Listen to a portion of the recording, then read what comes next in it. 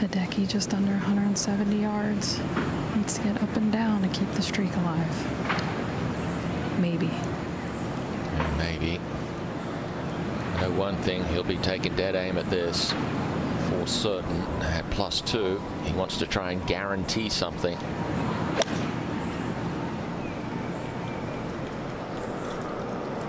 Just right of it. Needs some magic with the putter to make it happen. I think that's what he needs to do. Watching this, watching this group today, Colin. Sorry, you look at the, the grind that it has been for these three guys, and you look at the top of the leaderboard and some of the scores out there this morning. Matthew Pavone 6 under on his round. Homa 7 under on his round. Jonathan Vegas and JJ Spawn 3 under on their rounds. You're just wondering, how are these guys getting it done when our group has really just been grinding hole by hole, trying to scrape by with pars and the occasional birdie we've seen. Yeah, I think when you have days like Homer's had firing 7 under, he got off to a terrible start, 73 yesterday. Yeah. Joaquin Niemann 74, 67. And then you go down to Jordan Spieth, shot 76 yesterday, shot 68 today. So I think there's always a player always has, I think, a good day in them at the start of the week. They have their, let's just say, their bad day in them at the start of the week. And then they have kind of 2 days in the middle, which could go either way. And I think what we've seen, from these guys that are firing good rounds is that, they're having their good day, they're having their bad day, and then hopefully they can make the cut and then make something happen on the weekend. But our group just hasn't had that mojo to it. It just hasn't had that flow. I don't think we've seen enough birdies, and those birdies almost encourage more birdies. But these players, they all take their momentum from holing putts, and we just haven't seen a lot of putts hold. Yeah, that's a good point.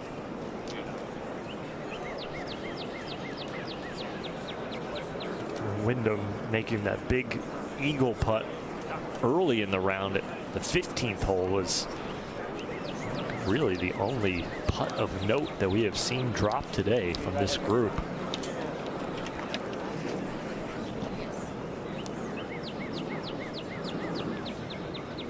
Yeah, we've got 5 birdies as a group collectively today, and then that 1 eagle from Wyndham Clark that you just mentioned back at 15. Typically, these guys are making on average at least 4 birdies, 3 or 4 birdies around. So collectively, if they'd seen north of 9 or 10 birdies, I think it would have been a different story. The lid has been on the top of this thing, and they just haven't been able to take it off. I agree. Also, the approach shots in the middle of the round, we got some wipey ones by Hideki and Tom Kim, and then Wyndham Clark's had some tee shots in the woods. So it's hard to get it close when you're in some interesting positions, and I think in the middle of that round, they didn't take advantage of some of those irons. Absolutely. All right, we got Clark here for birdie. Maybe we can get some putts to drop here on our final hole. Downhill, right to left.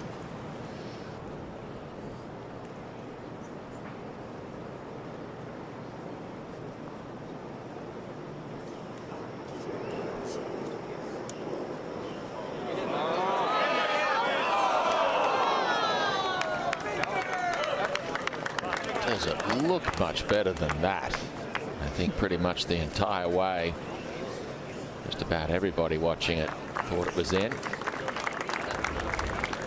Let's take another look at this. Right from down low, right from behind, sends it out a mile to the right-hand side. As Joanna mentioned, big swinger from right to left. Right about there, we thought he'd made it. And it just sneaks by on the low side. Great effort. 2 really good looks in his last 2 holes. Unable to capitalize on both of them, but he's in red figures. 1 under for the tournament, and a 2 under 69 for Wyndham Clark in his 2nd round. And Hideki Matsuyama, we've talked about it, the streak of 19 straight majors making the cut. Not only that, but he has never missed the cut at a PGA Championship in his 13th appearance here. And we think that the probability is high that he needs this putt to drop in order to give himself a chance at playing the weekend. Yeah, this one 32 feet here for Matsuyama. Has not made a putt outside 25 feet.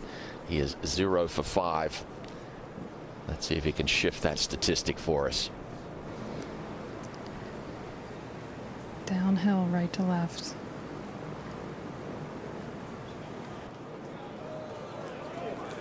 Giving it a chance. Oh my goodness.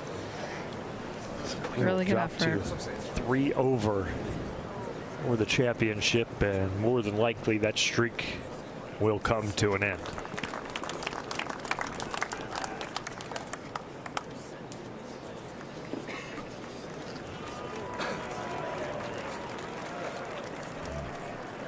Currently, we have 72 players at +1 or better, and we have actually 62 players at even par or better. Tom Kim just under 30 feet. Slow putt. Not a ton of movement here.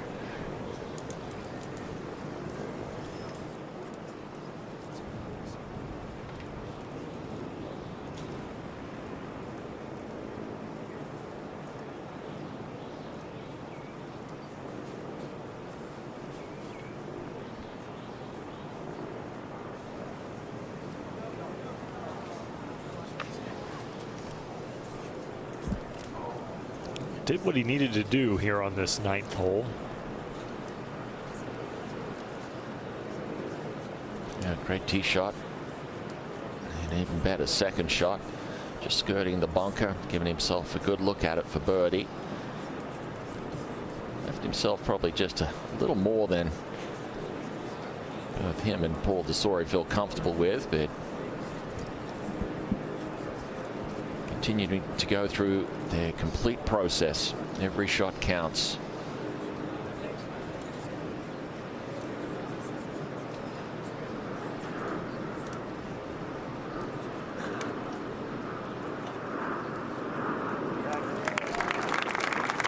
Tom Kim finishes with a par, and we'll finish with a 1 over day and 1 over on the round. We appreciate you joining us once again. Day number 2 of featured group coverage here on ESPN Plus. And don't forget, plenty more featured group and featured hole coverage as the afternoon rolls on at Quail Hollow Club here in Charlotte, North Carolina. Jon Rahm, Patrick Cantlay, and Matthew Fitzpatrick will be the second featured group of the day on this channel. And we will get a chance to give you some bonus coverage before we flip it over to their next broadcasting crew. We'll stick around and give you the call here at the 10th hole for our second featured group of the day.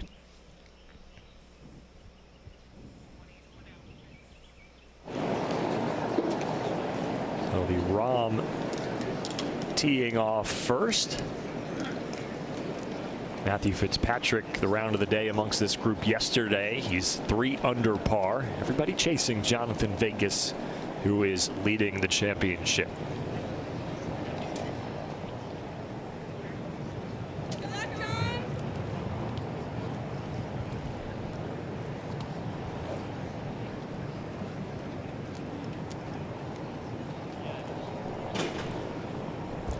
Good afternoon, ladies and gentlemen, and welcome to the 107th PGA Championship. This is our 1:25 starting time. Please welcome from Spain, Jon Rahm.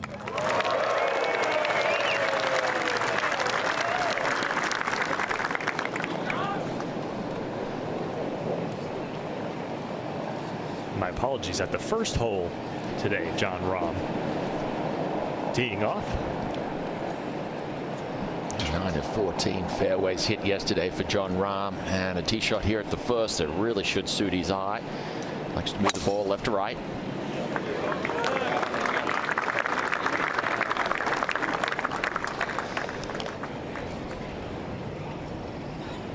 Boy, look at that thing bound down there, Eric. Getting a little firmer despite some cloud cover. Now on the tee from Florida, please welcome Patrick Cantlay. That was one of the things we talked about yesterday, Colin, with a lot of Jon Rahm's drives. They just did not run out at all and gain any ground. And you could just see the difference in the conditions. That ball rolling out, not nearly as saturated as it was yesterday. I remember Patrick Cantlay's start yesterday. He was in fact 3 over through his first 3 holes, teeing off on the 10th. He needs to get off to a good start today, claw back, try and make a run at making that cut.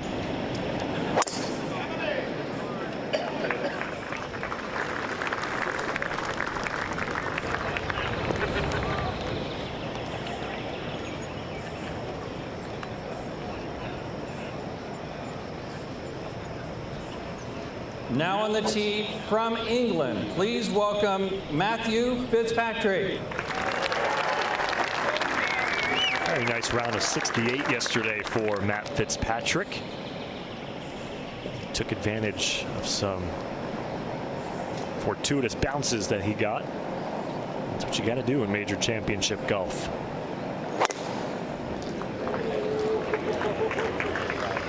All 3 of these players safely off on hole number 1, getting their second round underway.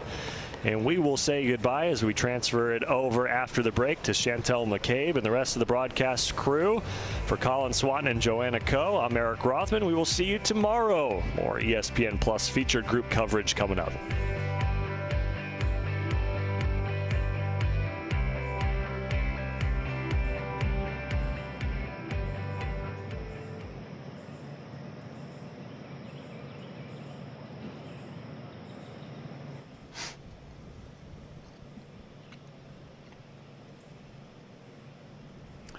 Sure. Steve Melnick, 1, 2, 3, 4, 5.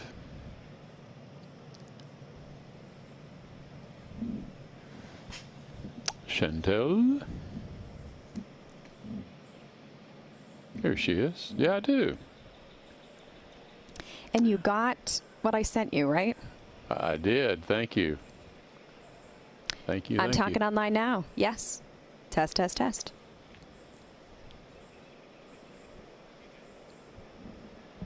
I'm talking online. I'm watching Bryson DeChambeau hit his tee shot at the 9th.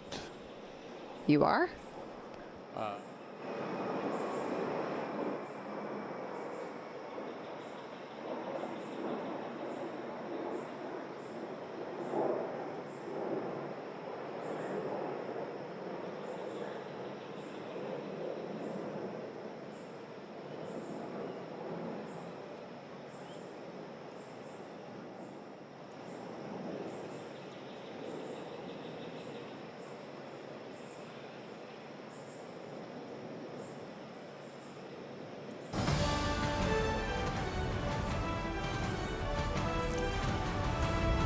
ESPN Plus and the PGA of America proudly present the 2025 PGA Championship.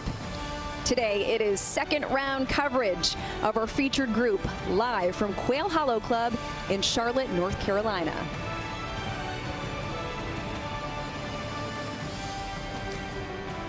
Chantel McCabe, Steve Melnick, and Gary Christian, a PGA of America professional, with us walking the grounds. We are pleased to be buckled up and ready to go as they are underway in second round action.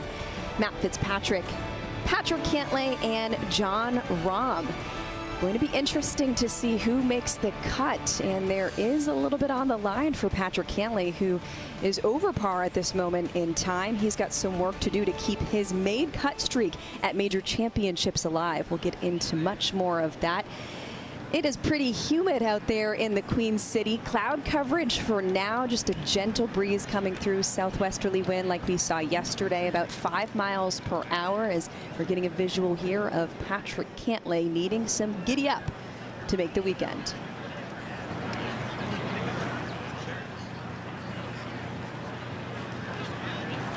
Can't tell, these players have gotten off to a great start here at the first hole. All hit good drives and sets up an opportunity to maybe make a birdie on the opening hole.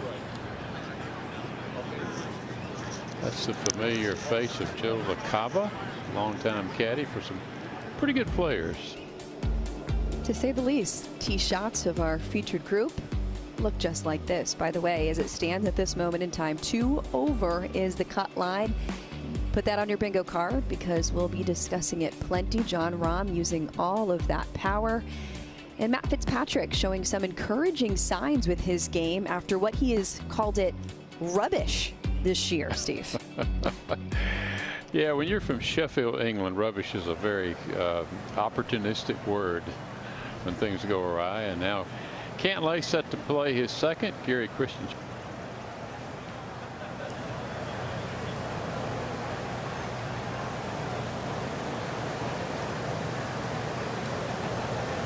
This will be 150. Patrick. Tugged it.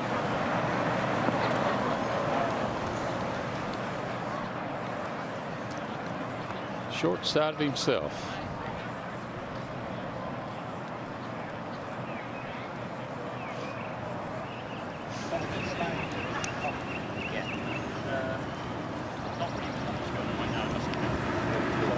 Fitzpatrick with a new man on the back. That's Dan Perrott, no longer with Billy Foster after so many years as a team.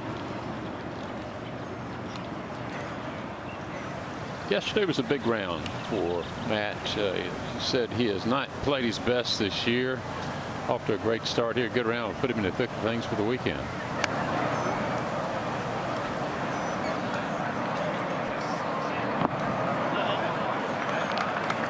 Very nice. Yesterday, a decent job finding those greens, able to gain about a stroke and a half with his approach game. No surprise. Good to see that back intact with Matt's game. And now Jon Rahm. Twice a major winner, looking for a PGA Championship to add to the Masters and US Open. 139 is his number to the flag.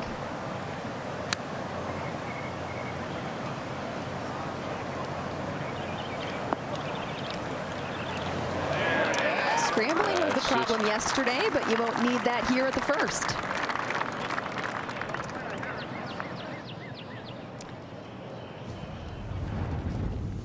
One under 70 was the score he signed for yesterday, and that was a welcome sight when it comes to what he's done at PGA Championships in recent history. Couple of birdies and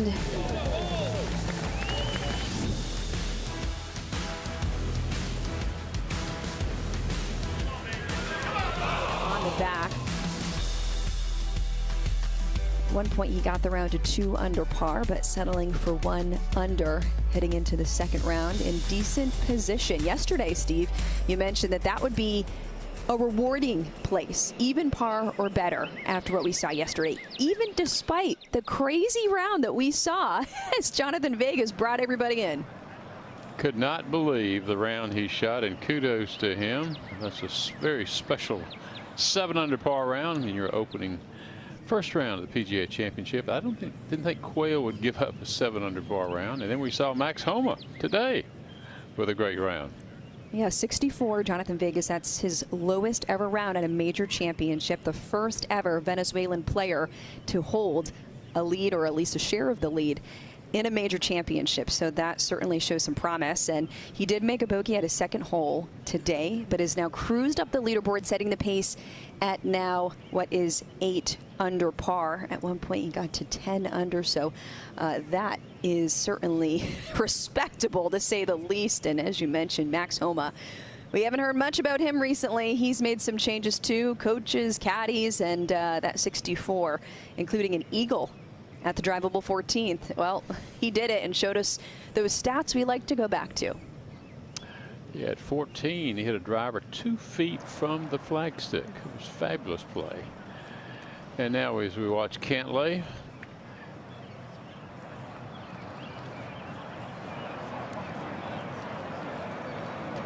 a lot of weight on the left side.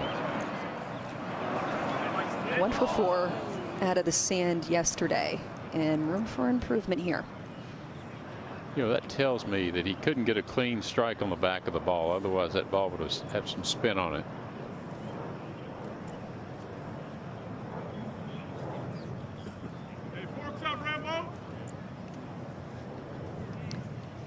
Clearly an Arizona State University fan in the mix in Charlotte. He's a long way from home. I have to say, not exactly the alma mater I was expecting to hear first in our coverage today. No, there's a bunch of Dukies around here, a bunch of Tar Heels around here. And they'll let you know during basketball season. They're pretty quiet the other times of the year, but in basketball season, they're kind of loud. Loud and proud. Sure are. Well, this guy, product of UCLA, inducted into their Athletics Hall of Fame.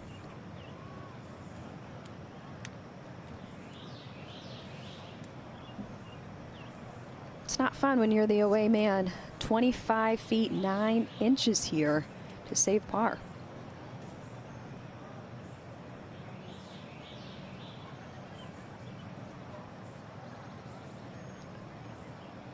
To your point earlier, Chantel, he's normally a superb putter, but not so yesterday. In his 3 over par round of 74. Let's see if he can do a little bit better today. Maybe he can steal a par here at the first.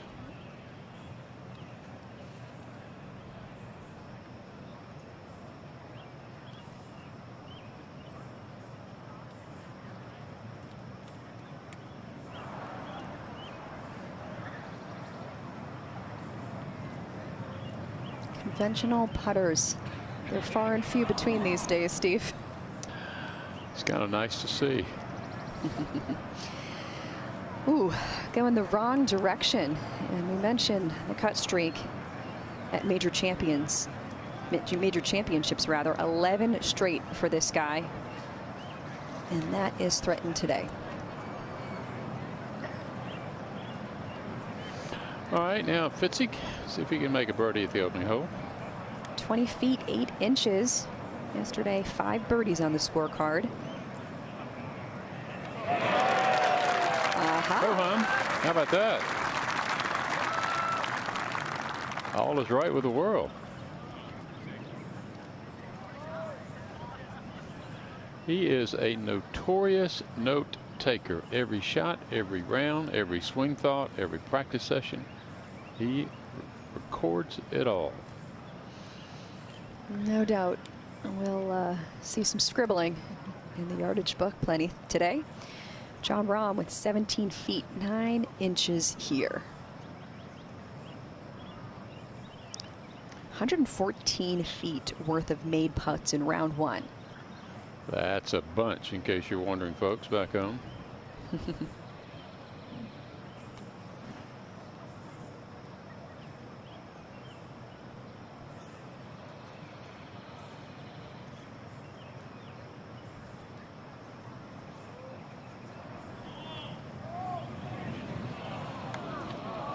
A little more speed, maybe he makes it.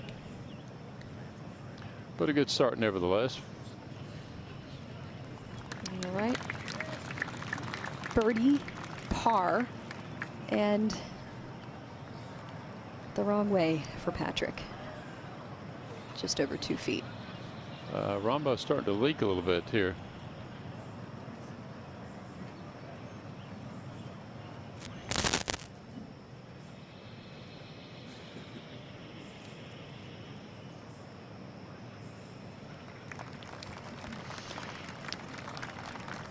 Well, quite literally a mixed bag from our featured group. And we'll charge on to 2. Getting a peek at what Matt Fitzpatrick did yesterday. Lowest career major championship opening round. This, of course, scored a par. The par 71 here at Quail Hollow. Birdied 4 of the 5 easiest holes, so getting the job done where you can. That is significant, and certainly the leader did that as well. 4th in the field around the green. So cross-handed, the wizard is back. He's got a lot of talent. Watched him win the 2013 U.S. Amateur at Brookline. Of course, he came back and won again the U.S. Open at Brookline. What a fairway bunker shot that was. One for the ages, Chantel.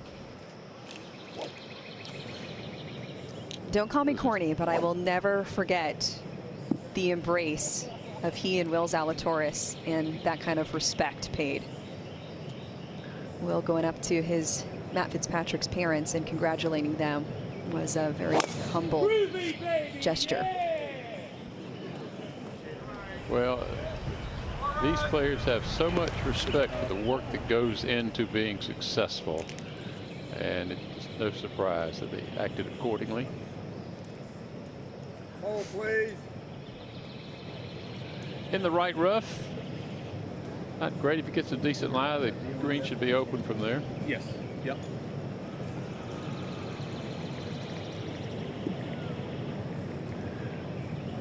So Jon Rahm has either got to hug the left side or go up over those trees. Looks like he's going to try to go up and over the trees because his natural ball flight is anything but right to left.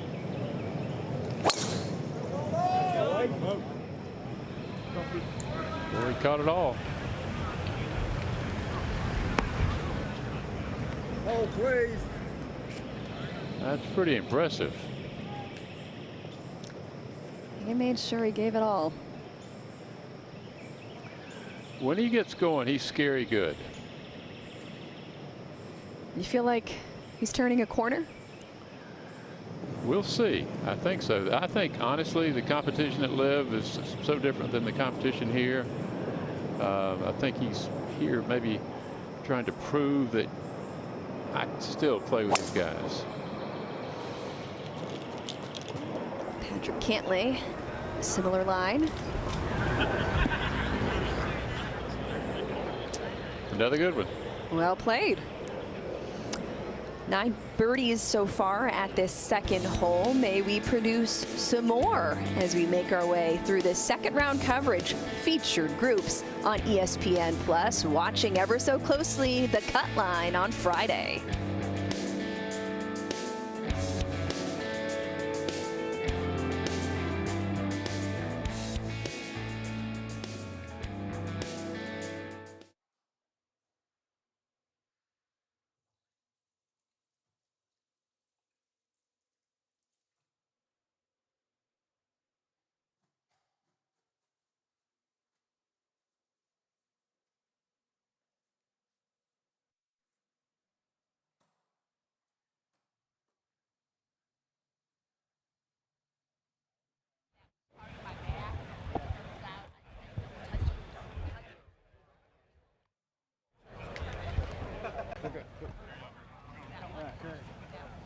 Where's your guy at? He's right there getting the stick.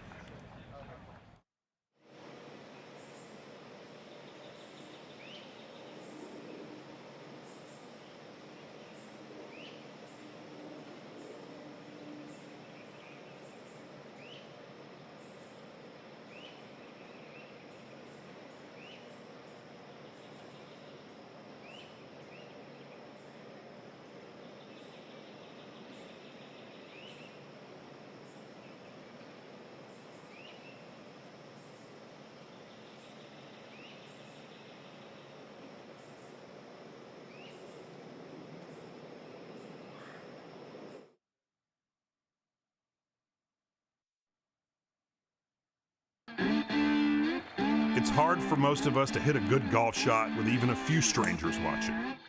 So let's establish that as a baseline. Justin Thomas, he's got that look.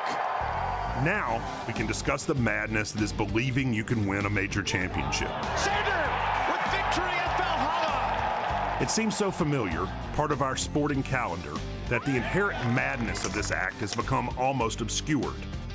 It's nearly impossible. You've got to defeat the best golfers in the world. The course, the weather, and yourself. Every negative thought or bad memory demanding space in your mind. There's your champion. Unbelievable. Someone is going to overcome all of that and win this year's PGA Championship.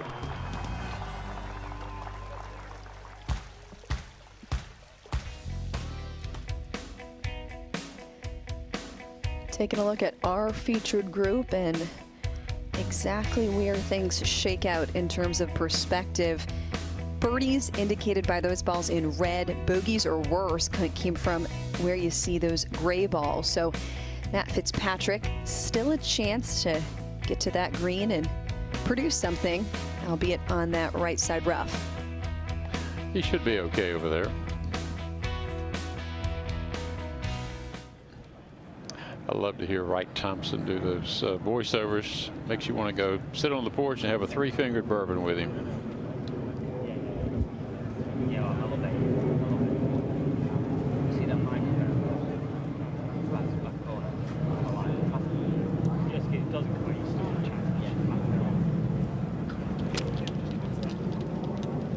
He's got a tree in front of him.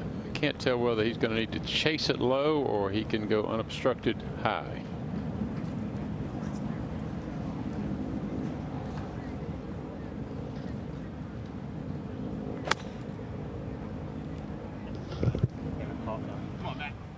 .172 and he's talking to it. That is just a big old pull. I really thought that ball would land short of the green, bounce up. That'd be his play. He said he tried to fly it back there at a low trajectory.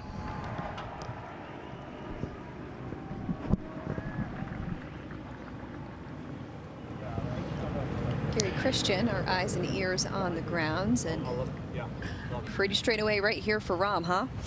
Yeah, nice to be out here, and you know, one of those opportunities after a good drive to be aggressive. It is a tiny little ledge, though, isn't it? That it's only about 25 feet deep. So see if you can get it up top. You're going to have a nice look at birdie. Spent a lot of time in his short irons and wedges on the range warming up today.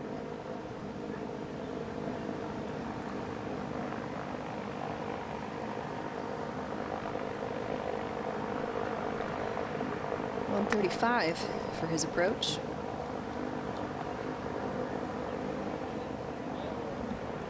Well, that's a surprise. Huh.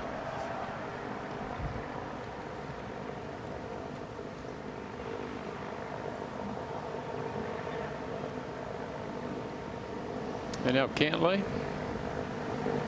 You got to figure out. Eventually, Patrick's going to start putting things together. So this is that great opportunity. Pitches right on the bank, just short the flag. Boy, that's got to sit. That's carrying very deep. Oh, he's missed his spot by 5 or 6 yards there, Steve. What's going on? I'm shocked. I am shocked. As are they. Yeah, Rahm even went back and double checked his yardage book, looking at the number. And a similar reaction here. Not only a head scratcher, a head shaker. Well, they've left themselves some 3 very difficult up and downs here for their par. This is the second most difficult hole on property today.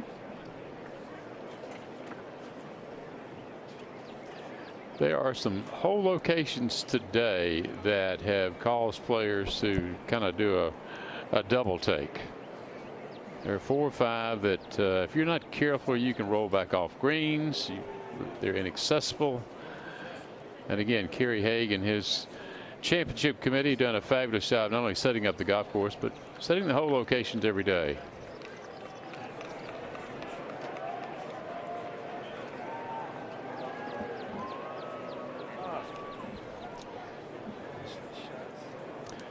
And amazing too how much rain they had starting last weekend through Wednesday. They had what, Chantel, over 4 inches of rain, I think they recorded. That's right. It began to dump on Friday, and obviously throughout the weekend some sprinkles, a lot of saturation on Monday, and accumulation of over 4 inches. And Gary, you walked through a lot of that, disposed at least 1 pair of shoes, so you can speak to how the course is kind of been able to be managed since then? Well, I'm just amazed how well it's dried out. You know, the talk yesterday morning was of mud balls, but you know, the whole afternoon we covered 3 players and there wasn't one mud ball of any significance. There may have been just a tiny little bit of debris, but that was it. So hopefully it was just the morning of the first round that's been the problem. So we'll keep an eye on it, but it's phenomenal how well it's drained. So it's becoming a little bit firmer minute by minute.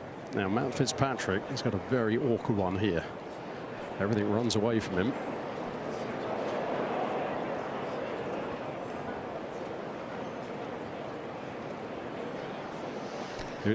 It was one, Steve, I don't think he could have landed it on the green and kept it on there just from the lie sitting down just enough.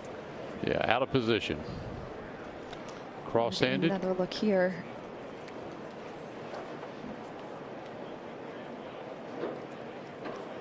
About a quarter of the players who have come through this hole already have been past this green in the rough. And Gary, this lie looks pretty thick for Rahm. Yeah, I'm not sure it is. I thought it was going to be Cantlay first, but maybe not. Yeah, so for Rahm, it's right up against the edge. But it's one I think you take a decent sized swing and only got to move it 7 or 8 feet and then just let it roll down to the hole.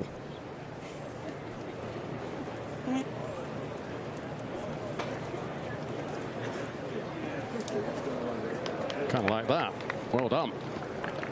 I'll say.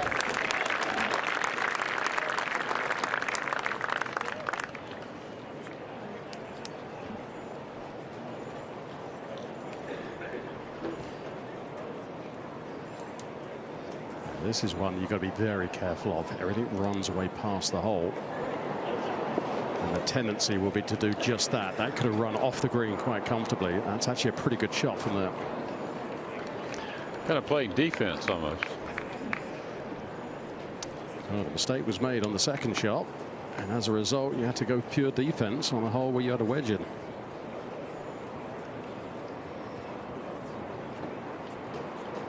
Soft hands. Just cut the legs right underneath that. Landed right in the fringe. Now Fitzpatrick after the birdie at 1. Long save here for Barb. Just moving downhill to the right.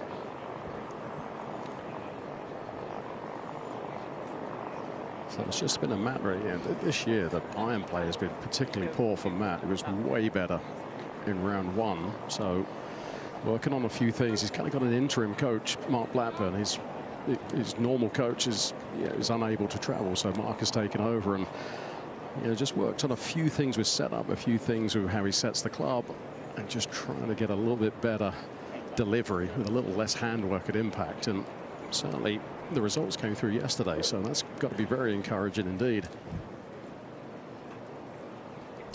How's his attitude like on the range? What you have seen of him throughout the week and so far? It was actually really good. He's a pretty serious young man, but he was very light-hearted and joking around a bit before the round.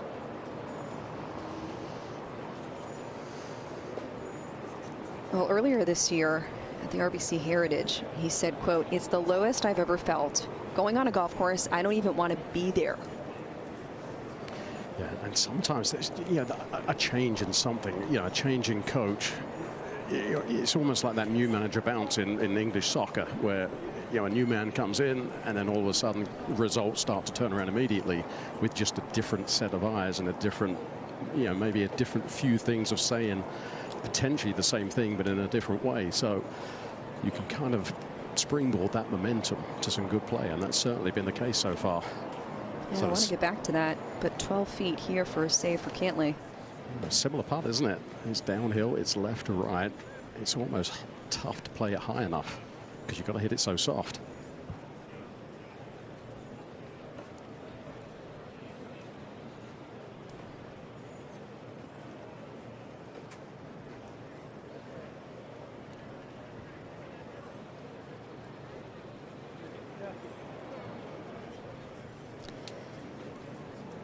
It'll be a back-to-back bogey start for Patrick, who is about to move to 5 over. Steve, wrong pace and wrong line. Not a great combination, is it? That's someone who is way off the pace. He is all out of sorts right now. What a horrible way to start your day. Now, there are some birdie hills out here, but you can't afford to play many more holes like this. Less than 5 feet here for Jon. Anything in this one, Gary? Just a tiny bit of left to right inside the hole. Just keep the pace up.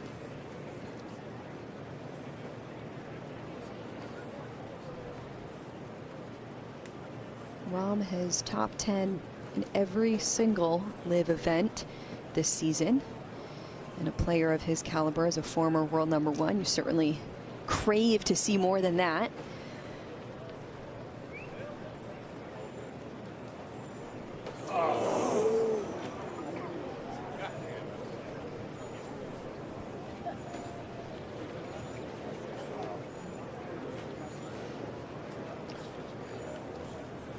Well, the difficulty of the second hole is certainly being exposed here. Well, Steve, it shouldn't have been from where they hit the drives. They did the hard work. I know. That was truly head scratching, those two wedges.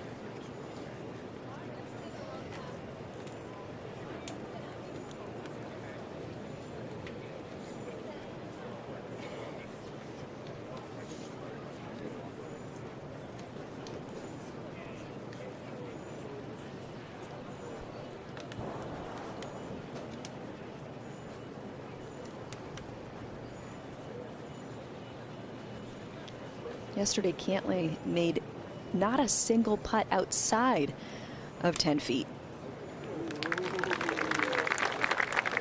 That is very unlike him.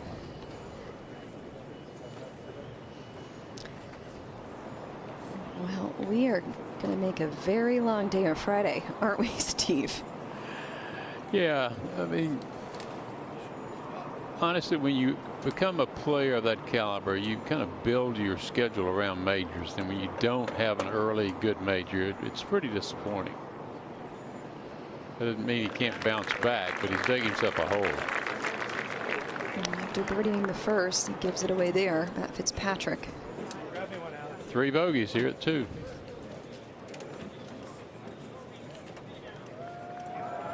Just a reminder, you can follow 4 other featured groups and holes here on ESPN Plus. Watch your favorite players from tee to green, all 18 holes plus the Green Mile. There's action everywhere. It's the PGA Championship in the 107th edition.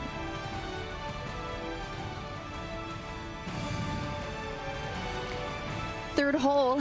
What do we got here, Steve? Well, it's a straightaway hole. There are very few of those here at Quail Hollow. 471 yards. Like so many here, you've got to worry about the landing area. The deep bunkers to the right. If you go left, those trees come into play. Flagstick today, right in the front part of the green. And if you come up short, it's going to roll back 15 to 20 yards. Beautiful Tahoma surrounds here at Quail Hollow really are distinctively different than the fairways that are overseeded with rye.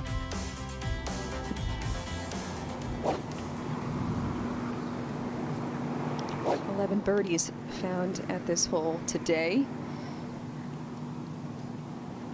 But more bogeys and doubles, so danger does lurk. Matt Fitzpatrick with the honor. Good start there for Matt. Just down the right center.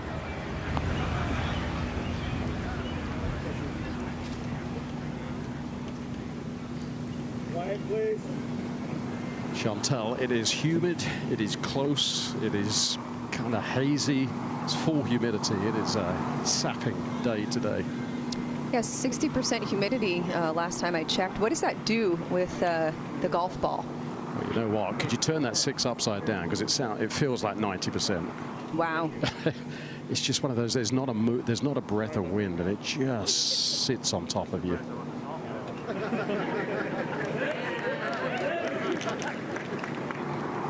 That's a good sign to see Jon in good spirits, despite bogey on the last. Yesterday he found only 9 fairways, but he was 12th best in driving distance, so taking advantage of the power.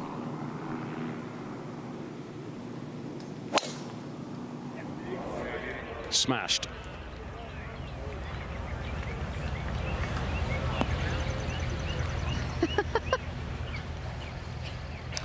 I'll say. Well, his long game is good. We've confirmed that. Well, he just struggled a little yesterday around the greens, didn't he? And I watched his warm-up. He, until 20 minutes before his round, all he had done was chip, putted, and hit wedges. So obviously he feels like the long game's in really good shape.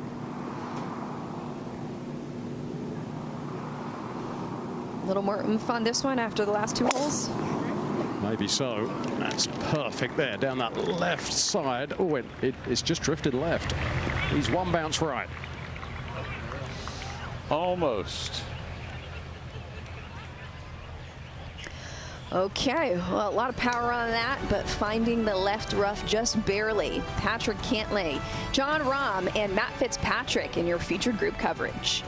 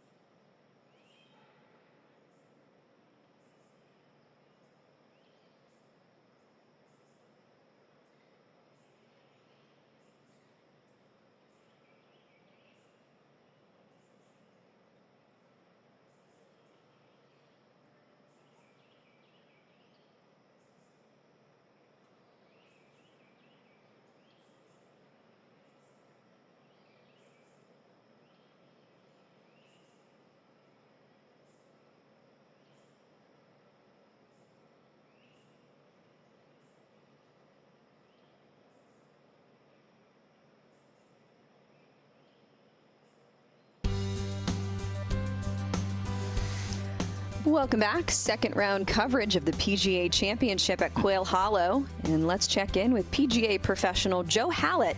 He's in Frisco, Texas from the PGA of America Coaching Center, powered by T-Mobile. To be back with you all again, and I want you to notice something about Matthew Fitzpatrick. After the first round, I believe he was tied for 4th in strokes gained around the green. So if he was missing the green, that wasn't that big of an issue. But one thing I love that he does that I would love to see a lot of people do, gripping down when you're around the green on that wedge brings you closer to the ball. It kind of stabilizes everything, gets you a little closer to the club head. You have some feel. And I wonder if there's any coincidence that he also does that on the driver. He seems to be pretty good off at the tee with that today. T-Mobile for Business, exclusive 5G partner solutions. Thanks to Joe for that insight. Yesterday, he taught us the Hideki pause, why that can be beneficial with your swing, even taking your grip, your left and right hand apart, and giving that a few whacks with driver. And now we get some short game here. Look at what we saw Matt Fitzpatrick do at the last. Well, Vijay Singh actually sort of started the left hand low. Matthew took a shot at it and kind of liked it. Typically, it's when you get some yips around the greens. And I'm not suggesting either player had yips, but they're just more comfortable with that left hand low.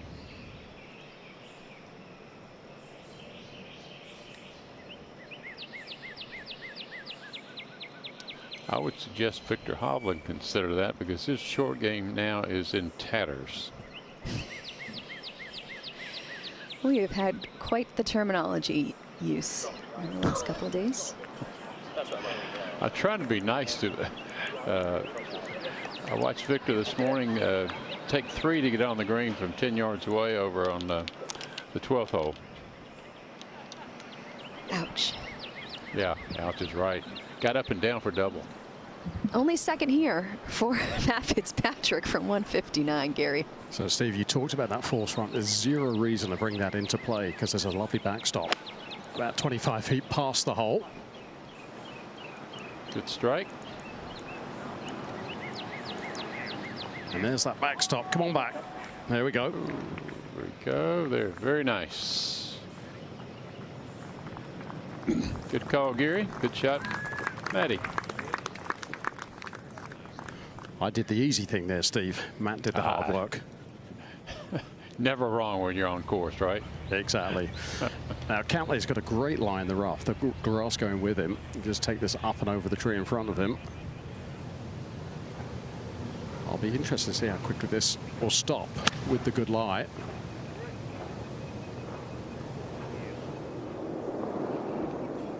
It's just off, isn't he? Just everything is just that tiny bit off. Played well last week as well. It's surprising. Yeah, there is some promise at the Truist Championship, which, of course, last week was played in Philadelphia at the Cricket Club rather than at this property. All right, Jon Rahm sitting pretty. Okay, so awful wedge on the previous hole. I think the law of averages for a world-class player is to make the alteration right here. Give yourself a look inside 15 feet.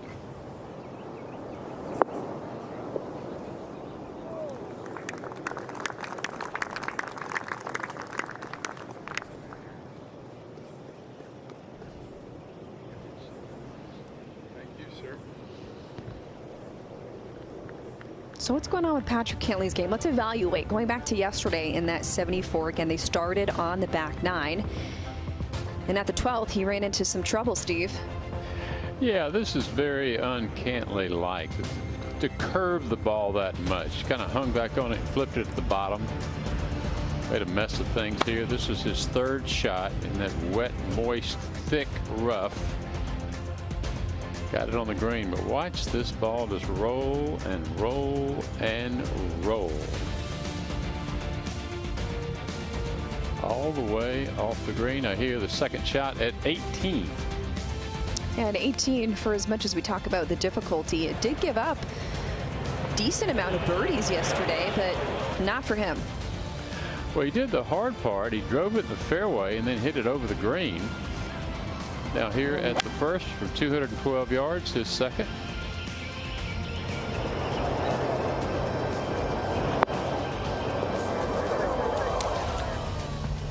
And another missed green. They only found 11 greens yesterday in regulation, scrambled 7 times.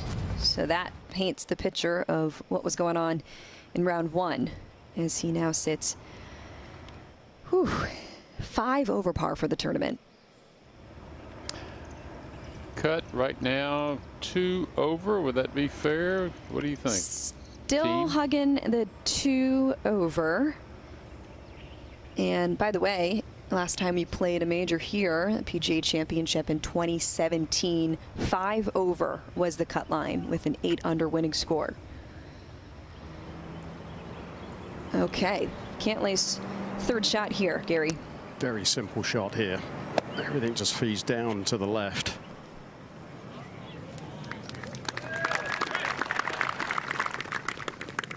These players are such good bunker players. Steve, it helps when you know where that low point is, doesn't it? I mean, that's the thing with amateurs chipping. It's so inconsistent. They always want to help it up. They don't realize that you got to hit it down to go up. Exactly.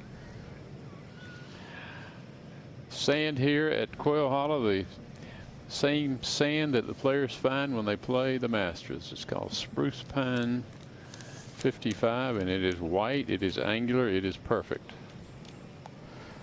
Might scoop me up a bucket full. There are some people who elect to do that for their golf man cave. Save pencils, take some sand, keep the yardage bucks, whatever floats your boat. All right, Rahm now for birdie.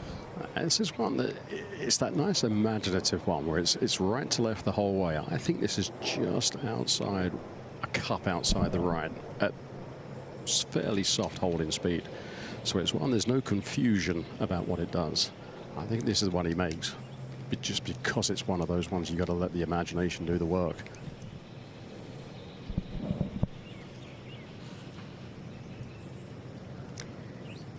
"15 feet here, and this guy gained a stroke and a half on the field with the flat stick yesterday.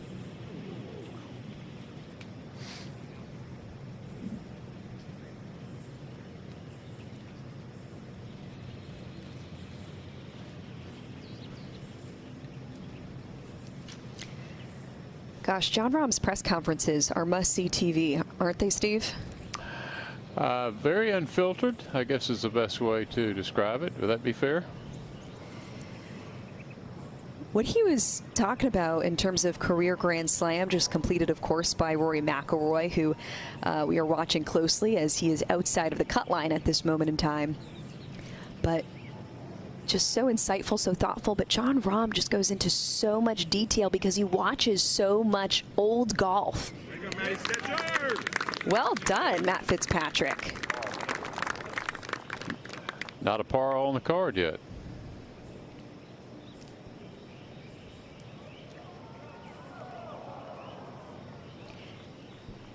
Gary, I don't know about you, but very few PGA Tour players can rattle off history like Jon Rahm can when it comes to the game and specifically major championships. Yeah, it's impressive, isn't it? And, you know, that's why he has that special focus on the Grand Slam events, the majors. I'll tell you another one from another era who's pretty good at that. Crenshaw.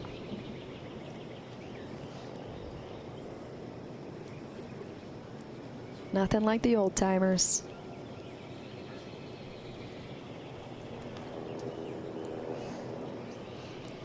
One thing I thought was pretty fascinating from the press conference this week is he was asked about how he views majors now that he's been playing them for a decade. He said he used to think he had to play perfect to win. And now he realizes, by way of listening to Padraig Harrington, you don't have to play perfect. You have to put full faith in all aspects and just manage the course. Simplify it. Don't perfect it.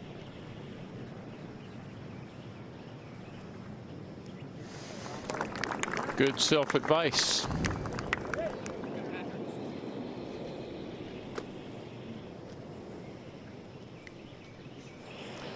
Rahm would love to play on the Ryder Cup team, European Ryder Cup team coming up. It's a big gray area right now. His best finishes at each major championship, of course, slipping on the green jacket in 2023. And he did make that announcement, going to LIV later that year. So now a full year playing LIV under his belt. And so many wonder, is that the catalyst in the story for why he hasn't produced in the last handful of major championships? Currently ranked 82nd in the world is Jon Rahm.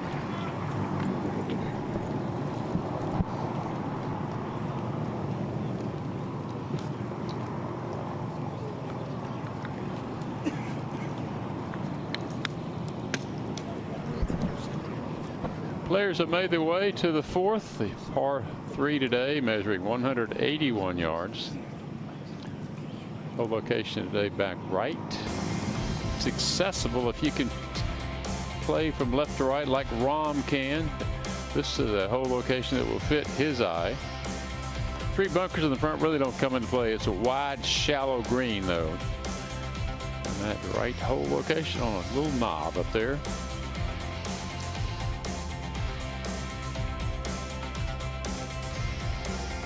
This is the easiest playing par 3 today.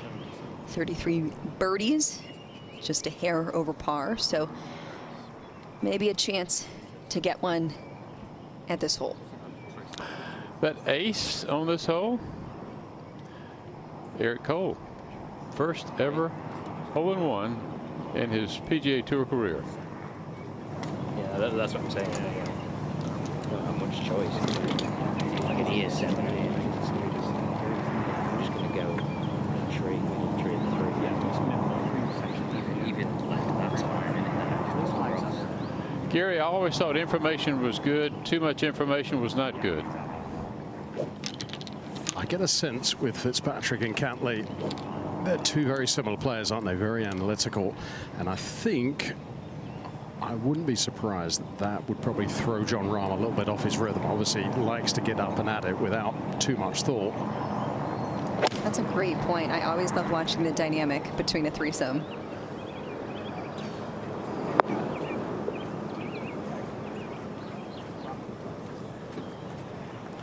Listen, it's interesting when you think about Matt Fitzpatrick and, you know, Mark Blackburn coaching him, you know, Billy Foster stepped away from the bag. You know, there's a lot of differences in Matt's game. We're trying to land it. Let's just go off that like 60 number. I think it's playing just over that number. So low 60s to there. So if you hit a 60 shot, you should land about that 55. Adam Hayes has held this job for a long time. Quinn's not doing a whole lot. Okay. More direction. Correct. Yep. See that shot, my man. Now, what little wind there is back into the players. As you said, Chantel, this is an ideal shape for Jon. I think if you look between the right edge of the camera tower, or left edge of the camera tower and the flag, and just fit it in there, and if it fades, great. Very aggressive line here. I'll get lucky. Got to be careful. Lucky.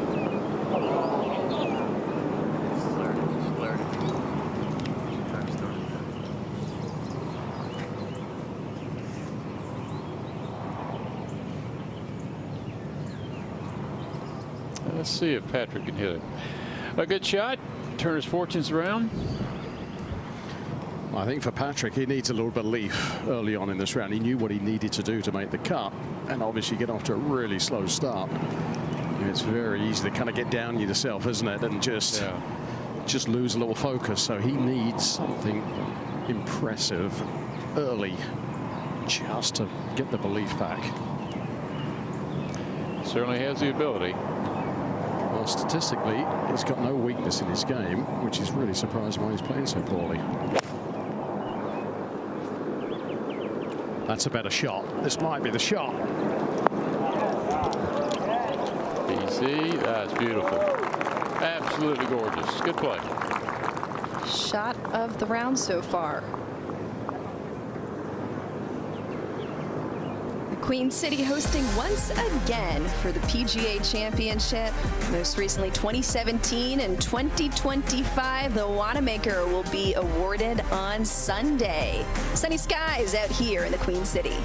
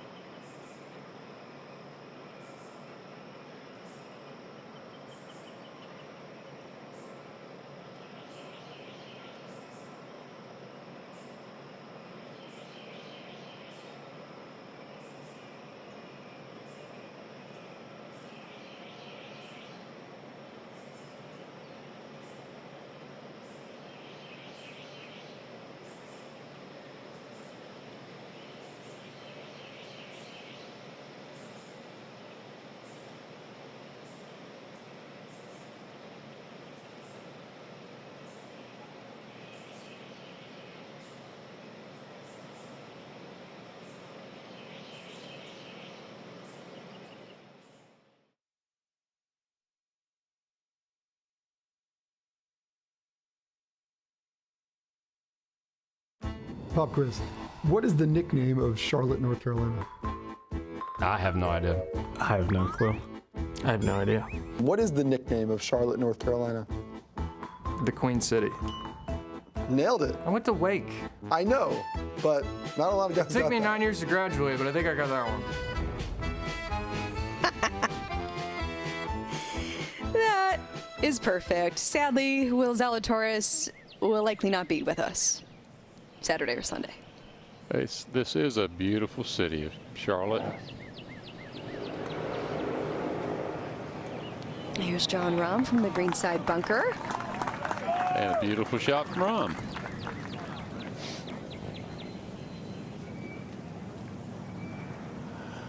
A lot of good golf courses here in town. Charlotte Country Club has hosted a number of USGA championships.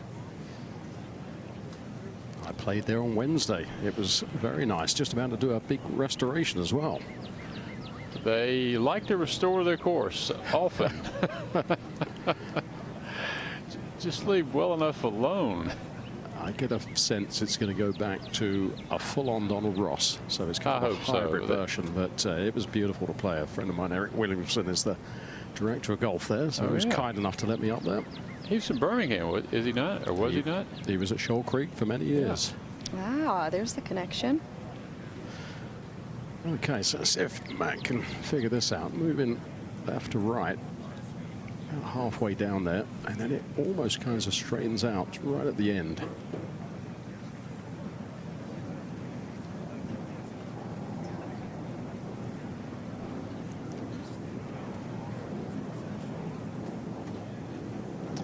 One of those.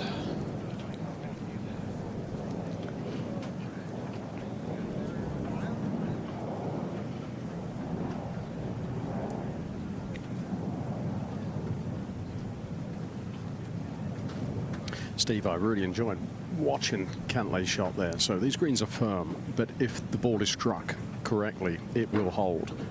If it's struck anything less than correctly, it will release. So that was a great sign there, how softly that came in, landing in a very narrow part of the green. Well, golf course superintendent Keith Wood has done an amazing job with all the early rain we've discussed. They got the sub-air system, which basically sucks out the moisture in the green profile, but he has been very attentive in the course setup, and it is just superb. This for Cantlay's first birdie of the day and his first putt made outside of 10 feet for the tournament. Well, I didn't see any break here. This is a very straight putt.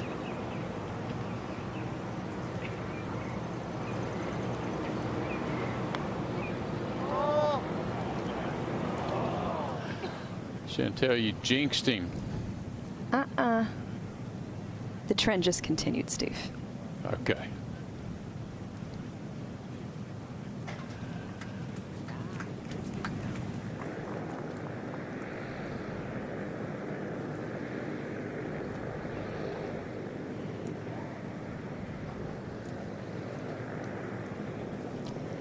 Well, clearly everyone's feeling the humidity, yourself included, huh, Gary?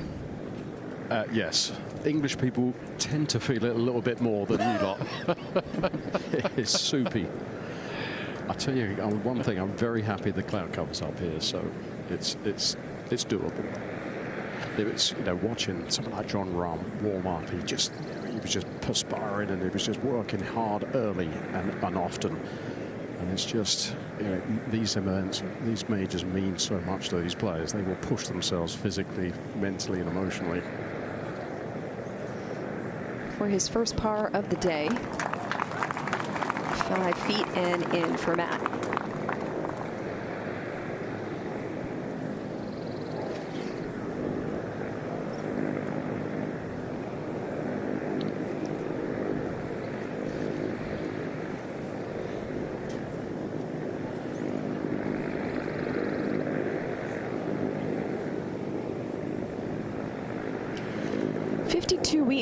As the #1 player in the world was Jon Rahm once upon a time. Boy, was it fun when he and Scotty Scheffler were battling back and forth, wasn't it, Gary? Oh, absolutely. That was some halcyon days there, wasn't it? A big personality, and Scotty Scheffler, yeah, more of the humble #1, trying to swap places. I hope to see them play many more times coming up in the near future.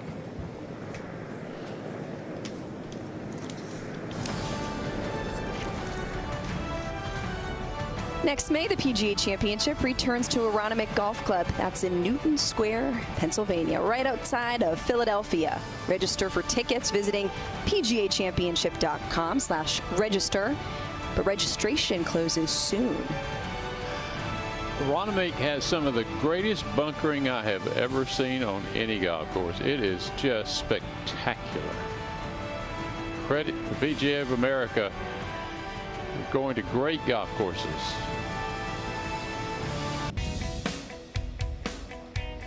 Show us how it goes at 5th hole. 5th hole is 458 yards. It's a wide corridor out there. There's room left and right, but the bunkers are in the landing area. Now, some of the longer hitters can carry the bunkers on the right. Rahm maybe can. I'm not sure Cantlay can. Today, the hole cut on the very top tier, right in the back of the green. If they miss it left or right, it'll roll off either side.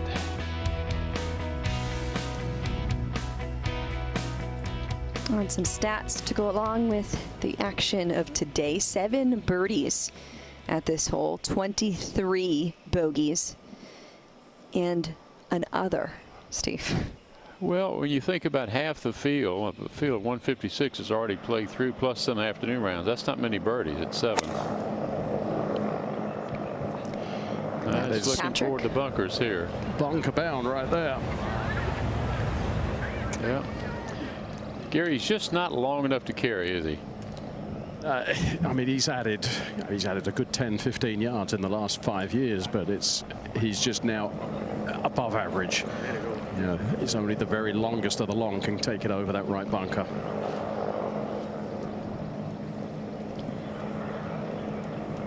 Jon Rahm perfect finding fairways so far today. Rahm is taking on that bunker. He's aiming right over it.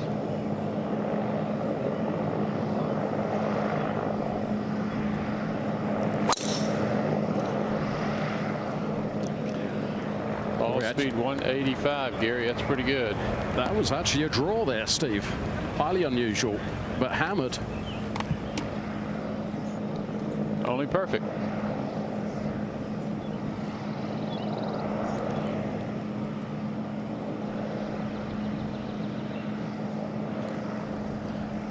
Patrick, to me, has that game that's tailor-made for the majors. Yeah, majors will identify any weakness in the game. Patrick has no identifiable weakness. Yet he only has 2 top 5s in his major championship career. It's so odd, isn't it? Perplexing. That's in that right bunker as well, maybe right of it. Just skirting the right edge of that.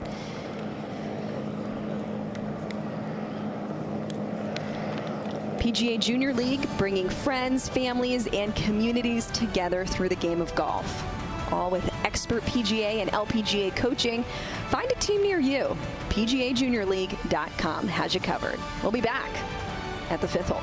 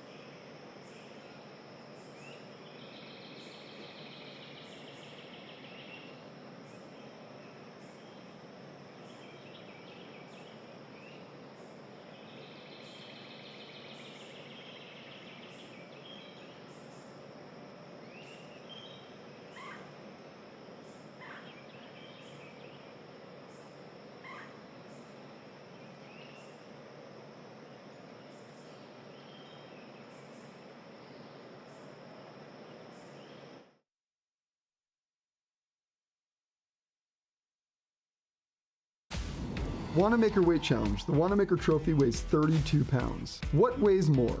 The Wanamaker Trophy Or this is a perfect one for you. An average 2-year-old child. Yeah, the Wanamaker Trophy is heavier than an average 2-year-old child. It's not heavier than my 2-year-old child, but I would say it's heavier than an average 2-year-old child. That's a weird one. The Wanamaker. I held an average 2-year-old. I've never held the Wanamaker, but like, I feel like the Wanamaker looks more difficult to lift. What weighs more, the Wanamaker Trophy or an empty keg of beer? I'm going to say an empty keg of beer.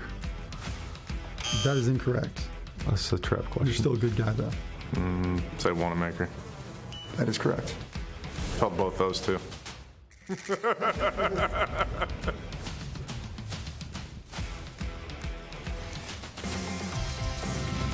So fitting to end on that with Brooks, isn't it, Steve?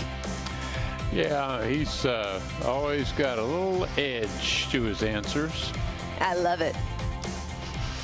All right, this is a look at where we have seen birdies from, indicated by those balls in red, and the splatter of what we have for the platter of tee shots from our group. Jon Rahm just using all that power. Patrick Cantlay not quite in that bunker, but off in the right rough, and Matt Fitzpatrick with some work to do from the fairway bunker ahead of us here at the 5th.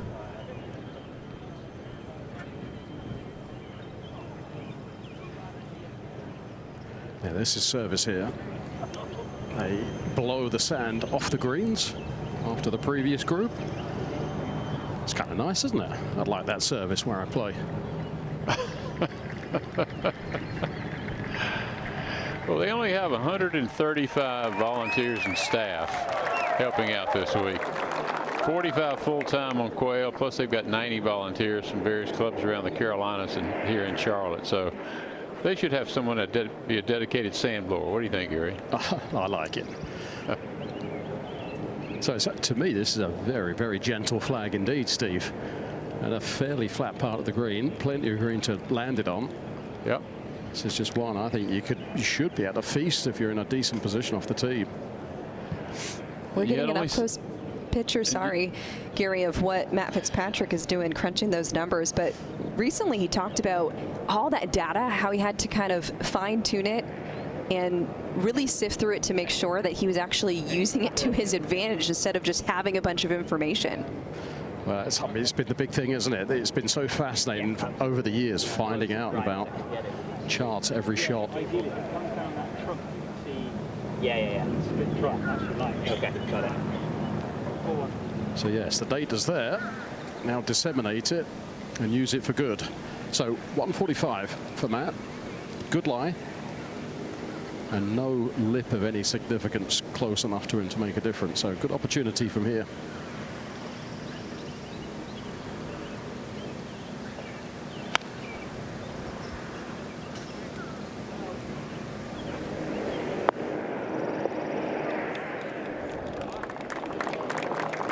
That's not all bad from that bunker. Just in the fringe. How about the lie for Patrick, Gary? Oh, it's fine. Yeah, it's really not that thick down there. Up and over the corner of this tree.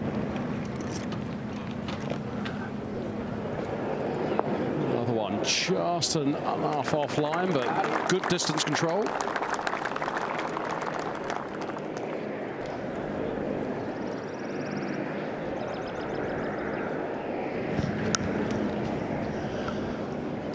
After that monster drive, what does he have left? Just 126 yards, so it's going to be a very comfortable gap wedge. Got to dial one in eventually where he gets it inside 10 feet, gets this round going.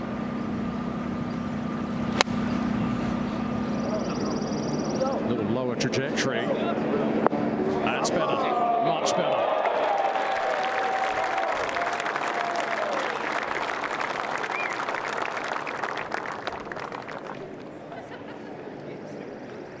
I feel like the heat is turned up now. Certainly the humidity is. Jonathan Vegas maintaining the lead, a flawless back nine so far as he closes out this second round. First ever Venezuelan player to ever have A lead after a round at a major championship after that 64 yesterday, and to follow that up, extremely impressive for a guy unfamiliar in this territory when it comes to majors. Matthew Pavon charging up the leaderboard with the 65 of his own today. Max Homa finding some form again. How about that? Bryson DeChambeau carting a 68. Same for JJ Spaun. Aaron Rye in a share of 11th with Taylor Pendrith, Davis Riley, Nico Echevarria, Steven Yeager just getting things started after a nice solid start on Thursday. Scotty Scheffler just getting things cooking, and guess who he's playing with? Rory McIlroy making a birdie at the second. He is now at the cut line. Believe it or not, the guy who just slam dunked that career Grand Slam a month ago. Matthew Fitzpatrick and his Ryder Cup captain, Mr. Donald, have something in common. Do you know what it is? Lay it on us. They both went to Northwestern. Okay. Matt Fitzpatrick was there for not even a full year. A year, yeah. Well, they went there. I mean, let's be That's fair. accurate about but that. This is the best part. In his social media bios, he says, former Northwestern student. It's like, okay, a year, technically true, but he got the form report right. Yes, he is very proud of the brief stint at the program, and it is very well run by that group. I think he had an itchy competitive nature. He wanted to get out of school, and he turned pro in 2014 after having won the Amateur 13 the year before. So he did the right thing. So this is interesting. We just saw Matt Fitzpatrick do some housekeeping, ripping the microphone right out of the ground. And so we talk so much about how amateurs don't spend enough time assessing the lie and just take out a club that they're comfortable with. Let's analyze what's going on here, Gary. Well, I think there was only one option, to be honest. This is just all day. The putter was the only choice. It's only about 2 feet off the edge of the green, so slow putt from here uphill into the green.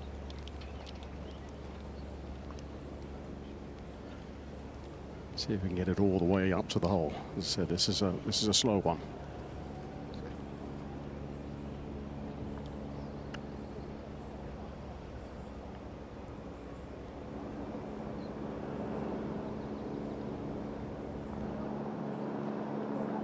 Big backswing, good whack.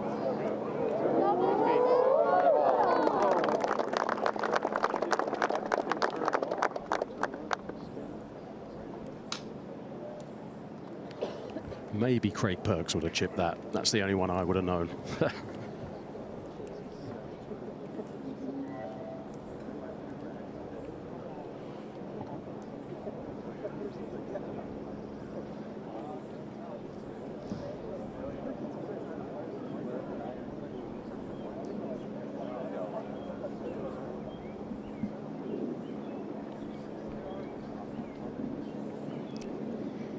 Patrick Cantlay staring down 27 feet. Any movement here?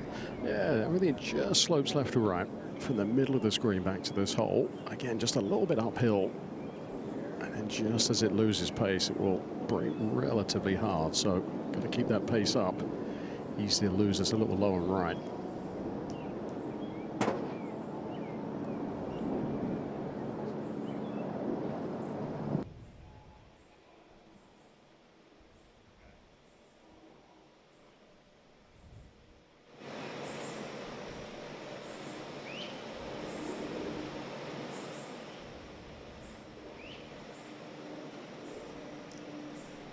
Okay, so Cantlay just lagging it up there.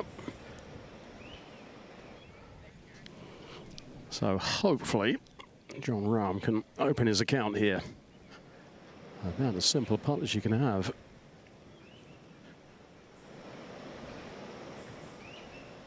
And this would be his longest putt made so far today at 9 feet.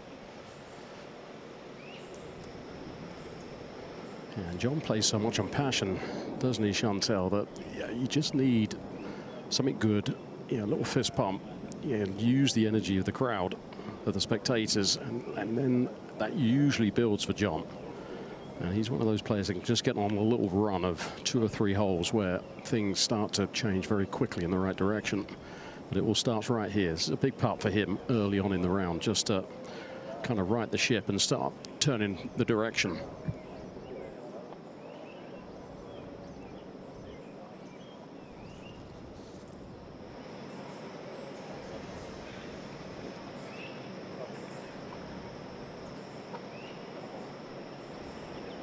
For his first birdie of the day.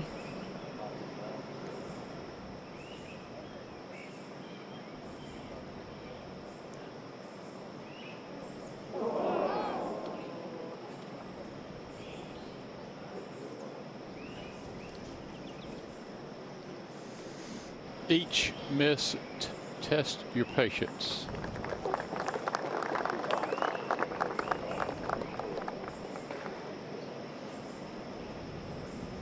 Steve, I've always been fascinated with Jon and just the rhythm of his putting. It's very laborious, isn't it? Very slow to get to from the time he kind of sets the putter down to the time he actually hits it. That kind of works opposite to his character and his personality and the way he swings. It just seems like there's just a little bit more trying on the greens than that freedom that he has in the swing. Good point. I like that.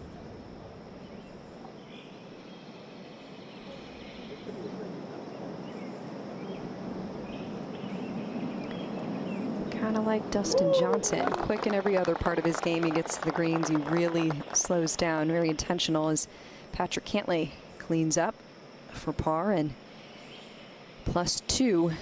Still the cut line at this point on Friday.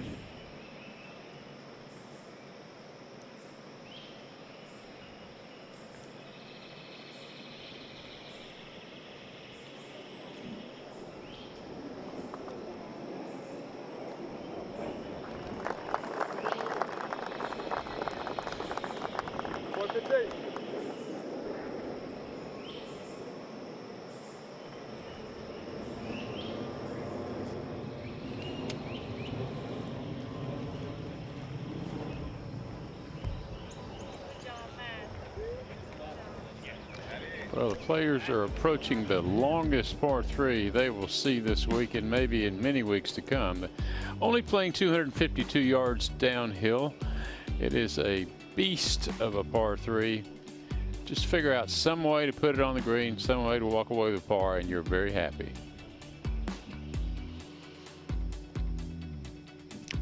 Sixth hardest hole today.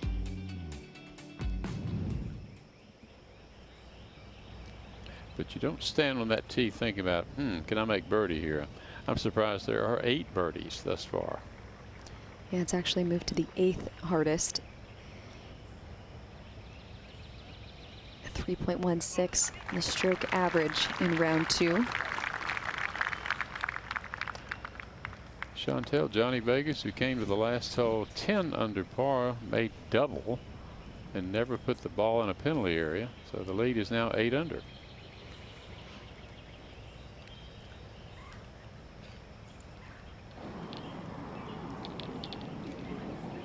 Another victim of the Green Mile.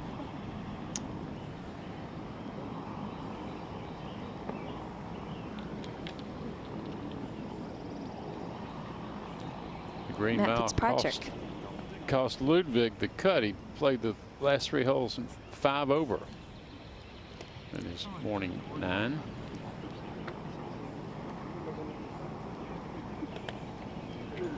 All right, same day rule. Let's go, guys. Oh, there's someone on the green. I apologize. Thank you.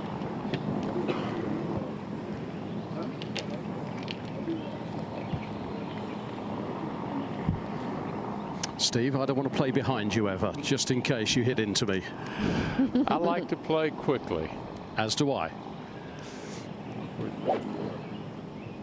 So Go ahead. 250 all the way back to the flag, downhill 9. You're looking to land this about 235 yards, so the equivalent of about 225. Again, not a breath of wind. And that green just sits right there below you, so it's nice. Somehow go. Somehow go. Just down that left edge. Go, go, go, go, go, go. Oh, it's going to be great now. Go, go, go. How about that? Begging's okay. You just got to talk to it.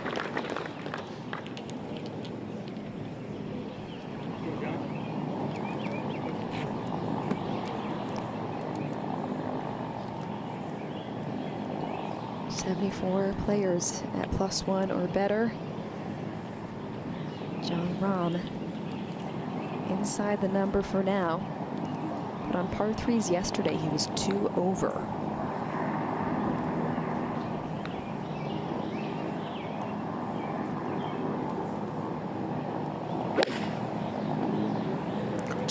Very close to the left tree line. Oh, working it back, but it's not coming back. Hey, hey.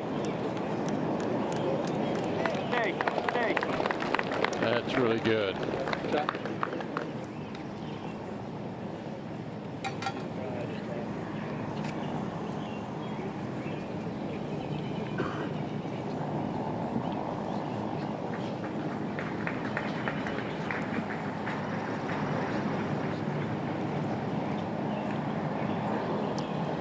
This is Patrick Cantlay's 33rd major championship appearance and his 9th PGA Championship.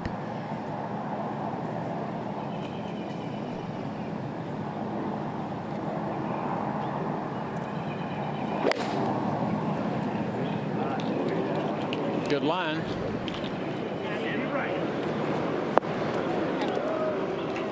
Good shot.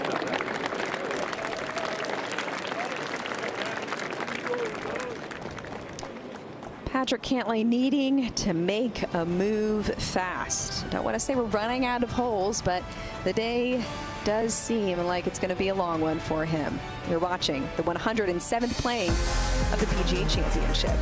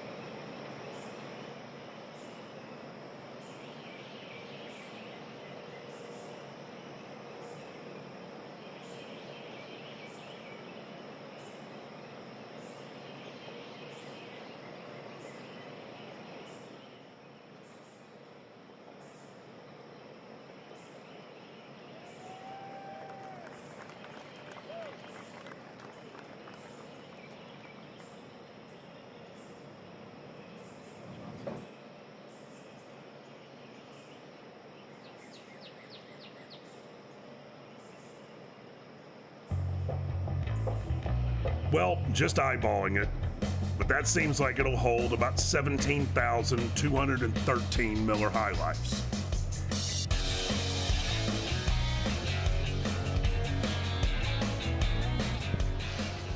Very specific. All right, our group looks like this at the 6th hole.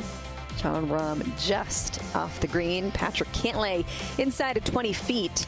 And Matt Fitzpatrick with a 27-footer if he wants to tack on another birdie. Honestly, 3 very good shots at this long par 3.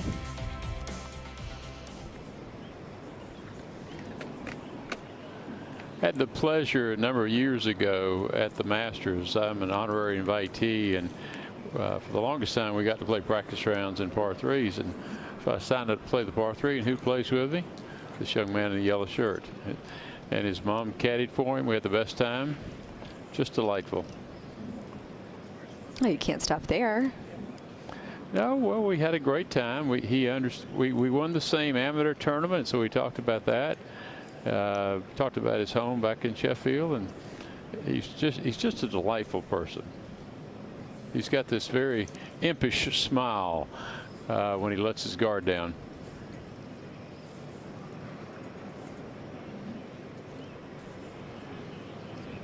I think the person who had the biggest time was his mom. Being able to put on the caddy bib, carry 4 or 5 clubs around in a small bag. Yeah, I think anytime you get a step on the grounds at Augusta, that's a pretty big deal for everyone, isn't it? It sure is. And again, watching full swing in one of the earlier seasons, yeah, just to get a greater understanding of Matt and his family dynamic and his relationship with his brother. I mean, it was so great to see that up close and see how close they are as a family. So for Matt, up this tiny little ridge here, there's really not that much break to it.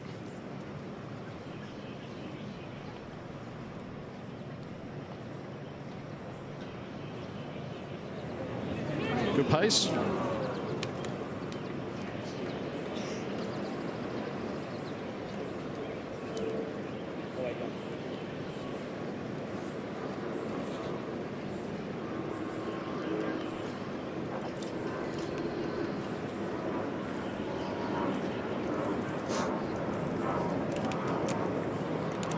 So Chantal, Jon was about a foot away from him releasing down into that lower area, which would have taken another 6 or 7 yards further away from the green. So a very makeable putt here, left to right.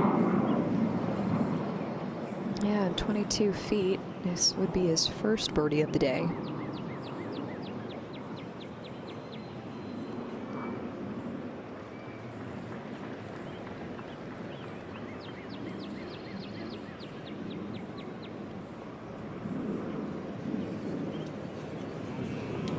Wow. Oh. A lot of speed. To me, that screams impatience. Yep.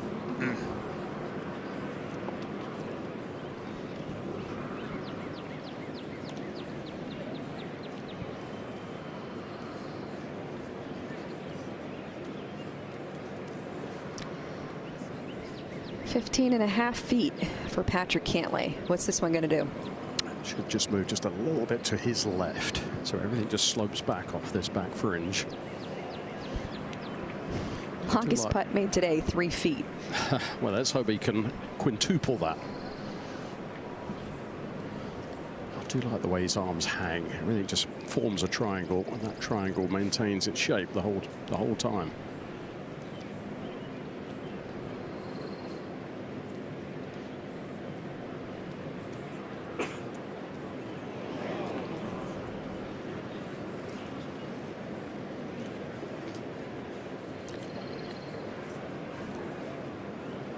Feels like it's going to be one of those days.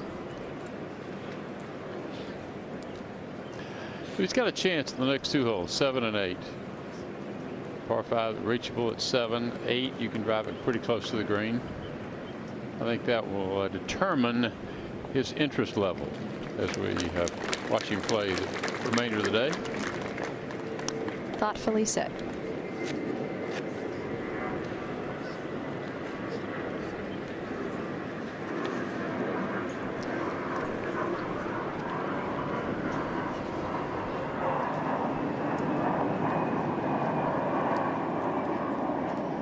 Patrick Cantlay, we were talking about the fact that he only has 2 top 5 finishes in majors, but listen to this. 42 top 5s in PGA Tour events, boys. That's pretty good. That's why he's basically a human tote machine. He makes so much money every year being so consistent. It's odd, isn't it? He hasn't won in 3 years almost now. He's such a great player and puts himself in position so often. Maybe the return isn't maybe what it should be.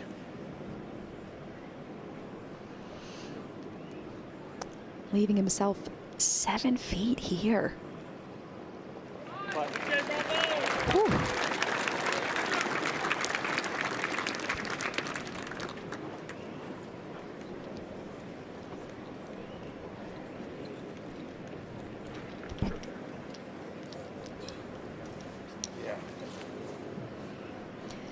Yeah, speaking of struggling, this guy, Matt Fitzpatrick, has fallen down to 85th in the world. I had to triple check that number.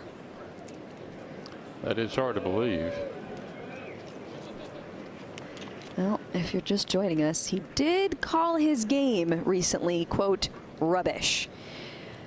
Well, let me tell you about something that is, quite frankly, the opposite of that. Jonathan Vegas's game right now is 64 yesterday, and he was just tacking on the birdies today, coming one of them at the par 3 13th.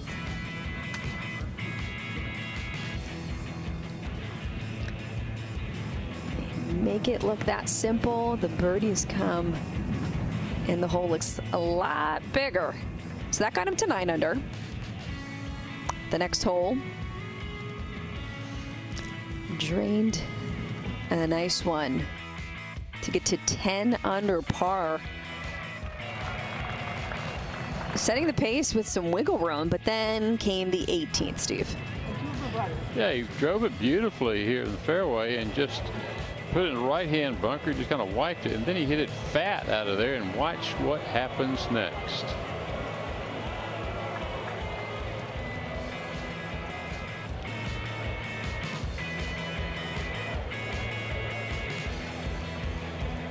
From there, he played a very nice pitch shot right behind the hole. You think, all right, he's going to make this for 5. Oh, it hurts to watch. Man.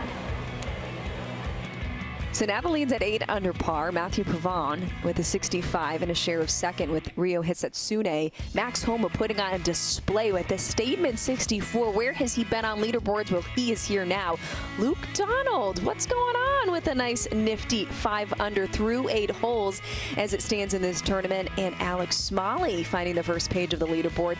Guy in our group, Matt Fitzpatrick plus Michael Thorbjornsen and a host of other players. How about at 7th right now? At 4 under par is Ryan Gerard. He had a great showing in the opening round. Just getting things cooking this afternoon for round 2. Scotty Scheffler playing with Rory McIlroy and Xander Schauffele 3 under par. Bryson DeChambeau with the 68 today. Davis Riley finding the first page of the leaderboard. Harry Hall at 3 under par. Keegan Bradley. You got Ryder Cup captains showing up. I like it. 2 under par. Plenty of players. See Victor Hovland there. He had a nice chip in at his last, the 9th, to close things out with a birdie for an even round day. You know, it's great. You got both Ryder Cup captains playing well today and this week. Love to see Keegan play so well that he had to pick himself to go on the team. Luke's sending a message to his team that, hey, I can still play too, you youngsters. Just for some perspective, 14 of the first 22 PGA Tour events were won by international players, and a good chunk of those European players. So Bethpage Black will be an interesting situation. Matt Fitzpatrick trying to get on that team. He's not in a good position now, but Gary, you got some kind of observation about his bag? Oh yeah, I love nosing through the player's bag before they tee off, and yeah, Matt's got some really good positive vibes. He's got the Country Club Brookline head covers on his 2 fairway woods, and then his beloved Sheffield United is on his driver, and they say it's the biggest money game in sports. They play Sunderland next week, next Saturday, to get into the Premier League, worth about $350 million. So it's I think we see why Ryan Reynolds and Rob McElhenney bought Wrexham. Maybe get a little bit of that Premier League money. Very nice. Well done. Well, what else is in that bag?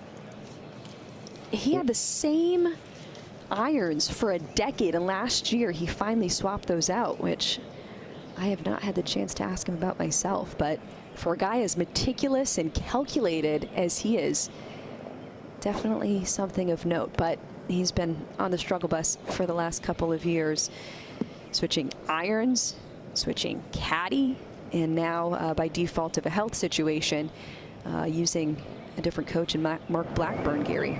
Yeah, a lot of adjustments needed to be made. So slightly back into the wind. Good drive here. Gives you a really good look at an opportunity for eagle. That's terrific. Quick tee pickup tells it all. Ever so slightly up the right. You know, Gary, the landing area that you mentioned yesterday is really quite wide, but with that water penalty area right, out of bounds right of it, and that big bunker left, you stand on the tee, it doesn't look that wide. There's 2 trees just right of those bunkers up close to the green. I think that's the line. That gives you about 20 yards right of that.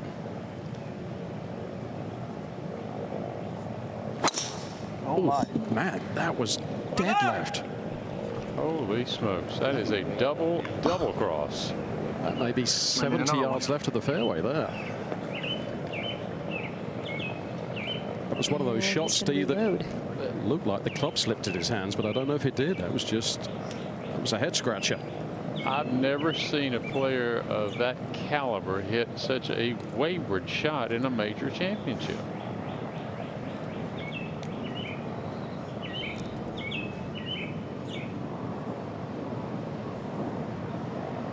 Exactly the visual you need before you hit. So see if Cantlay can get one down the fairway and chip away. Get a little bit close to this cut line.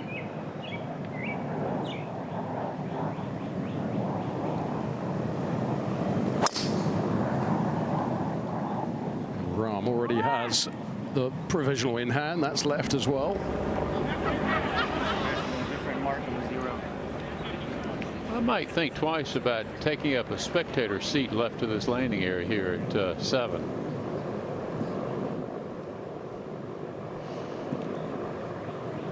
Playing a provisional, but it looked like they had identified his ball over there. I was watching spectators run to where they think the ball came to rest. It's actually been about 7 balls past that fairway bunker to the left. There's no out of bounds there. So his concern was that when he lost the ball, and if he finds it and it's unplayable, you can't play a provisional for an unplayable ball. Well, we are following Jon Rahm, Patrick Cantlay, and Matt Fitzpatrick. We've got some interesting things happening here at the par 5 7th.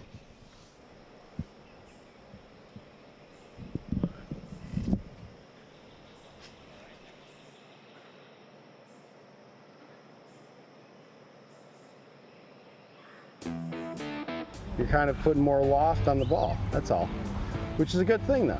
These are the patient warriors who are forced to look at our terrible swings week after week, good putt, year after year, trying hard not to break the course record, which of course they could do every single round because it might offend some local doctor. Every year, the best 20 club professionals get a chance to play on the biggest of stages.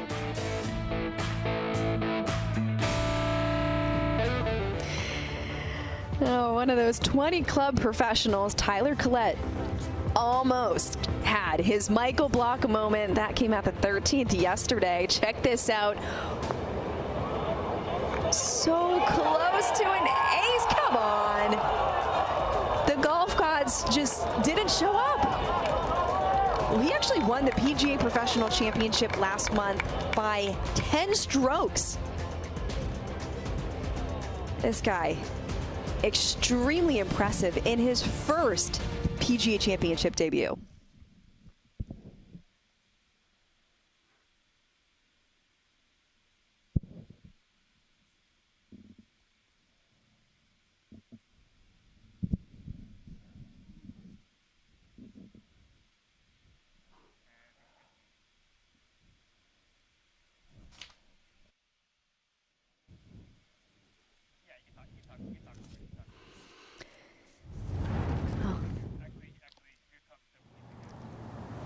Did he get it? Yes, he did. The 2025 PGA Professional Champion. This means the world. I have one more goal that I've set for myself in the PGA of America, and that's to win Low Club Pro at the PGA. I mean, it lit a fire in me, and honestly, it was one of the reasons why I wanted to win this championship so bad, and it's honestly one of the reasons why I have it now. We're in the service industry, and that's our main focus, but all of us got into this industry because we love to play. It just kind of means we're even more well-rounded than people might think. I think that's a focus we can't lose. A phenomenal performance. The Walter Hagen Cup is his.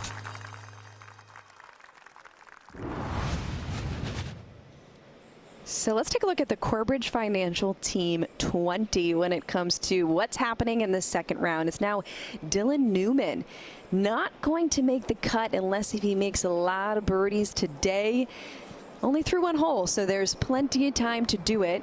And of course, Michael Block, just a couple of years ago at Oak Hill, ridiculous. So we know it's possible. These guys have a ton of game. They are literally living two lives, making sure not just the golf club, but certainly the game of players as their membership are in tip-top shape, getting all of the big and small projects done around the club, and then trying to work on their own game. It's quite impressive. And Gary, I know you were at the PGA of America Professional Championship, and what Tyler Collette did was ridiculous. Oh, it was amazing. He grabbed it by the scruff of its neck and then just kept going. As you say, the balance that they show to take care of their responsibilities, keep the members happy, and then work on the games is amazing. There really are some talented crop of players, and I think what Michael Block did has given them a belief of what's actually capable. A little better angle on the left just for the wedge shot in.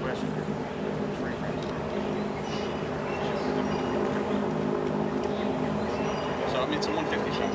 Sir, you might come in a little bit more this way. Thank you.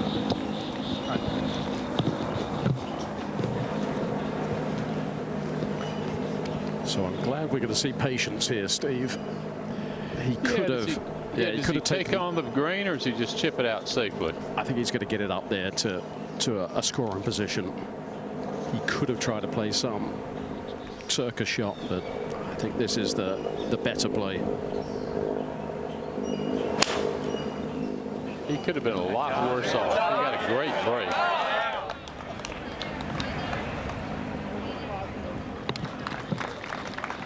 Consider himself lucky.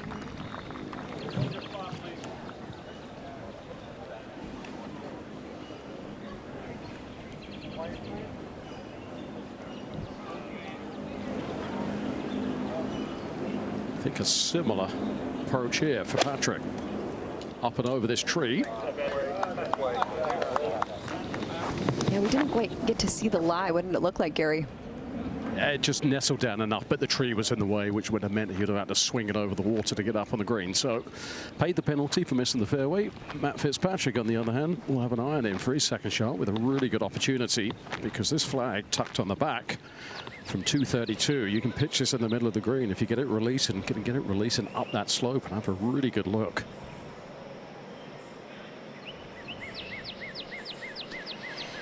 Matt Fitzpatrick almost playing boring golf here. Boring is good in major championships, Chantel. You know that to be true. So nice and quickly to work.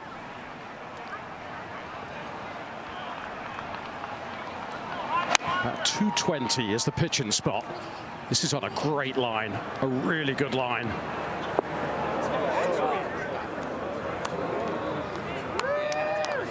Just off the back, Gary, but it's in great shape. Well, we will see what lies ahead for Jon Rahm and Patrick Cantlay here at this par 5 7th. We're back with more ESPN Plus.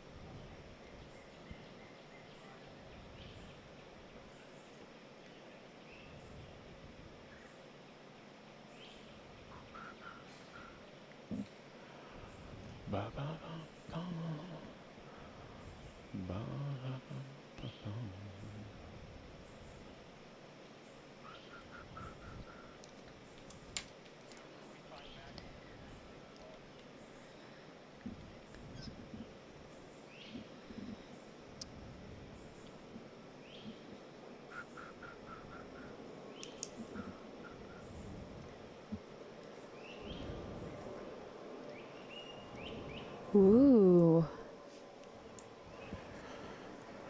Mud balls enter the chat. It's a little, it's got a hair transplant.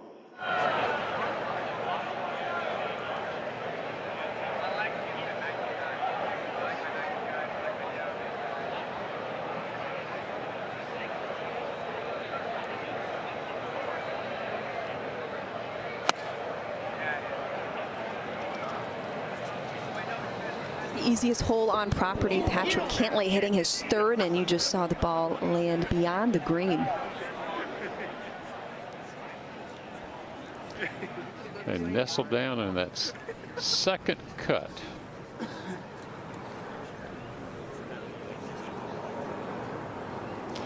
Mud balls, quite the hot topic this week, Gary. Yesterday, we just did not see any in our afternoon group, and yet there was plenty of commentary about it. What did you make of that? I thought it was really interesting, wasn't it? Make such a big deal about it without the ability to adjust. It's the same as saying go in the Open Championship and just hit the ball really high. Got to adjust sometimes, maybe try and take it in a little lower. Gary, I'm with you. I think sadly these players get a little spoiled. You know, it's rub of the green. Everybody plays the conditions. You don't want to go lift clean in place. It doesn't look good in the major. Quite frankly, I don't think you need it here. The fairways are perfect. So you're going to get some mud sometimes. The ball we just showed was Patrick Cantlay's, and now to Jon Rahm with his third. Oh, that landing spot is right on the ridge line. A little short, it'll come back down into the bowl. And he got it right on top. Beautifully played from Jon.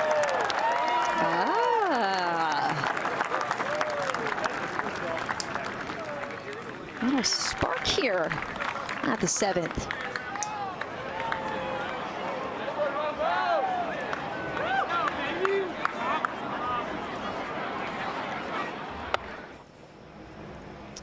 It was quite interesting, players weighing in from every direction on this topic. Scottie Scheffler was very pointed with his words, where he stood. But Viktor Hovland in the past has made some very critical comments about how he feels like the PGA Tour in general plays lift clean in place a little too often. Do you subscribe to that, Steve? I do as well. I think you play the ball as you find it. And I think it sends a great message to all the golfers out there that, look, we already are pretty spoiled out here. Yes, we've earned the right to play out here, but the conditions are perfect. If it's wet, you get some mud, so be it. Yeah, he was talking about the art of how you have to control your trajectory into greens and off the tee. Yeah, just flight the ball a little lower. Take the long shot out of play. I think a lot of it was a coping mechanism, wasn't it, for poor rounds. These players, they don't like admitting weakness, and you know, it's nice right. it's nice to find that, you know, that easy excuse of, okay, this is why I played poorly. You know, it's not that there's anything wrong with that. That's that trying to keep that air of invincibility mentally, but still, it's after the fact. If you make a big deal about it, there's really not much you can do about it, is there? And Gary, I think it sends the wrong message to the golf fans out there. A little adversity is not bad.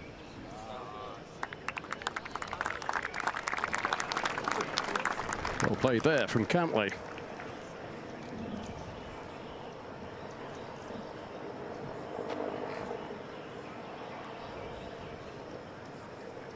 Just got a little sprinkler head issue here for Fitzpatrick's stance. He can play it where it is if he has a decent lie, where he takes, you know, a relief in a club head. And I wonder why players take forever for a basic drop. Steve, I think we could remake golf on TV, couldn't we? We could do this. Get us on the Players Advisory Council, and we'll figure this out. Here we ask a rules official to come over here and help with the most basic drop in golf.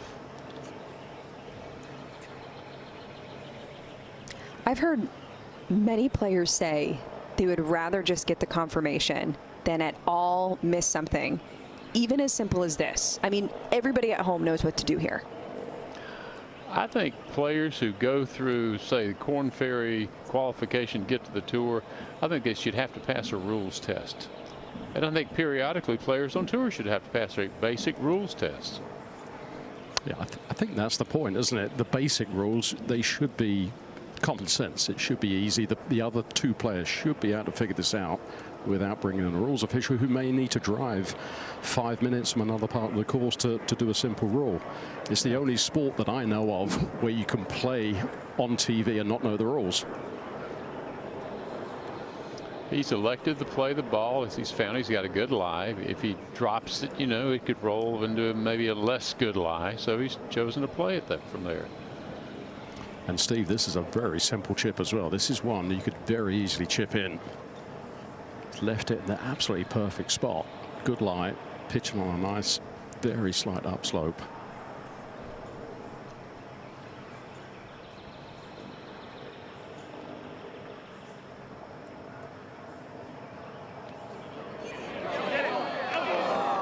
Good call, Gary. Good birdie for Matt. Pretty sporty. Gary, maybe you can explain to people at home who don't get to watch a ton of golf, but they're like, oh, maybe I should try the left-hand low.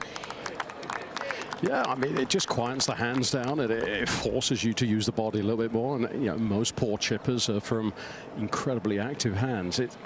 And learning just a semi-decent short game is those low-hanging fruit to get your handicap down quickly. Very hard to transform how you drive the ball, but you can chip and go from poor to above average very, very quickly indeed, just with technique. Jon Rahm looking at 10 feet here for his first birdie of the day, but we just showed you the putting stats for today. And well, if you've been watching this round since the beginning, you are well aware there's not a lot of magic in this flat stick. Well, needs this, and with a semi-drivable par 4 coming up, this is this moment that maybe could transform the round.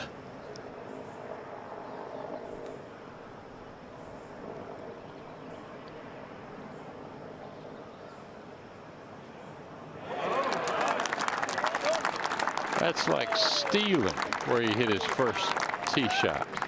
It's like just a scenic route. He got most fortunate. Another look at Jon Rahm's 10-foot birdie putt. Well, Steve commented on the 7th and 8th, the place to take advantage, and halfway there.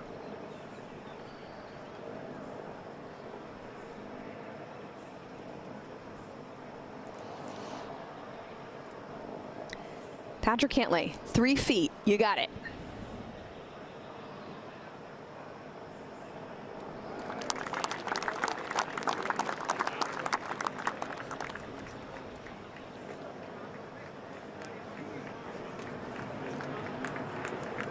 Let's check in with PGA professional Joe Halley. He's joining us from Frisco, Texas. Chantel, Steve, we hear a lot, and I have always admired Jon Rahm's swing, and we kind of look and go, gosh, his swing it's kind of short. You know, the average player out there can start to figure out their own swing. What Jon Rahm did, and quite tongue-in-cheek, was find out, you know, I play better with shorter backswing. And then it turned out with Dave Phillips and TPI, that's where he was the most physically functional. A good test and a great way to set this up for yourself at home is to kind of practice 3 backswings. And since we're in Texas, we're going to talk barbecue. We're going to go ribs and shoulder. So I want you to hit 3 shots. I'm just going to do 2 here. I'm going to go, that's solid. I'll go to ribs. But I'm going to reach a point where those shots aren't as solid anymore. Stick in that area, and little by little, you get a little longer, a little more accurate, and you might just Rahm one of them. I like the barbecue analogy. Well done. I knew you would. I knew you would. That was clever. Well done. He thinks on the fly, Joe Hallett. There's Very no clever. flies on him. I don't know if I will get to that driving distance of 319, but ribs got me thinking.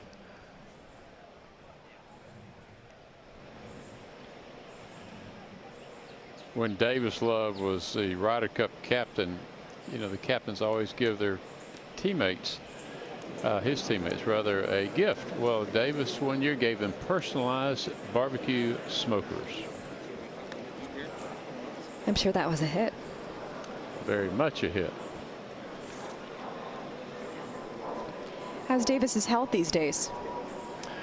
Davis always has some injury. He's come from some surgery. We spent a lot of time comparing notes. He's back playing. I don't know that he'll ever regain that great form he had before, but he's always a credit to the game, and he's out there trying to make a start on the Champions Tour. He's also hard at work redoing Harbour Town. Yes, he is. Quite a feather in his cap, too, Gary. Yeah, that is. I'm fascinated to see what they're going to do with that, because I was out there a couple of months ago and it was as pristine as I've ever seen it. I can't see how much better they can make it. It was phenomenal. My understanding is agronomically they have a lot of shade issues, and you know how people that live at a resort place like that, they hate to take out trees, but sometimes you just have to. You either have great shade and you have to deal with basically poor condition turf. So I think that's one of the challenges he has. Gentlemen, start your chainsaws. Yes. Okay, so the group looks like they're waiting on the tee for the group in front to finish. Maybe not to run it on the green, but it can be distracting if you hear a ball land 20 yards from the green as you're putting. So a little bit of courtesy here. This is the easiest par 4 on the front 9. It's another thing I was noticing on the range. You know that it's a major when the top tour coaches in the world are still here on a Friday morning. You know, some of it is players just not there, not quite with it. Others, they've made the commitment to their stable of players to be out here all week. You know, to see the likes of Sean Foley and Pete Cowan and Mark Blackburn, Jamie Mulligan's out here with Patrick Cantlay. It's that very different feel where the gravity and the importance is magnified this week.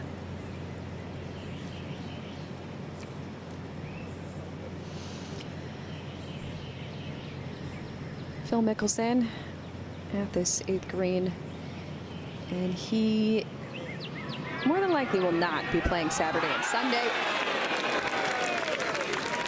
Just as I say that, he sneaks one in, but +2 is still the cut line, and he is well outside of that. Still giving out the thumbs up. You gotta respect it. Just a reminder, you can watch his group and a selection of others. 4 different featured group and holes to watch on ESPN+.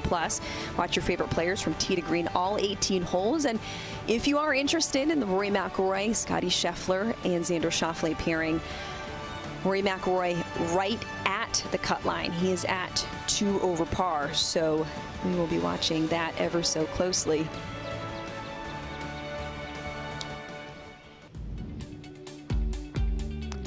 Show you exactly how this par 4 layout looks. The 8th hole today has been pushed back to 353 yards. I say pushed back because it played around 315 earlier yesterday. Hole location at the top of the green. I don't think any of these players can reach the putting surface, but they can certainly position themselves well just short of the green and leave yourself an easy pitch to the flagstick in the upper right-hand portion. Matt Fitzpatrick ready to go. Starting down that right side and not coming back. That might be just short of the bunker. Yes, and in the deep stuff too. There's a cool thing on the range, Chantel. There's a big screen that has a top tracer numbers. And the longest carry of the day on the range was, of all people, Padraig Harrington, 346 yards. Not bad for a 50-something-year-old. That is awesome. And knowing Padraig, he'll remind you of it many times. He is such a wealth of knowledge as Rahm's tee shot on the way. He's only missed one fairway, and we know which one. I think so. Directly on cue.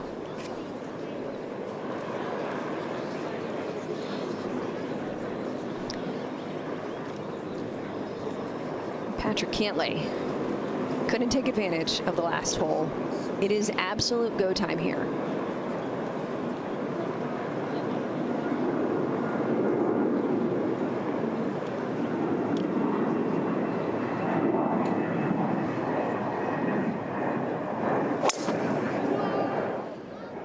It's just down that left edge of the fairway.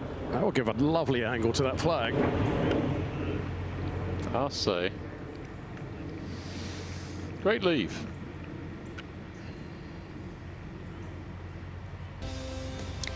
Well, thanks to Joe Hallett, will you ever see Jon Rahm swing again and not think of some Texas barbecue? There it is. Absolutely not. Right. In slow-mo, letting it rip. We're back at the par 4 8.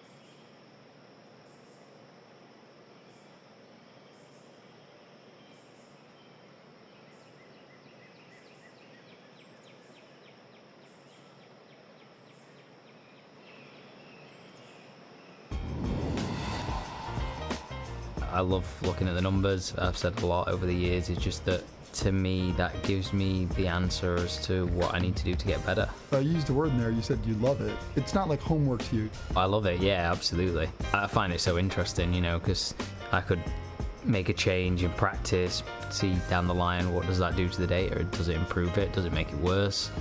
Do I need to change things again? The one thing that I've sort of learned over the last couple of years is just making sure that there's more context to the data. I think it's easy to sort of categorize certain shots, certain things. The wind was different, the lie was different, the stance was different. You know, the more context you can add, the better feedback you're going to get, then more likely you're going to be able to improve.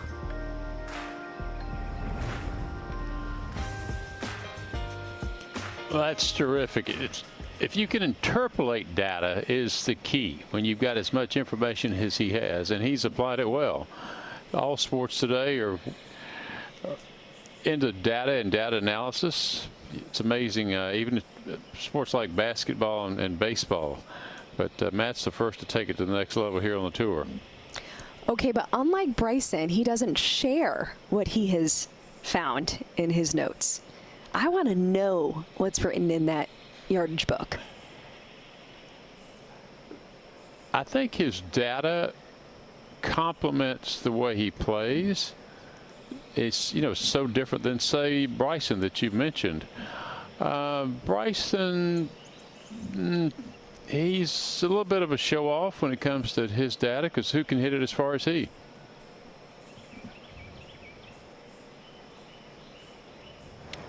I figured out that peanut butter and strawberry jelly was my best. That was my data analysis. There you go. I was wondering where you were going with that. There you go. Beautiful. I played my best with that. Peanut butter and banana did not work. I like your data. That's good. Quite perplexing, as we've mentioned more than once before, but Matt's called his game, quote, rubbish, said that this is the lowest he's ever felt with his game, and the results show. Only two top 25s this season, which is perplexing. In his stroke gain approach, he's 138th on tour, and his stroke gain putting is 143rd on tour. I can't imagine two worse statistics. So this minuscule back section, if you can get it up there, you're going to have a really good look at birdie. Can it climb up that hill? Steve, it's like a miniature Pinehurst green. It just falls off on every side. Less than 10 feet either side. It actually stayed closer than I thought.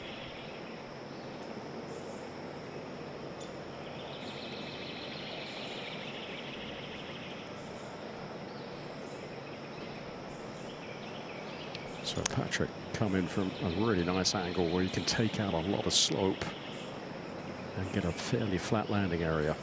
So it should skip and then get up on top. Well played.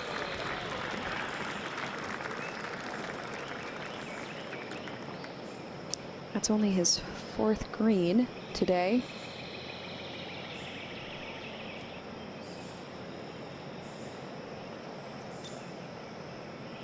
How's Jon Rahm's lie? That was the 2nd gear from Jon Rahm off the tee there. Just gave that little extra to get it all the way up in the bunker. Has made this shot far easier. Again, where he wants to pitch it is where that slope is, but because it's firm, he's not worried about it digging straight in and coming back down to him. So really good opportunity to get this up on top with a putt inside 7 or 8 feet.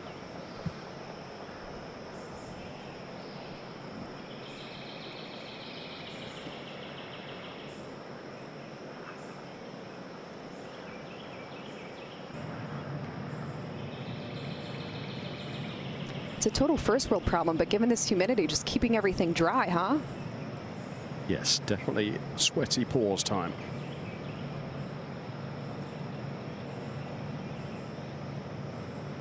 Well, came out heavy. That's poor, very poor for Jon.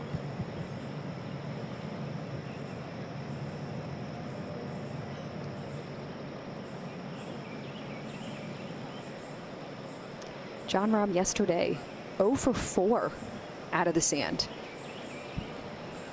That is unusual. Because he's got great hands. He's got fast hands. He's typically a great bunker player.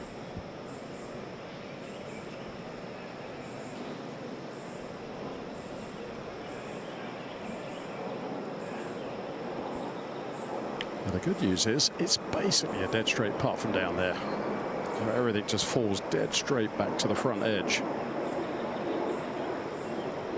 So just disappointed not to get up on top.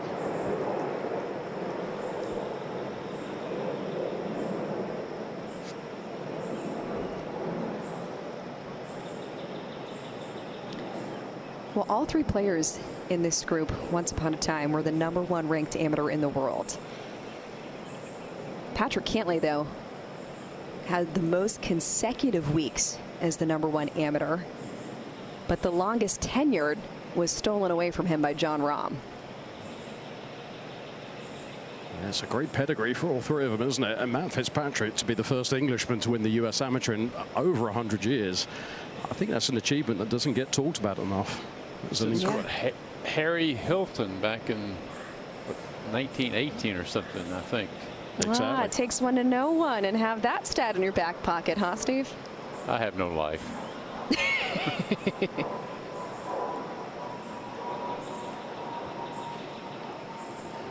So very similar line for Jon. See what he would learn from Matt. I think Matt had a pretty good line. Just didn't hit it up that hill. 20 feet left here. You just feel like he's got to just steal something here.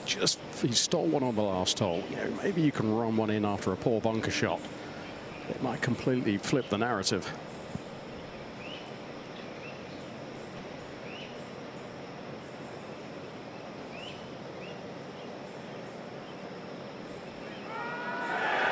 like that. Wow, on your cue. Back-to-back birdies for Jon Rahm, who needed something to get a little giddy up. Come on, how about a smile? Just a little one. Come on. Come on. Not going to happen.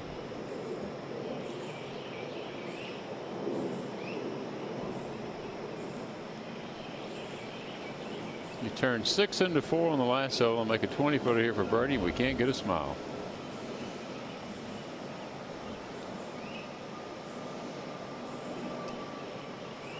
Two under, still 6 back of the lead of Jonathan Vegas, maintaining that 8 under lead.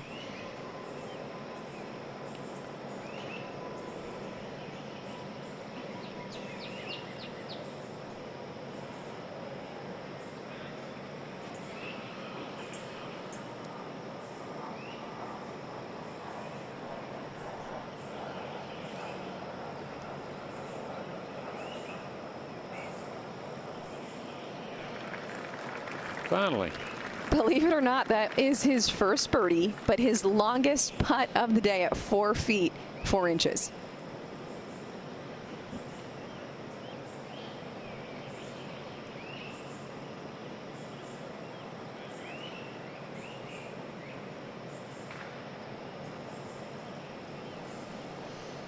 Well, we said yesterday, Steve, outside of 10 feet, he couldn't make anything, but today, even inside of 10 feet, Cantlay making it look more difficult than it needs to, and ouch. Yikes. I did not see that coming.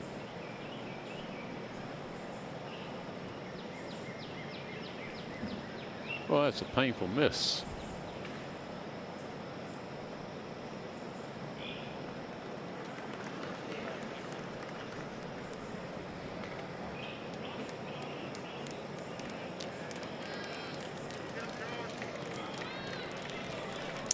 That one will hurt. Now he's standing over it. He's thinking, all right, let me just knock this in, go to 9. But oh, first things first, I've just pulled it. Unkind lip. Walk away with 5.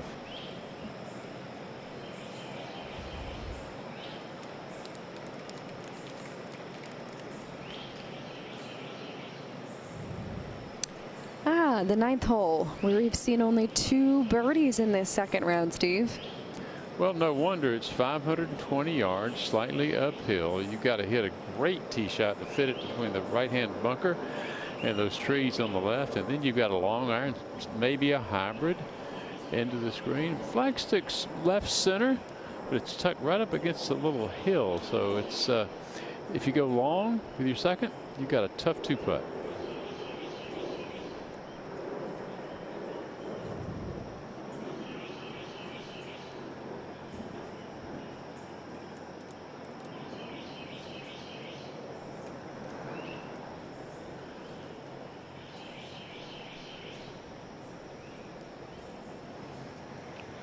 So that bunker certainly is in play for Jon. So he's going to have to start this down that left side and work that regular cut. Although he did play a draw down an earlier hole.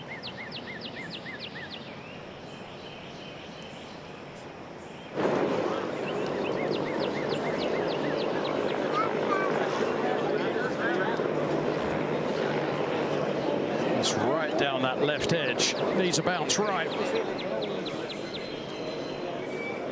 Didn't quite get it.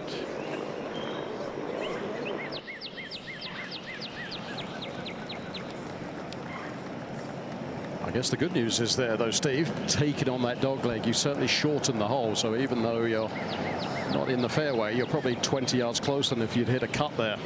Yeah, no question. I don't think there's anyone that has more room at address, does there, than Patrick Cantlay. Between his hands and his thighs, so much space.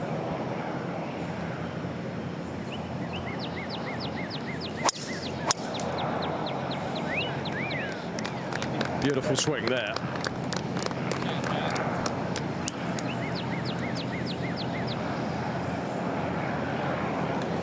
Hit the fairway, but well back. Chantel, you were talking about the comments that Matt made about playing rubbish, and that is the hard thing, isn't it, for players to sort of balance honesty with kind of reminding themselves of where they are. Tiger was always the opposite, wasn't he? He would always almost fake it until he made it. Never admitted weakness. Well, Phil has always figured out something with the driver, hasn't he? Yeah. That's got to sit just a little bit. He hit it so poorly, he's okay.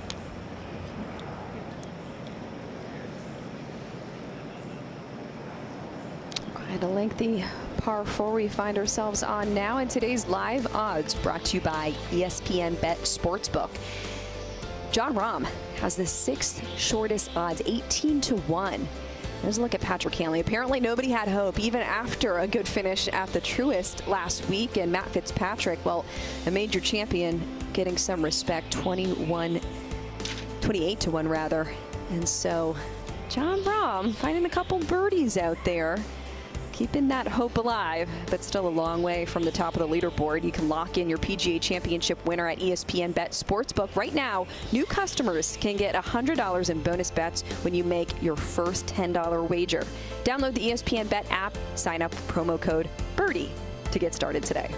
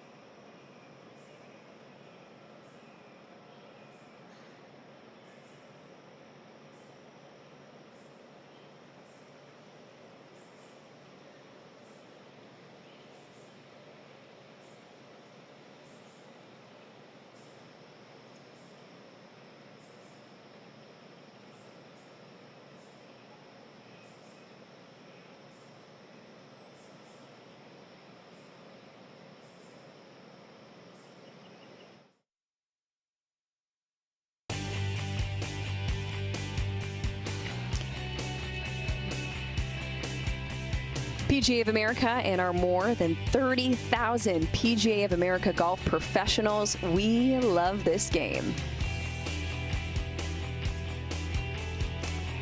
Second round coverage well underway here as we're carefully watching the cut line at the 107th PGA Championship. Quail Hollow Club, once again the great host here in Charlotte, North Carolina. We're tracking the action. Jon Rahm, Patrick Cantlay, and Matt Fitzpatrick. I'm Chantel McCabe alongside a decorated amateur in Steve Melnick and a PGA of America professional in Gary Christian on the ground. Yesterday, 20,000 steps, and probably about the same today, but the humidity will certainly make it feel like a few more out there, huh, Gary? Yeah, certainly. Well, it's actually just a little bit of breeze right now that has actually made it fairly pleasant. Long may that continue. Jonathan Vegas, the leader at 8 under par, and it was 10 under until a double at the 18th, a victim of the Green Mile. Matt Fitzpatrick in our group in a share of 7th. Nico Echevarria trying to climb the leaderboard from his position. Scotty Scheffler playing the 8th right behind us, and he's in the mix once again.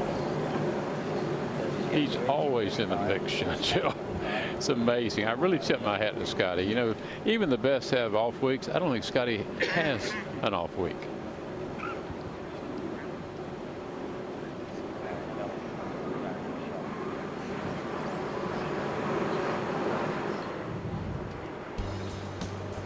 There's been some Tiger comparisons. Do you think it's a little overzealous at this point when you're comparing Scotty Scheffler? Repeat that. With Tiger Woods and what he did with his B or C game. Yeah, I think that's right. There are a few players that can win regular tour events without their best game, and then there's some that can win majors without their best game. Tiger was one of those. Jack was one. Scotty's becoming one. We just showed you the ball plots of where the birdies have come from. Very few at this hole, and where our group stands in terms of how they're playing their seconds. Just over 230. This might be the best swing of the day for Fitzpatrick. Oh, what a shot. Oh, if he just got a good bounce forward, that would have been so good. Stay, ball. Okay. I don't think he's displeased, though, Gary. No, that was a really solid shot. And that's the difference between flaring one out right here and taking it down the corner. Jon Rahm a good 50 yards in front of him. Patrick Cantlay well over 200 himself. Good news is if you miss it, you can get it up and down from basically anywhere apart from long left.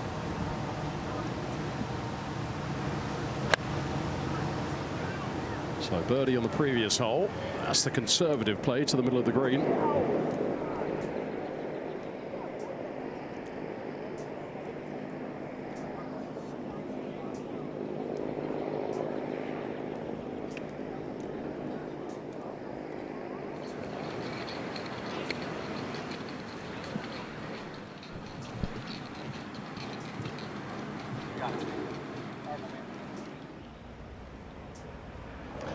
And now Rahm's set to go.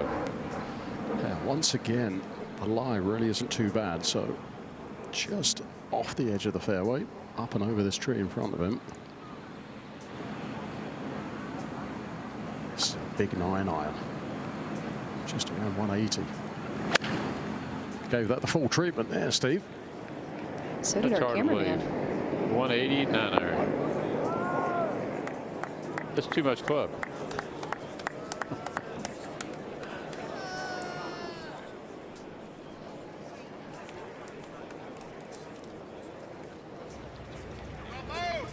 Got your work cut out here at 9. You make par, you're very happy.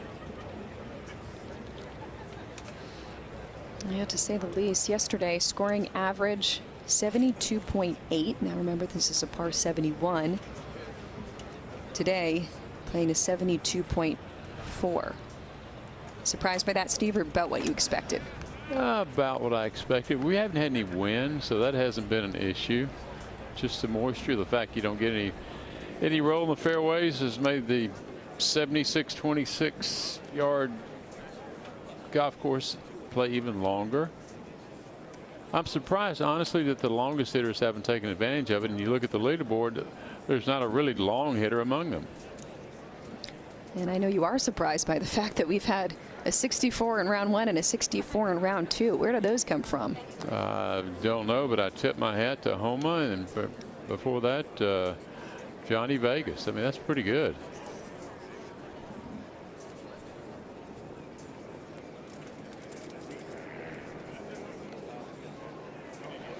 I know you know this property very well, Steve.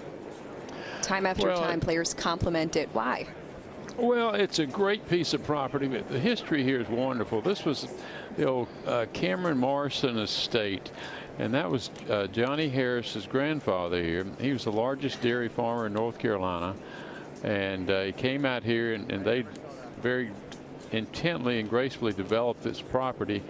It was Arnold Palmer who got together with a bunch of Johnny's friends, and they talked about could they build a great golf course here, and the answer, of course, was yes. Quail started out with George Cobb as the architect back in '61, but Fazio really made a huge difference. The first and second holes changed dramatically. What we know is the Green Mile today's changed dramatically, and it's an absolute stunning test of golf. It's in great condition. Keith Wood, the golf course superintendent, has done a fabulous job. The only complaints you'll get, as they talked about, with a little bit of mud on the ball, but if that's all you got to complain about, maybe I'd keep my mouth shut.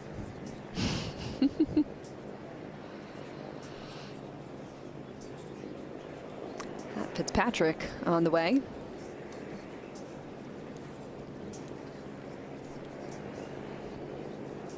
After the missed putt on the last hole, the last thing you wanted, another one of those little ones.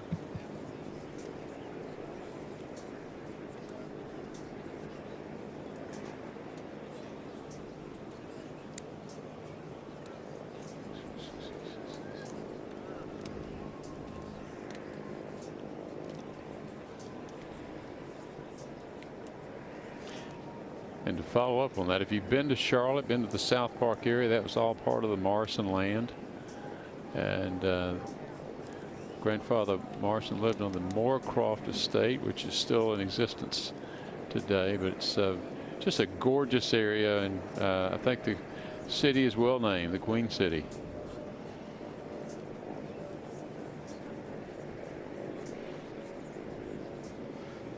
So, fairly Rahm set to play. Yeah, nice basic chip here, Steve. Everything feeds down to the left. There's a lot of braking. He's aiming it way out to the right. Yeah, he'll catch it slow right about there and sling it left. Well, that's good play. That's a really good play.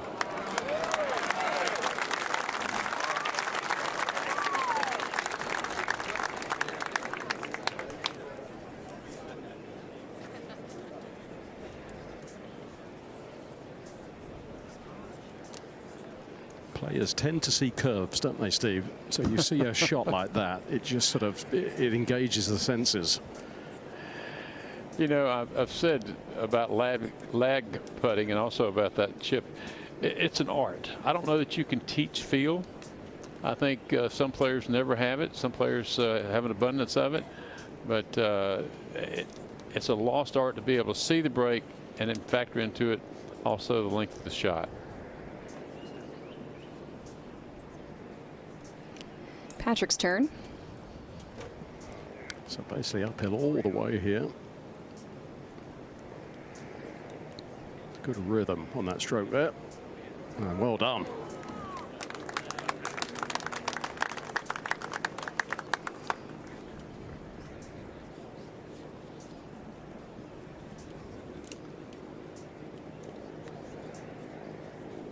Based on what you see out there, Gary, you feel like 2 over is where the cut line will remain? Yeah, it feels like it's around there. So, you know, the players before they tee off will know instinctively where the cut's going to fall, and they're usually bang on. Sometimes something freaky happens with, you know, some sort of weather change, but they'll know instinctively, and, you know, they'll hope to, you know, get off to a good start where they don't have to worry about it. But obviously, as the pressure increases, especially if you're finishing on 18, now all of a sudden you know you need as much wiggle room as possible playing the green mile, so it becomes a little bit fraught. Now this one for just over 7 feet for Matt needs to make this after the previous hole. Well done.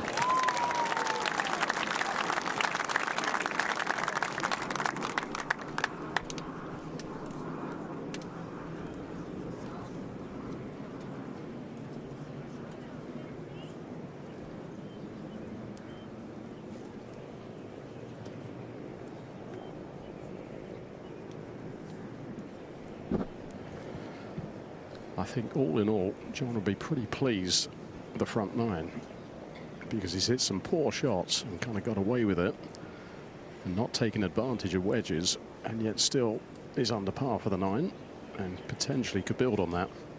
Yeah, and in just the last 3 holes, he took his putting in a completely different direction. He was losing a stroke to the field in that regard, and now he's gaining a half a stroke so far in this round with the flat stick. And with a par 5 coming up on the next hole.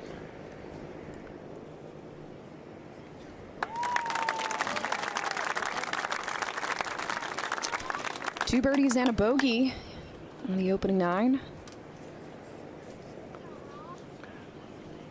The birdie at 7 was one that turned his round around, giving how poor he hit his tee shot. Yeah, it was an unexpected one. It was a gift.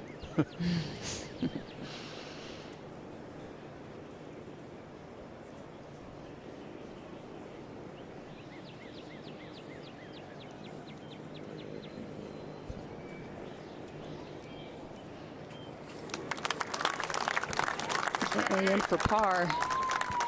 Unfortunately, his putting has been a bugaboo today. Outside of the cut line, +2 is where it sits now. Friday at the 107th PGA Championship as our group makes the turn.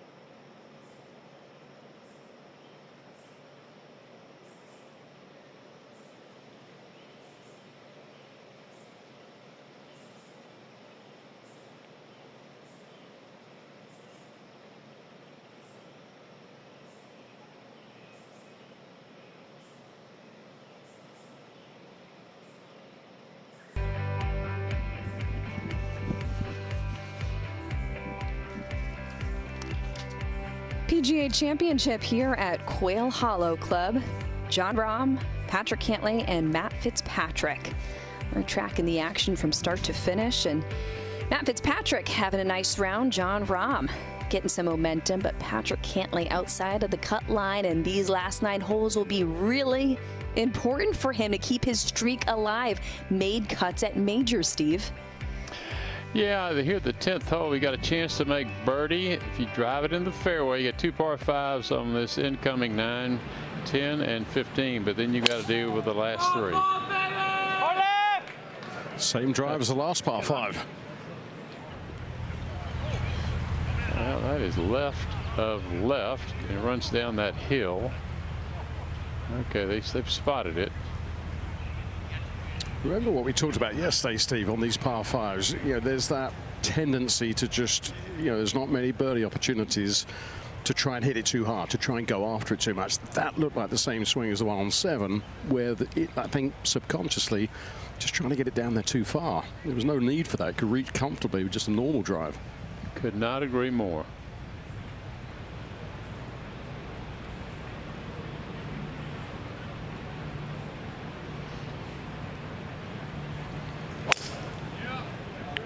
And that one's the other way.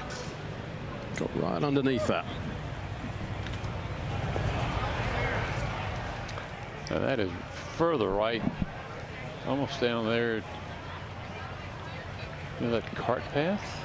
Ooh, well, that's going to be tough just to get back to the fairway.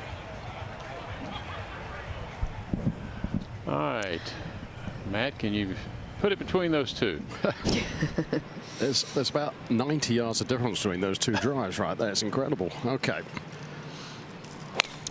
Matt has found 4 fairways so far today. And this is another missed fairway. And I think it just missed the bunker, just left of the bunker.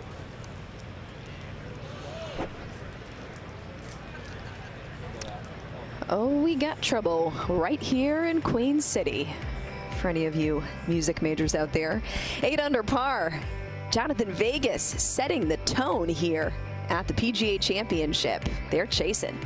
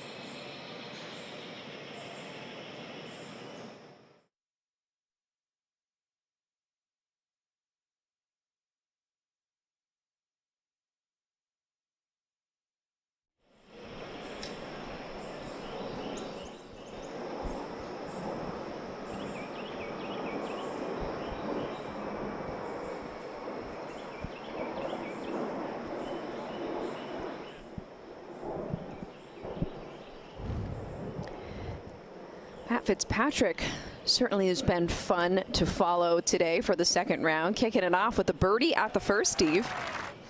Yeah, got his mind off to a great start, and then followed up here the 3rd. Birdied 1, bogeyed 2, birdied 3. At the 7th, taking advantage of a hole you have to, the par 5. Beautiful little pitch that set up another birdie. But here at the 8th, this was, he just fell asleep. Just fell asleep. Tisk tisk.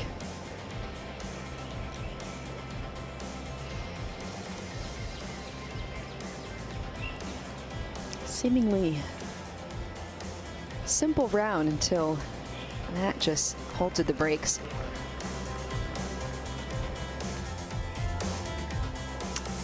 And the tee shots here at the 10th with our group, and nobody finding the short stuff. But Fitzpatrick did miss the bunker left. He's got the best shot, maybe the only shot at getting it near this par 5 and 2. Cantlay's just got to figure out a way to get it back in play. Yeah, seriously. Today at the 10th, 3 eagles, 41 birdies. So you hate to see the spot of bother for Patrick, and Jon Rahm with work ahead. And Chantel, but Patrick does have an avenue to get it down there, and actually if you can cut it, you can actually get it down there a fair distance as well. Just high is out of the question, so it is punch it down there. Oh yeah, we're watching from behind now. It's punch it down there 150 yards, or try and go a bit more aggressive and punch cut one. The key is the clean hit in the loose pine straw.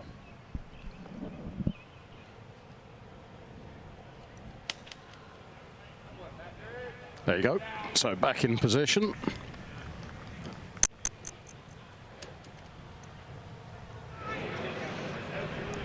And Fitzpatrick going next. He's got a great lie here. It's a great lie and suits his natural shape. Taking it down that left side, it just pulled it just a little bit, but that should be in pretty decent shape.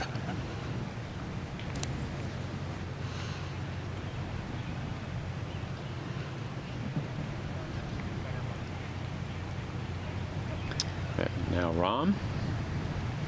Now Jon potentially has, the good news is, number one, he's got a good lie, so he has the ability to control the ball.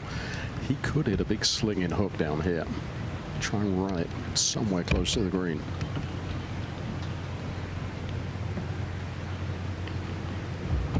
We went under that. That was impressive. That was less than 10 feet in the air. So now he's in a great position. It was hard to tell the obstacles from our camera angle, but I'll take your word for it, Gary.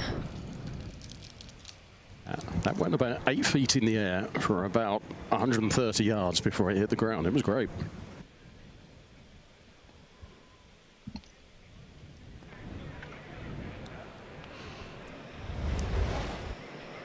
And one more look.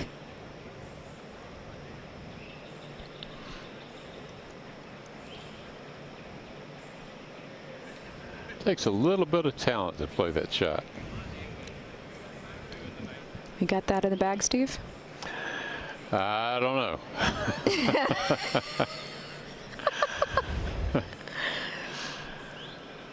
Gary, play anything like that on Wednesday? Oh, yeah. Well, you're in the trees occasionally. You have to find some way to get out of them, so not a problem. I'm not a high ball hitter. At the beginning of the week, it was McIlroy, and McIlroy. He goes out and shoots 74 yesterday.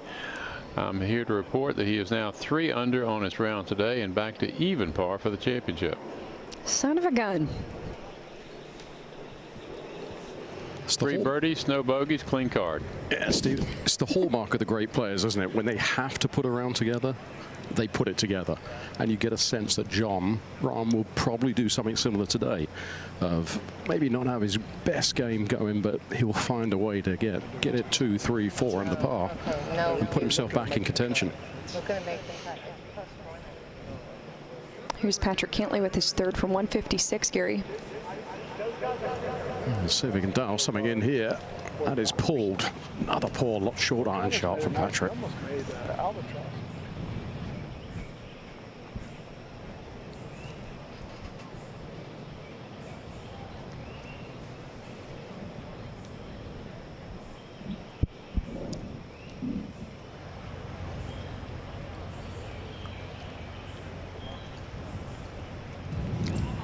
Well, another scenic view at a par 5 for Jon Rahm, we'll call it.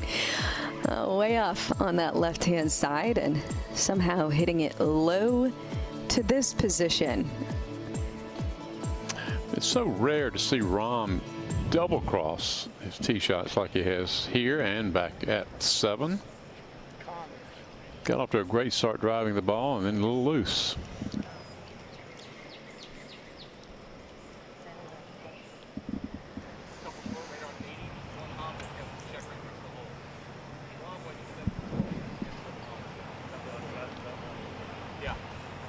Well, 11-time PGA Tour winner, 2-time major champion, and not an individual live win. But the most success he's had today is when he's not taken the trajectory down a little bit on these wedges, and this flag suits that kind of shape. So 110. Just pitch this a little short, skip it, and then spin.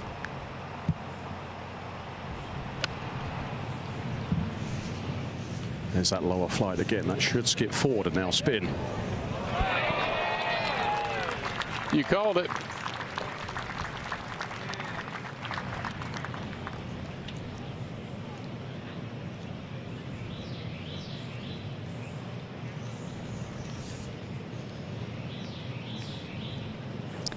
Well, Jon Rahm announced that he was going to join LIV December 7th, 2023. So now he's had a year and a quarter under his belt on LIV, and a lot of people will be critical of his resume since then. Scoring average in majors 70.3. That's now almost a stroke and 7 or 3/7 at this point. And then that only missed cut in a major came at this major championship last year. So the results are not there for Jon Rahm, who of course is a U.S. Open champion and a Masters champion. There are a lot of comments that can be made after that statistic, but I'll refrain. Oh, we got 18 holes. Well, 9 left now to do it, so don't hold back. I wish he played on this tour. Oh, that's really well managed there from Fitzpatrick.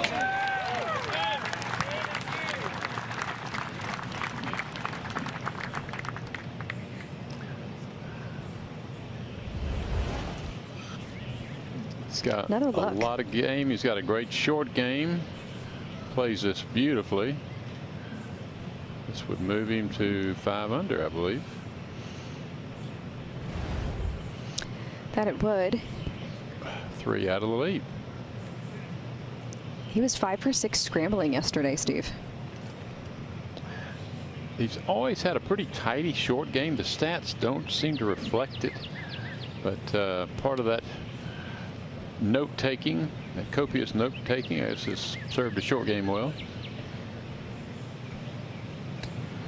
Just, we were talking about the cut on the previous hole. Joe LaCava has been staring intently at the leaderboard, Patrick Cantlay's caddy. So, you know, now's that time you start to take a little look and see how it's looking. Unfortunately, there's no stat to show what the cut is. And we can report that it still is locked at 2 over par. And when you're on the wrong side of the cut and you've got a scoreable par 5 and you've got 40 or 50 feet left, that is not a recipe for success. 40 feet, this would be a miracle.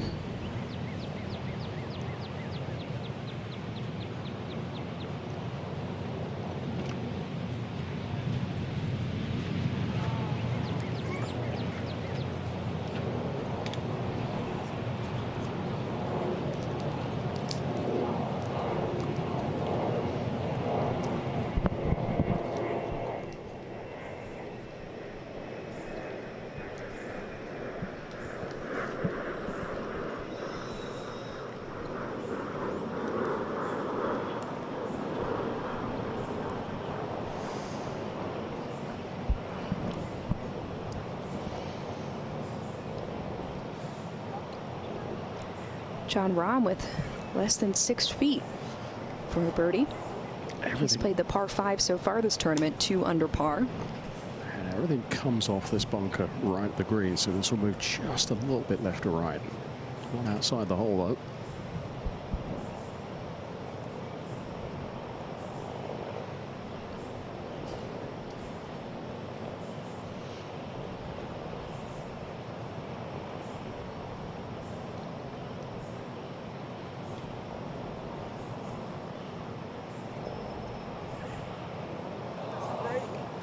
That's disappointing.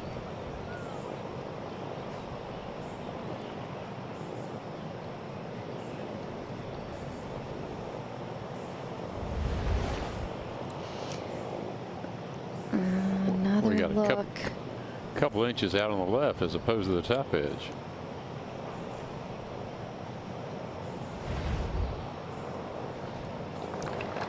Tap in for par for Rahm. Last chance at a birdie here, coming from the putter of Matt.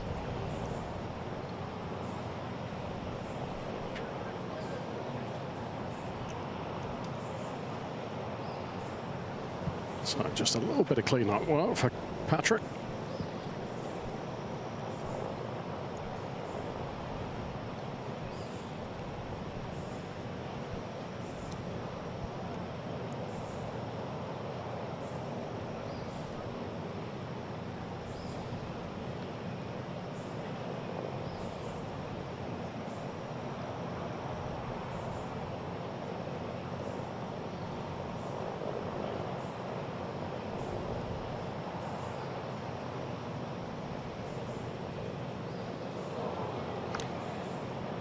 Whew.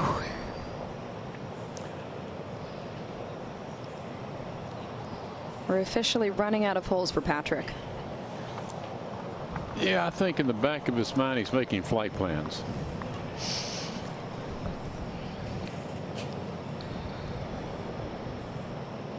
Back to 5 over.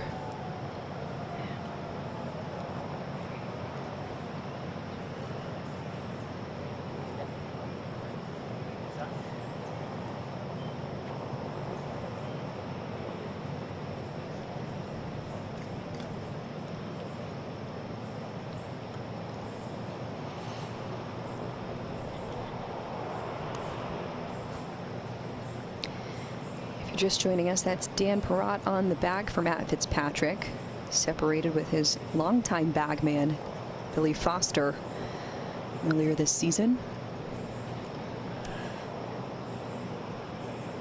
5 under par. That's good for a share of 4th. Matt Fitzpatrick.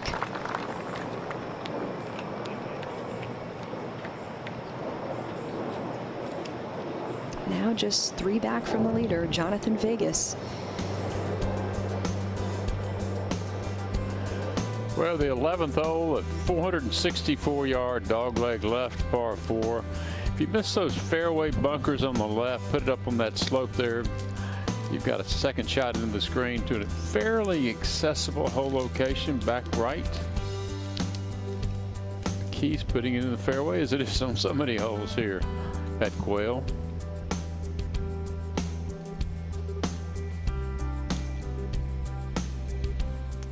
It is a hole that fits the land. In other words, a lot of dirt didn't have to be moved to create this hole. Mother Nature created it. We're just playing a tick over par. So birdies have been found here today, 22 of them.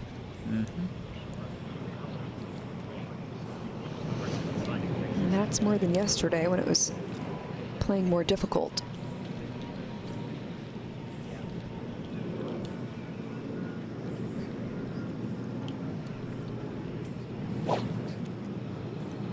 So certainly a shape of hole that suits Matt's eye a little bit better than maybe the other two. Play this just right at that bunker and then just use the natural shape to take it up there. You can get it well down there today. Not a breath of wind. It's perfect there. He teed it up against the right tee marker and hit a fade. Wow. Yeah.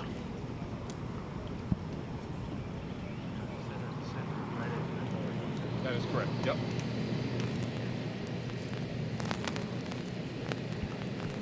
So Rahm will need to take this over part of that bunker. Maybe the right third. He's gone with a 3-wood. Oh. Yeah.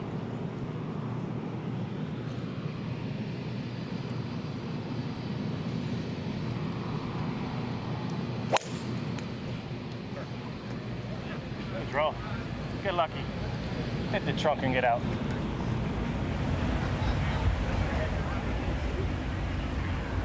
We lost it. Did you see it, Gary? It's the fairway right.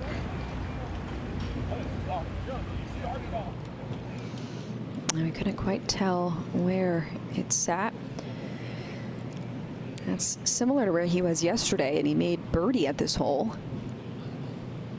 Now Cantlay. Well, Patrick's got to make some birdies quickly, just to, as Steve said, regain the interest.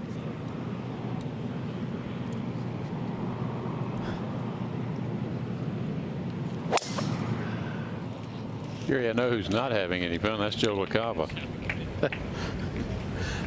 The one thing I noticed when Patrick was down in the trees, I knew Joe was old school enough. He wasn't going to pull out the laser to get that number. That's good. I like that. Oh, don't make it any worse than it has to be. It has been a long day for Patrick Cantlay. 5 over par with a +2 cut line right now. We'd like to recognize our champion. It's my honor to present to you the player who beat the strongest field in golf, the coveted PGA Championship. It's my great pleasure to present to you the Wanamaker Trophy as the PGA champion.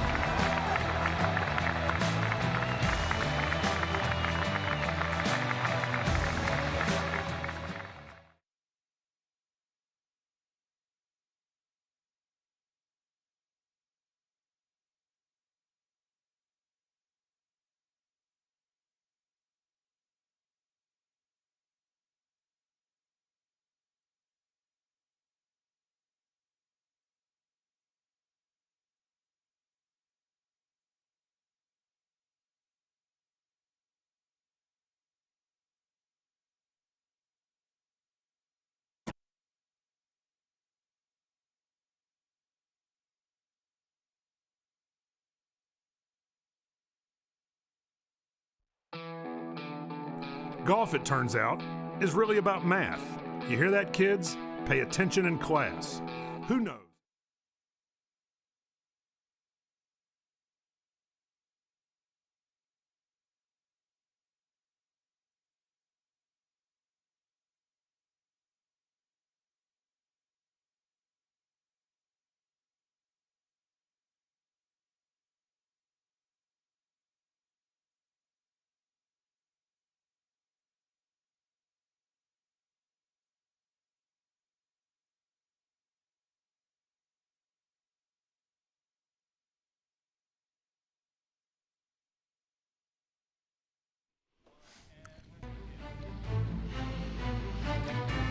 Jon Rahm. We're wondering what we would get out of him today. At the par 5 7th. What a tee shot, but the recovery, Steve. Yeah, he had a wayward shot, way left. Pitched it out. Beautiful pitch to get to there, and then his 9-footer for birdie, and turned 6 into 4. Well, you said 7 and 8. You got to make a move there. Yeah, he made a beautiful putt here at 8 up the hill for birdie. So birdie 7 and 8. Another par 5, the 10th. Looking like 3 of the last 4 holes. He's going to make birdie par the difficult 9th.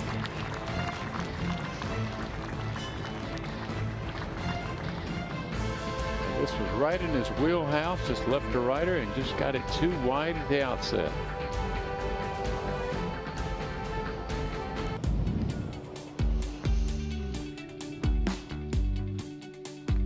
At the 11th, this is where the birdies have come from, indicated by red, and Jon Rahm over now on the right-hand side, looking to get out of Dodge. You're shaking your head, Steve. I'm shaking my head. I've never seen Rahm drive the ball this inconsistently, and he got off to such a great start on the first 3 holes today. Now he can't find the short stuff. Mitch, I mean, I told you just to make me start in next to my tree. Okay. All right, bud. It mainly goes from the wind. So there's no wind. Be one less. I would just say, just feel like, if anything, overcut it, right? Yeah. That's certainly known as one of the great drivers in the game. These big misses are highly unusual. So 198 off the pine straw. Got to hit about a 15-20 yard cut. Good news, it's a straight face club, so it's easier to do, but it's a little harder to compress the ball, get that side spin.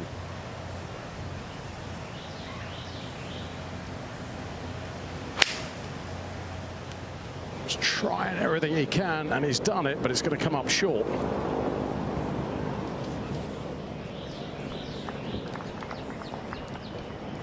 He was fortunate to have a shot from there.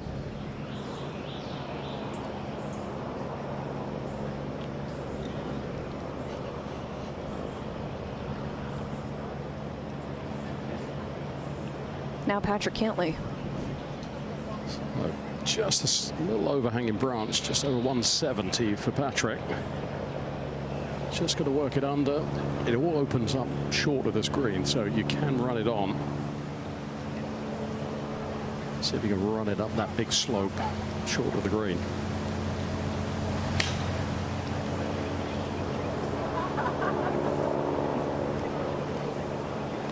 Managed it well if it stays there. Okay.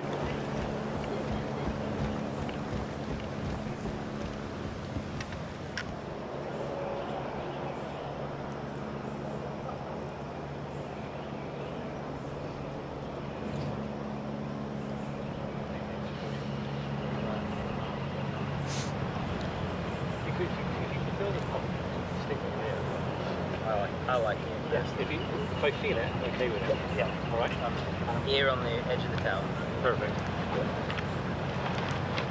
So 161 for Fitzpatrick. It's another one of those greens. Front half slopes to the front edge, back half slopes to the back edge. Flags right on the crest of that dividing ridge.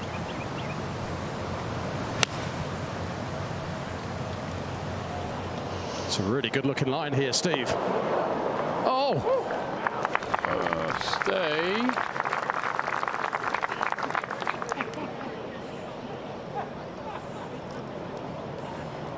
Well, he's only missed 3 greens today, and the score would indicate such. 5 under par for the tournament, only 3 back from the lead. I know, he's played a tidy round. Hasn't really made anything of great length. He did birdie the first and the third, but relatively short putts. So it's been a good playing round. Boring golf. Boring golf is really good in majors. Matthew Pavon in the mix. Alex Smalley on the course now. Ryan Gerard, North Carolina ties I'm seeing.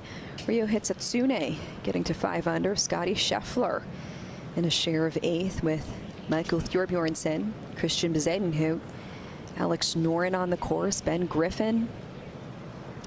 Boy, these North Carolina boys trying to make some noise, huh, Steve? It's kind of nice to see. Yeah, I'm sure they've got a great following here, Charlotte area. You get adopted by all North Carolinians if you live in the state.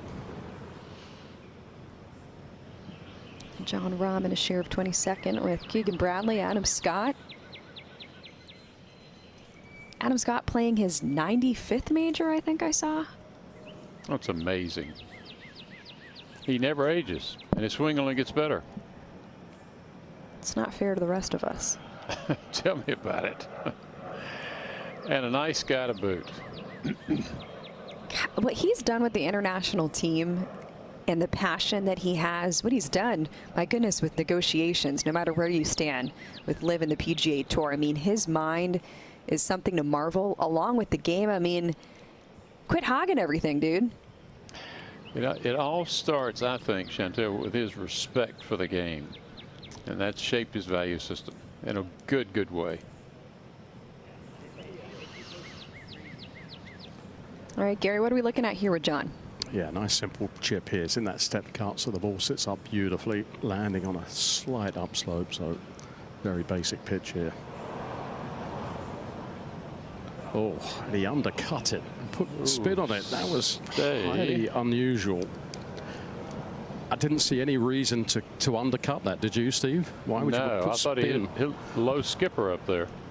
Yeah.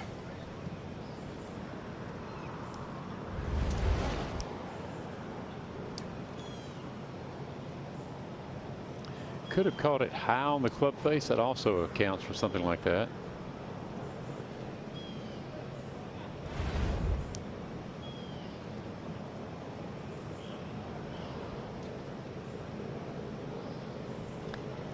Now Patrick. Pretty slow putt for Cantlay. Uphill all the way.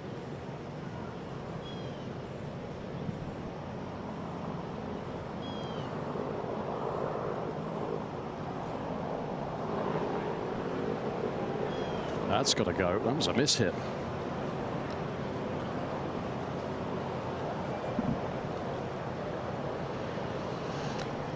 You know, a lot of talk, Steve, about what Jon Rahm has or hasn't done in the last couple of years, but this guy has not won at all since 2022. Again, I think that speaks to the competition against whom he is playing. Patrick Cantlay hasn't won since 2022. Now that surprises me far more. Jordan Spieth. Up until a couple weeks ago, Justin Thomas hadn't won since 2022. The ebbs and flows of the top players in the game, and I know you can put Jon Rahm in a separate category when it comes to the extra gear.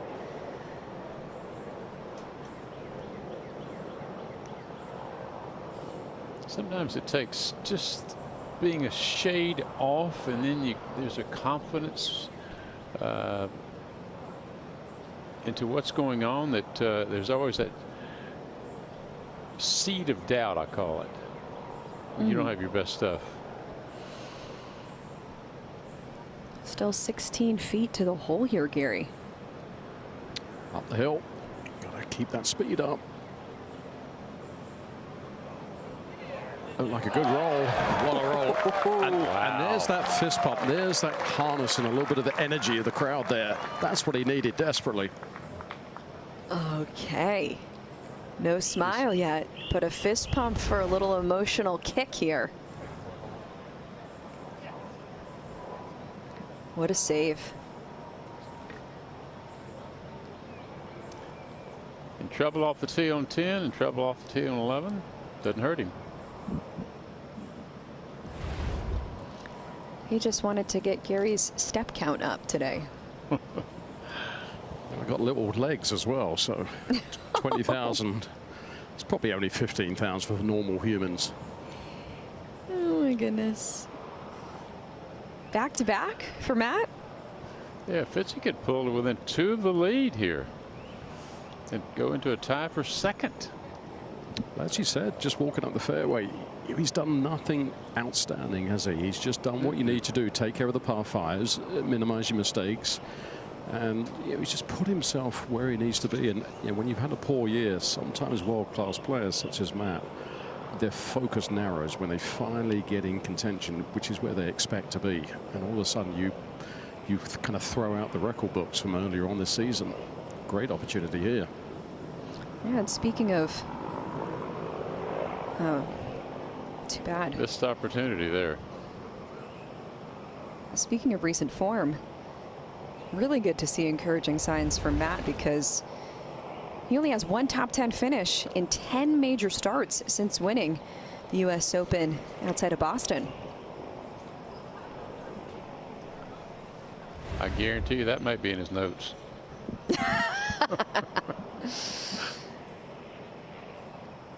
Well played.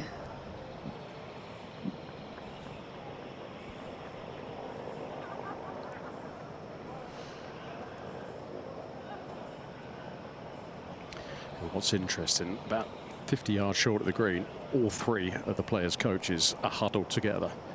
Oh, really? Be fascinating to overhear that. conversation. Yes.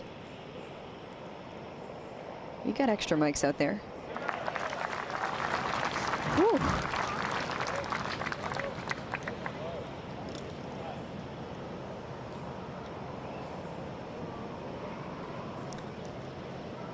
We'll keep saying it until we're done. But the cut here, still at 2 over par. 2017, it was 5 over par. That's when Justin Thomas was victorious.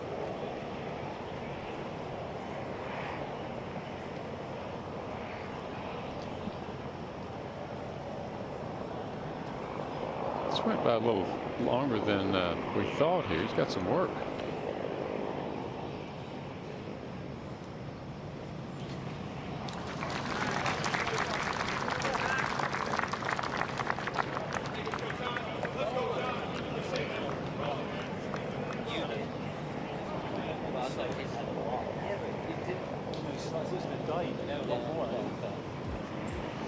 Those consecutive cuts made in majors. Hideki Matsuyama takes the cake, 19 in a row. That is a strong showing, thinking about where, the weather, all kinds of styles of golf, different grass. Xander Schauffele, cut streak alive for him. 12 in a row in terms of majors, and no surprise, Scotty on this list, but Patrick Cantlay in uh-oh territory, and seems quite impossible at this point, Steve.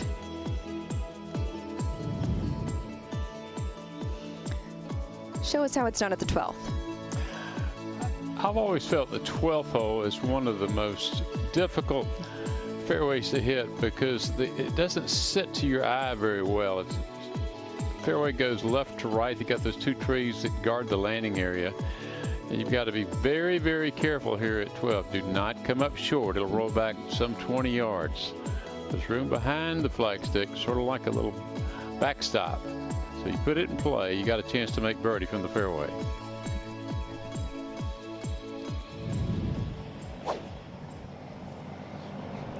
This was the hardest fairway to hit in 2017. Last time the PGA Championship was hosted here. And one of the reasons, Steve, that landing area is the narrowest by far on the golf course. It's only about 25 yards wide.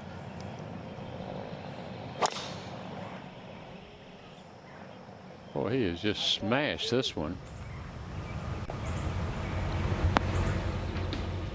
That's only perfect.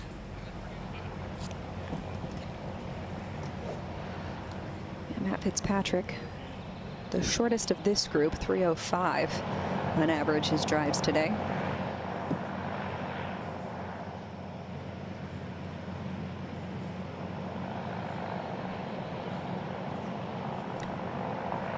Jon Rahm next, Gary. He's got the 2-way miss going right now, hasn't he? So needs to get that straightened out. And that's left. Oh, come on.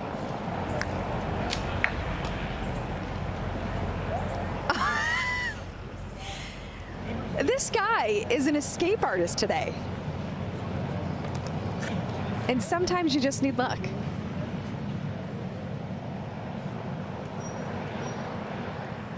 Living dangerously, this guy at 2 under par. Chalk that down for another fairway hit. Driving distance may suffer a little.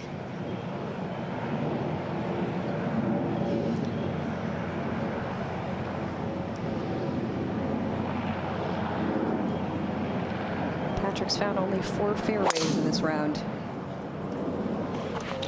That's edging down the left side.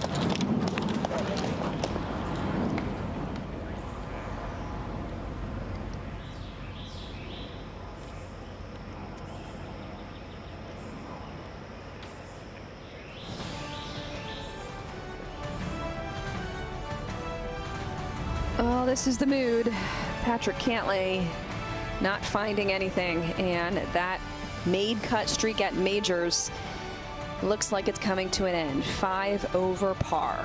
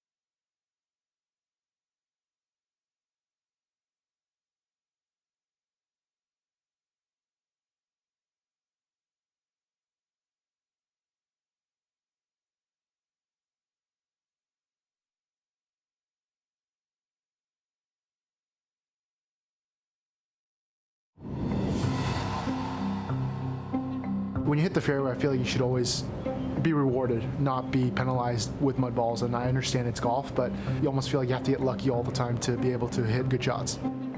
It's a lot of luck involved, and it's kind of sad when you have such an amazing golf course and you know, these mud balls are playing a big part. You can kind of guess if there's mud on the right side of the ball, it usually goes left. If there's mud on the left side of the ball, it usually goes right. Sometimes it's a bad break, everyone gets them. It's quite hard to get used to the greens being firm and the fairways being so soft with how much rain we've had. That really shocked me. I think it was the right decision to play the ball down. It's part of the game, it's part of what we have to deal with as golfers, and you know, it's the luck of the draw. It's going to get worse. The mud balls are going to get worse, so just have to find a way to start accepting it before it's too late.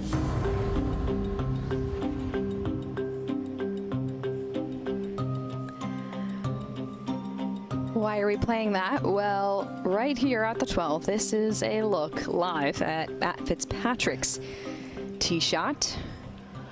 Well, two things. One, I think it's rub of the green. Two, here at 12, it's the lowest part of the golf course, so it's naturally going to be damp. It doesn't get a lot of morning sun with a shade to the right of the fairway, so it's just, it is what it is. It's like driving in a divot out there.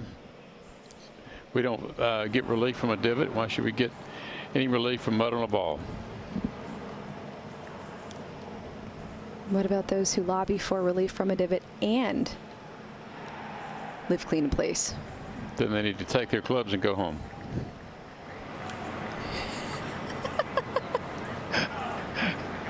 I'm sorry. Steve is not opinionated whatsoever. The guys have it so good out here. If they just keep their mouth shut, I mean, goodness gracious. You don't think those Korn Ferry Tour players or Latin American Tour players wouldn't give, you know what, to come out here and have a chance to have a mud ball? Gary, you want to weigh in? It is rub of the green, and it's all about the mental strength, isn't it? Of just standing over there and number one, accepting it. Number two, just not letting it distract from what you're trying to do. Now, Patrick's got a little bit of mud on his ball, but not enough to make it really curve. And there you go. Right attitude, great shot. Exactly. Thank you. And so the difference.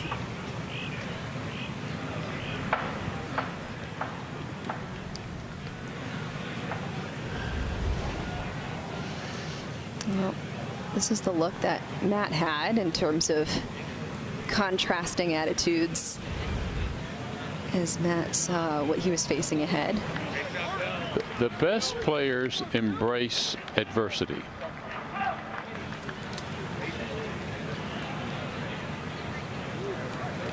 Okay, so 125 for Matt. Can use that backstop. So there you go. It didn't curve. It's perfect. Yeah, I'd complain too if I had it 8 feet from there. But Steve, what I've noticed is there's mud that gets on the ball, but it's a smear. It's not a big lump, so it barely makes a difference. Couldn't agree more. Well said. Check out this close-up view.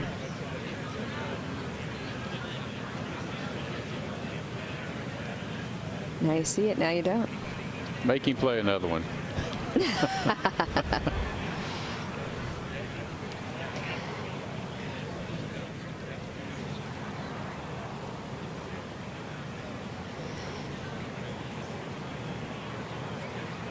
Jon Rahm will be the away man from 36 feet, and his putting has taken a big turnaround from the first 5 or so holes where he was losing strokes to the field, now gaining a half a stroke. Yesterday, he made 114 feet worth of putts.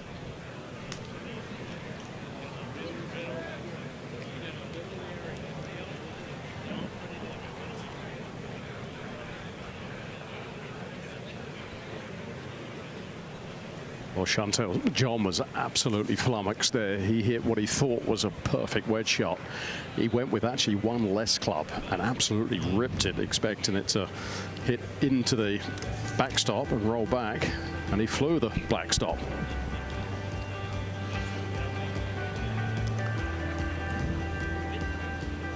little perspective here at this 12th green for our group. Jon, of course, Arizona State University product. We even heard a little Sun Devil shout out earlier. Aw, who doesn't love the little ones? What a trooper out in this humidity.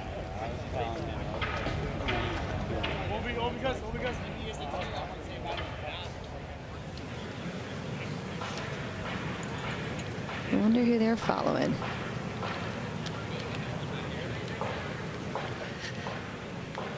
Well, Steve, this will be one of the quickest break-in putts he'll play all day. Look at this. He's going to hit it out to the right fringe. Just get it, tiptoe it along the top of this terrace, and then it will come straight down to the left. So it's basically a 45-degree angle. I watched Terrell Hatton this morning with much the same putt. He turns his back completely to the flagstick, and you point, he'll putt up toward the fringe there. But gravity is such that you can't possibly stop it short of the hole. So to hit this about 40 feet, he's going to move it about 6 feet.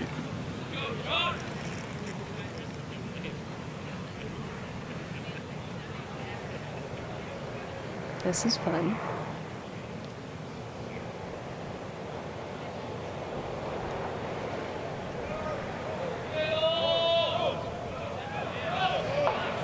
Get behind it and watch it go by.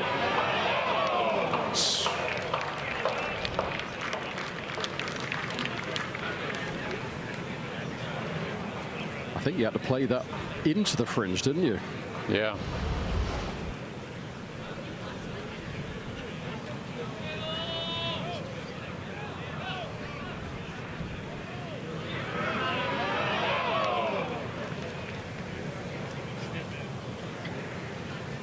It's been a little bit of feast or famine for Rahm and the wedges. Here's some phenomenal wedges and just some really poor wedges to miss his spots by a good 10 yards. 16 feet for Patrick Cantlay.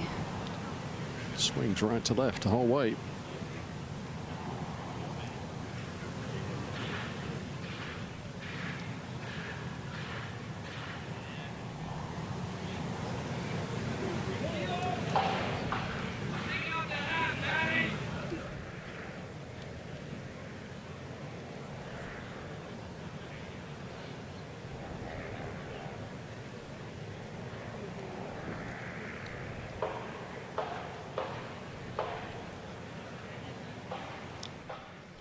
What's all that commotion out there, Gary?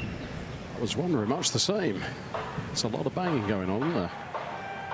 It's not me. They building your new chateau? Might be Steve's weekend place. Who knows?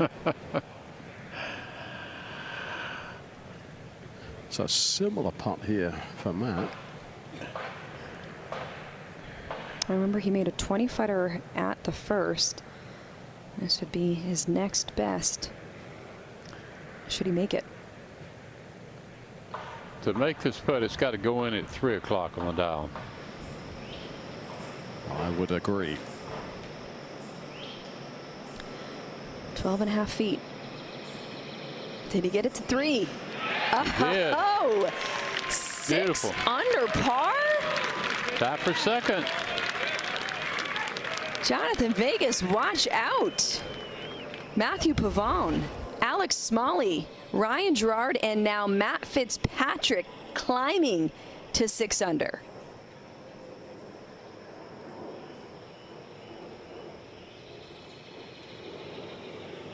Miss an easy one, make a hard one.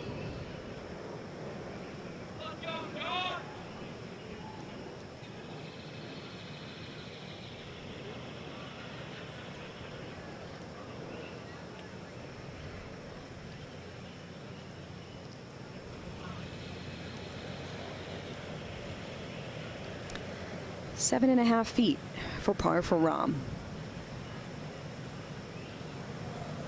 Pretty straight from here.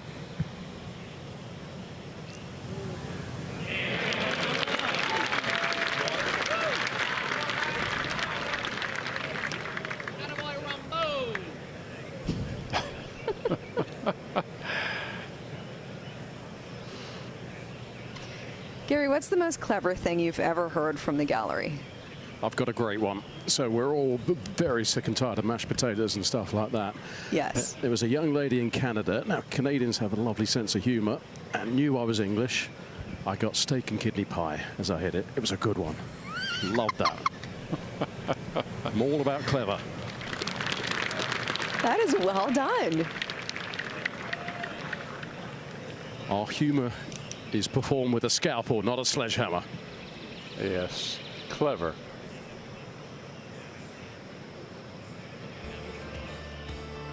Well, thank goodness we've got Matt Fitzpatrick giving us some juice, because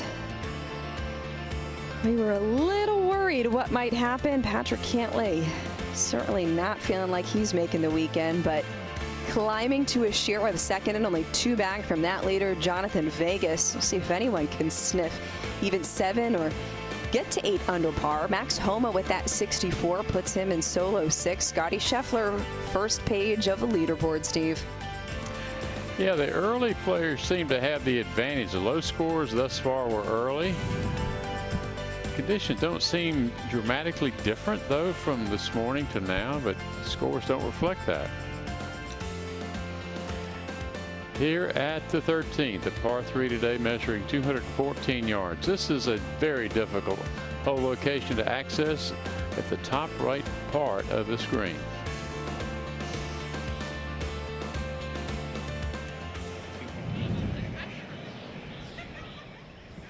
Well, the good news, Steve, is it's around the hole. Unless you go long, you can get it up and down. So if the club suits you and the flag suits your eye, I think maybe, you know, talking predominantly about Rahm, I think you can take it on. That bunker's not terrible.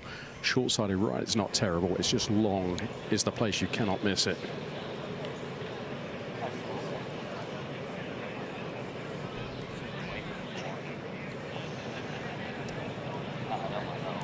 Ten birdies here today, and the longest of those came from 41 feet, that by Eric Van Rooyen. He's on the left side of the green. We've seen a lot of long putts made thus far here at Quail. Greens are absolutely perfect, though. Again, Keith Wood and his staff done a fabulous job. They double cut the greens in the morning and then roll them. And in the evening, they single cut the greens and roll them.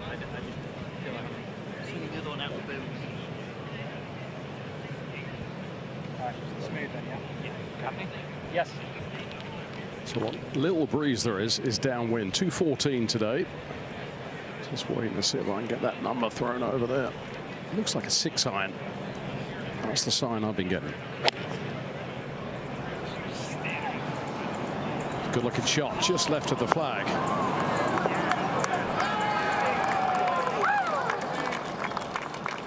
He's starting to play some golf shots, Gary, not just hit shots, but play shots here.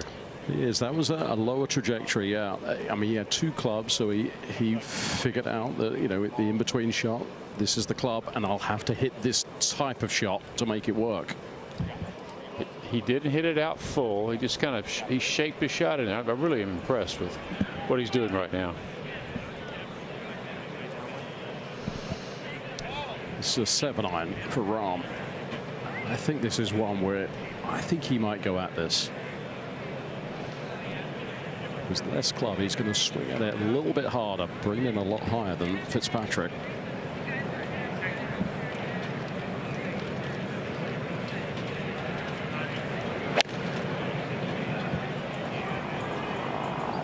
Trying to work it back to the right. It's a good looking shot. Excellent.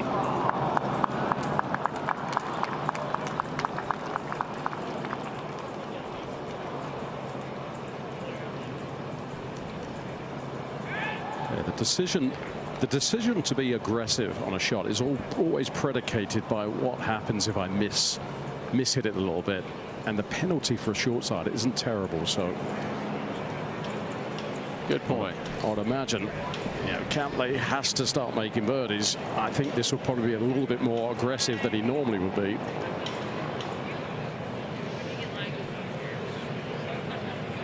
He's just got to He's got to hang in there. He's got to hang in there, doesn't he? Because you've got a drivable par 4, you've got a reachable par 5 coming up. If you can somehow steal one right here, all of a sudden you've got a chance to make this cut.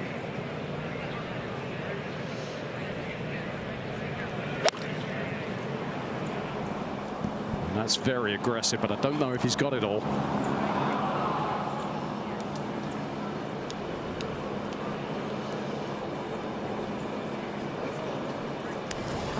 Tee shot swings that paint the picture of this championship for Patrick Cantlay.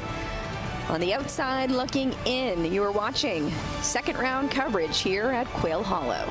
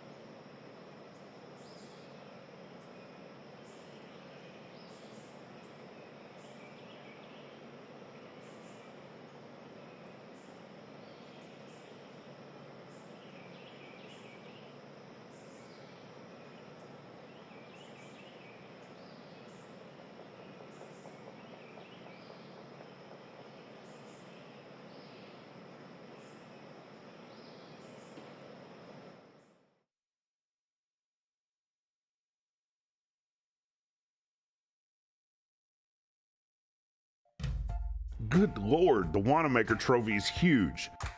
The winner's wife is gonna kill him when he brings this thing home.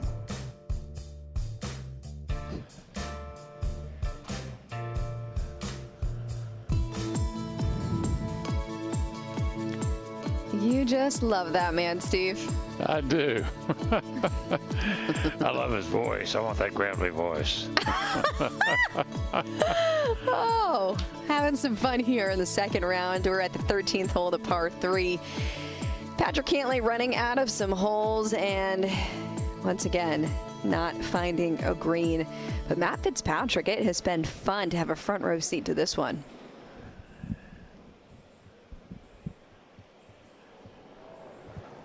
Now, Patrick, I always think has this wonderful ability to add loft as he takes it back, slide it under there. Yeah, he does a great job from short-sided bunkers. Great shot there from Cantlay.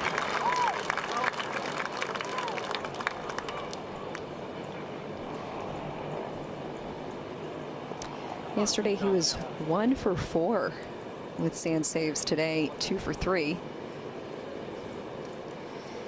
Miscut at majors, so third lowest for players with 20 major starts over the last 40 years. And even though he hasn't been in contention for some head-scratching reason, at least he's consistently played 4 rounds. Yeah, you look at his record and you look at how well he's consistently played, and then you say, why not in majors? And who knows?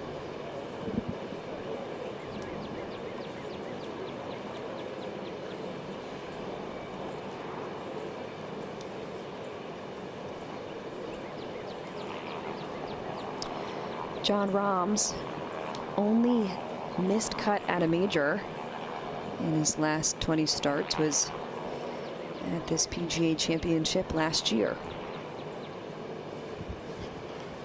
So it just takes this little soft hump in the middle of the green, moves it right all the way.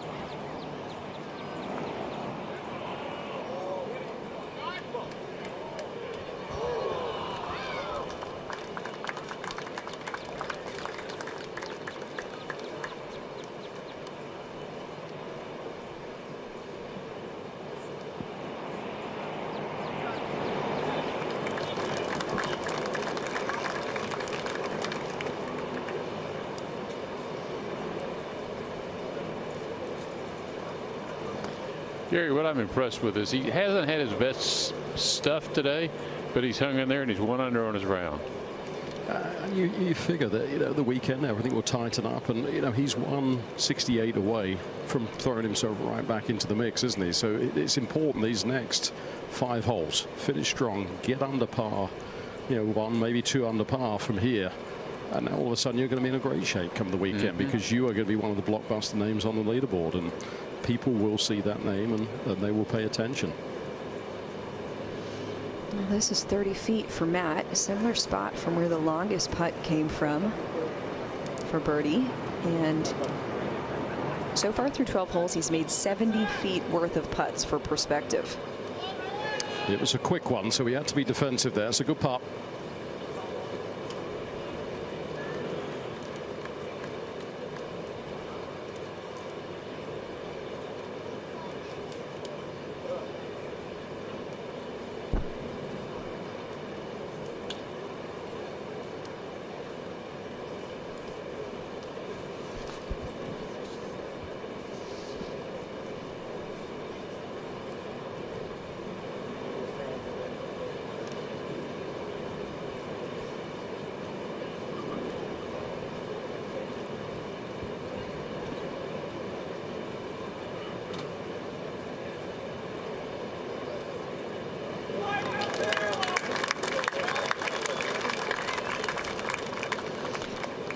Kind of a cool story. Joe LaCava, obviously his bag man, who famously caddied for, of course, Tiger Woods as well.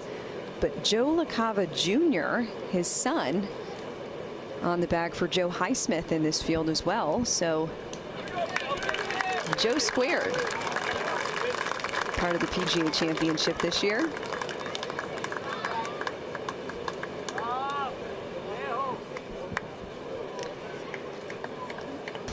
Of fun talk about the 14th hole. Everybody's got something to say about this drivable par 4.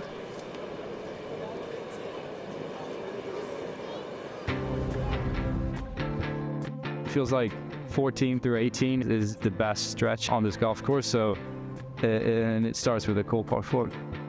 If the wind's sort of pumping into left to right with that water over there on the left, it gets a little intimidating.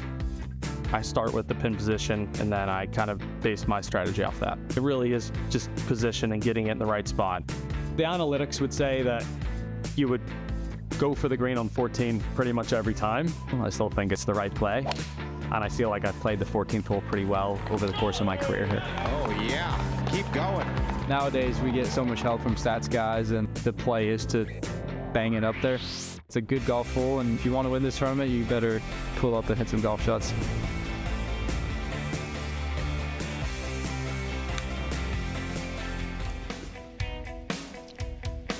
I think this is my favorite hole here at Quail. It's the true risk-reward, drivable par 4. You heard the players just describe how they might play it. Flagstick today at the very top part of the green. If you miss it right, you may not be able to put it on the putting surface because everything slopes toward the lake behind the green. You'll see as many players, I think, lay up today as they take a shot at it. Max Homa earlier today, I happened to watch it. Not only did he drive the green, he hit it 2 feet away for a tap-in birdie. You do that, though. Here's the stats for this hole today. That one eagle, courtesy of Max Homa's great play.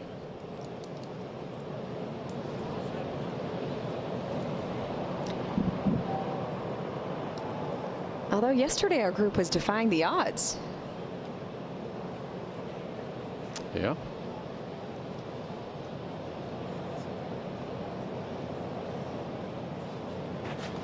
And what little wind there is out here is helping just a little bit, slightly left or right as well.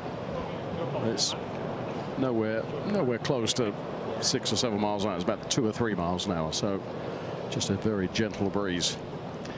All right, Gary, you're Matty Fitzpatrick. Do you take driver or do you lay back and play for a sure wedge to 10 or 12 feet at worst? Yeah, I think he hit driver. I mean, it suits his shape. He's playing well. The last 2 drives have been pure. I think you just keep going to the well here, and if you hit in the water, you drop it out and try and make 4 the hard way. But I just get a sense that he's starting to feel it, and you want to continue that aggressive play and that positive play. He's got driver in hand, so we'll see. Is there a group on the green? Yes, there is. Okay.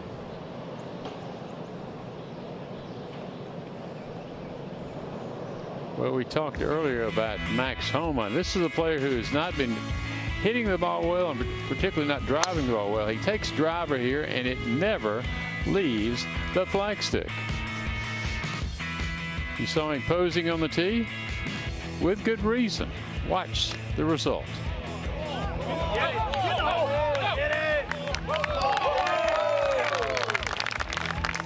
One for the ages.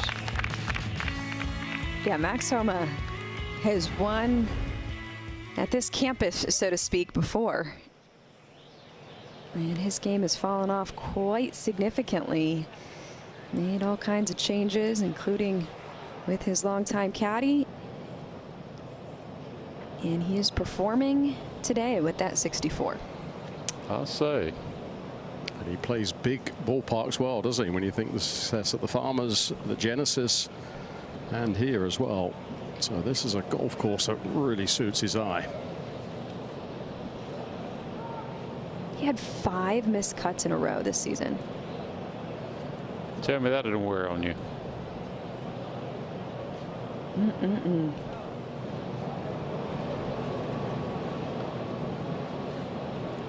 Yet T12 at the Masters, and now in the conversation here. Scratch your head.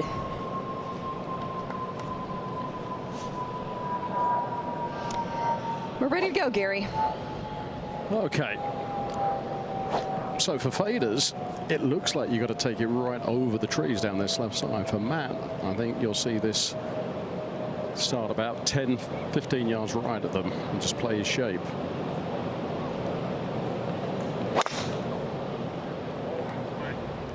Just steered away at the last minute there, so then he's going to be up on the hill. Ooh, that's going to be tough to get it close.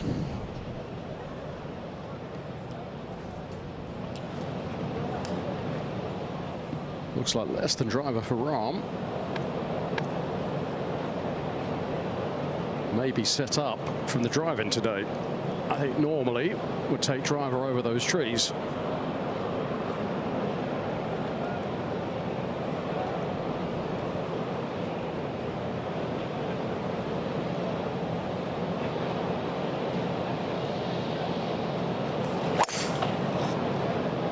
Instead of 3 wood over the trees. I missed it enough, should be fine. Okay, perfect now.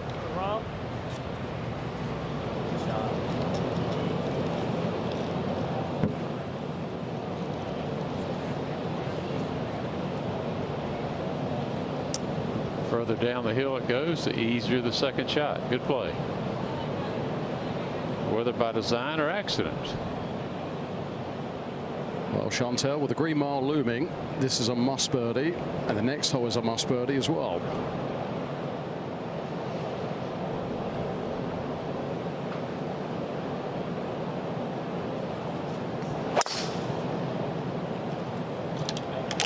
Needs to just move left just a little bit.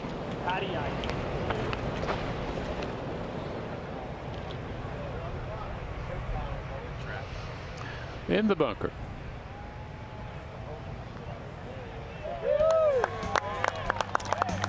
Well, always some excitement at this 14th hole with the water everywhere coming into the clubhouse. We're following Jon Rahm, Matt Fitzpatrick, and Patrick Cantlay on ESPN+.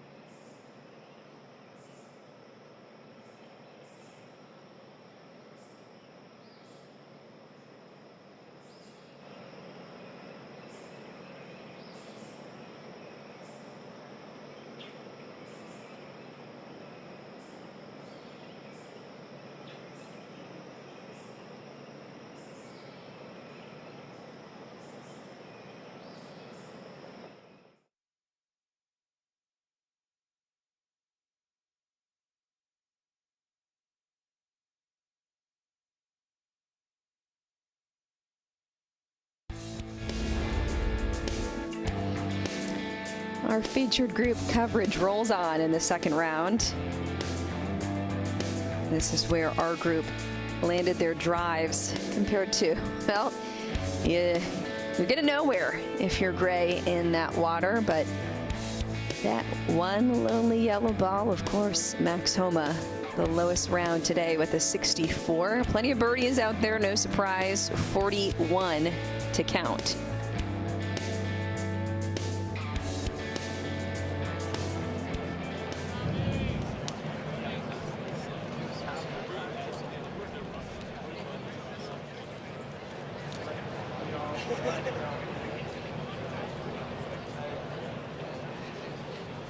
Ryan Gerard hanging in there.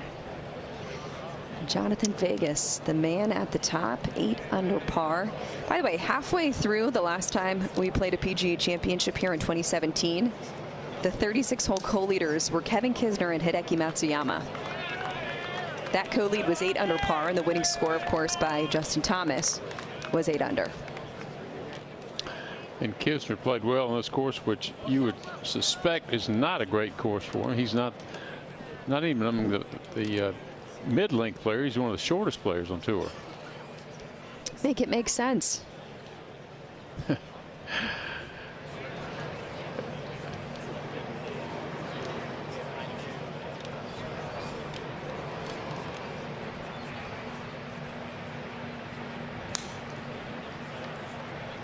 Matthew Pavon, not necessarily top 20 in driving distance on tour.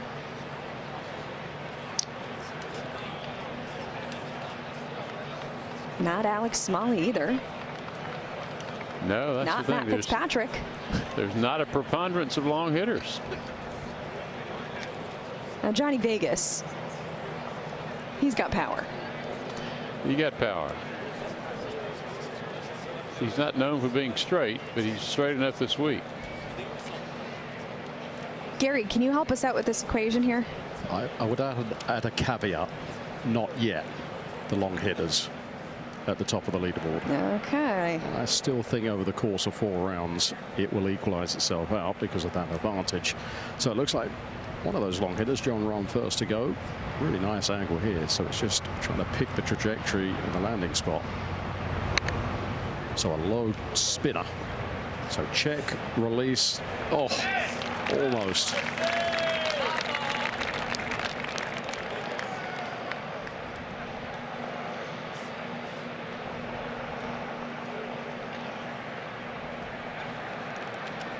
Gary, is Fitzpatrick far enough back on that hillside that he can kind of go at that target, or does he have to be very mindful of the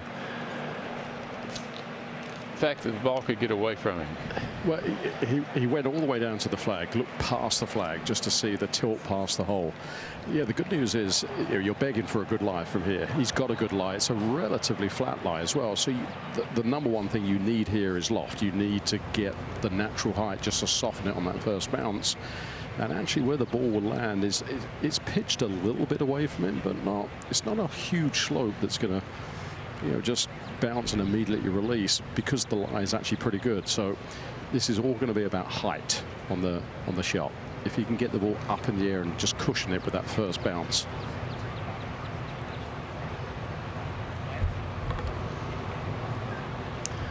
He's having what I call one of these what if conversations with his caddy.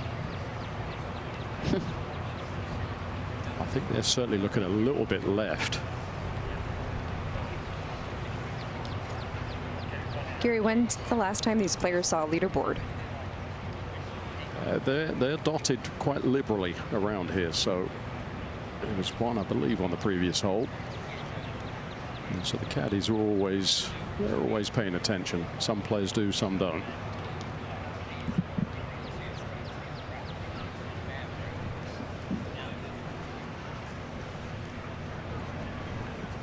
So it looks like Matt, I think, he's trying to hit it into that bowl and run it up onto the green.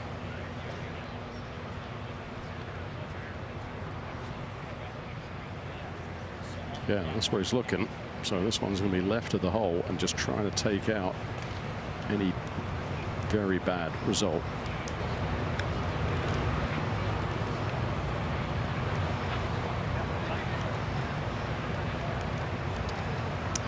given how he stands at 6 under, I think that's a good play and a smart play. Well, it's all about acceptance, isn't it? You play aggressively, you've got to accept the results and then deal with it from there. Live to fight another day. He didn't get greedy here.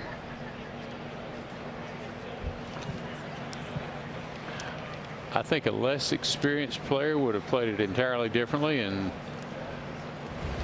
with different results too. All right, second shot here from the green side bunker, Patrick Cantlay. Pretty simple shot here. Just let the slope take it down. Okay, so there's a good opportunity to make one birdie. Get a little close to that cut line.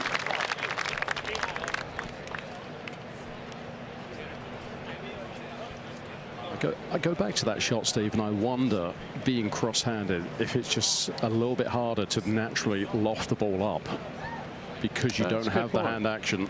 I think that's a lot of it there. That lie to me looked like, I think you could confidently hit a shot, I know, 7 times out of 10 to a pretty scoreable position just through height. And I just wondered, you know, I was just trying to kind of replicate cross-handed, trying to get the ball straight up in the air. It would be a lot more tricky, a lot more difficult. Good point.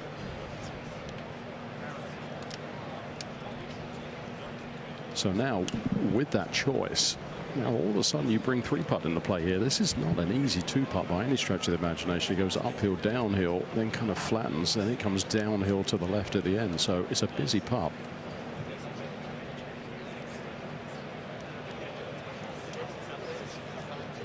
Not sure. They may wave the group behind through. Yeah, there comes the wave from Matt. While he's doing that, he's going to pace out his putt just to kind of put a number to what he's seeing.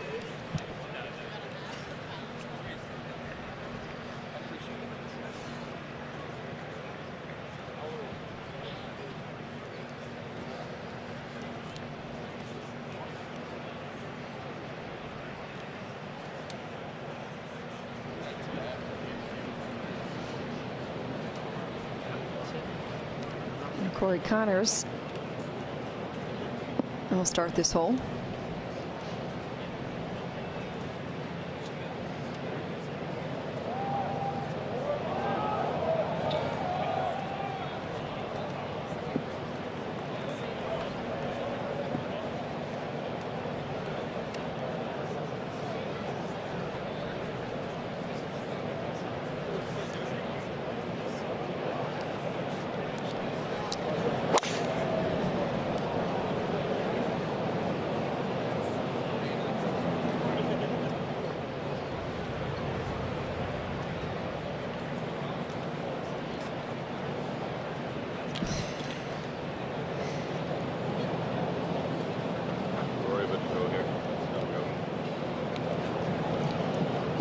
Minwoo is going to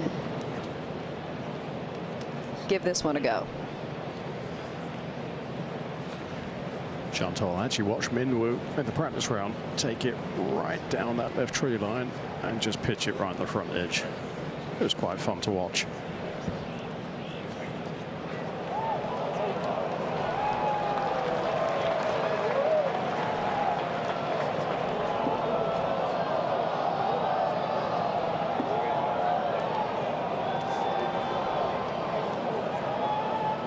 He birdied this hole yesterday after finding the right side, green side bunker.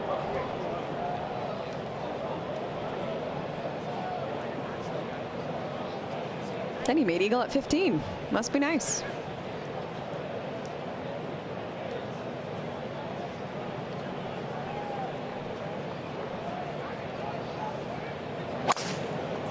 Oh, hold on.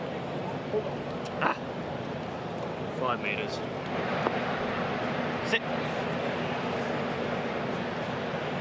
Don't really. No, man. Really good time by here.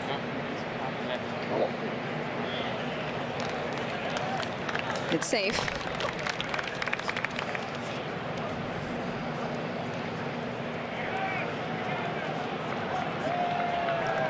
Rasmus Højgaard. Must be nice to fly at 340. I know it's a little downhill. That was impressive.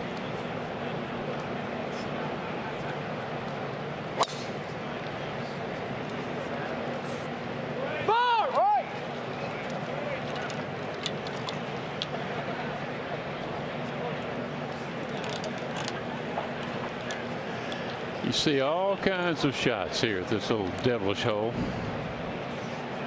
Devilish, perfect word.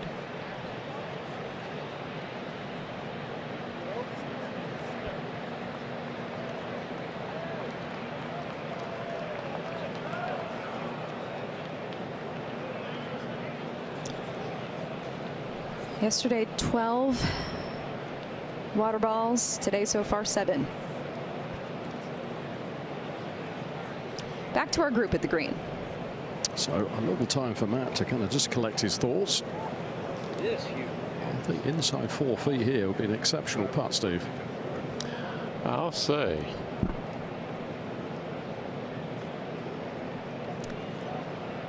"73 feet to the pin."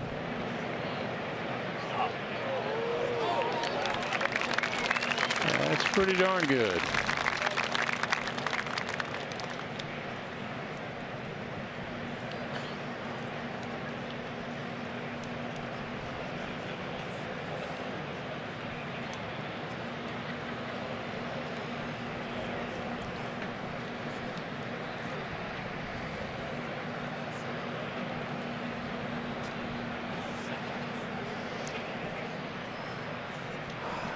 Jon Rahm now with 11.5 feet. This would be his first birdie on the back 9. Just gently moving to the left. I think it's just on that right lip.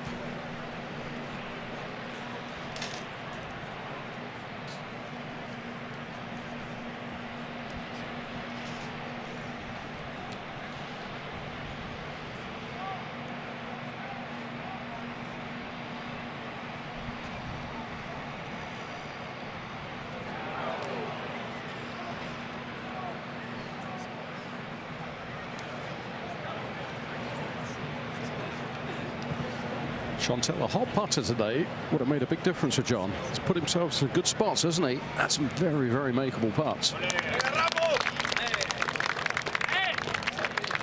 But he also got away with some. He did indeed.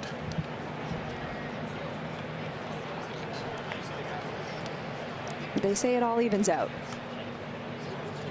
It never seemed to even out for me.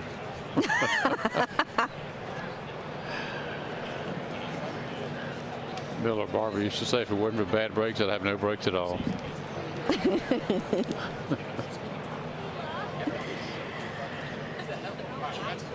8 feet for Patrick Cantlay to somehow climb closer to the weekend. It's 8 feet of must-make footage here.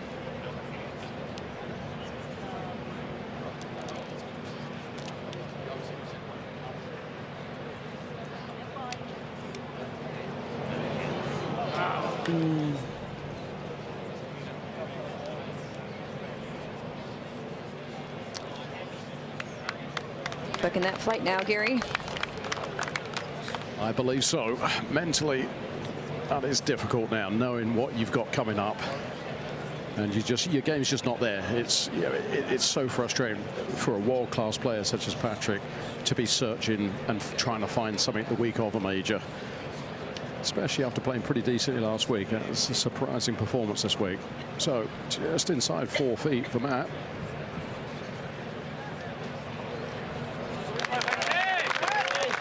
Smart par.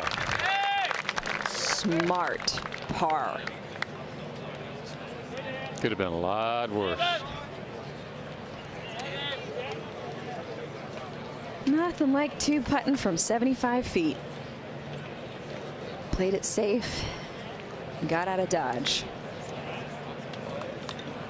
2 bogeys on the day, 5 birdies for Matt Fitzpatrick, who's only 2 shots off the lead, and now we move on to the par 5 15th.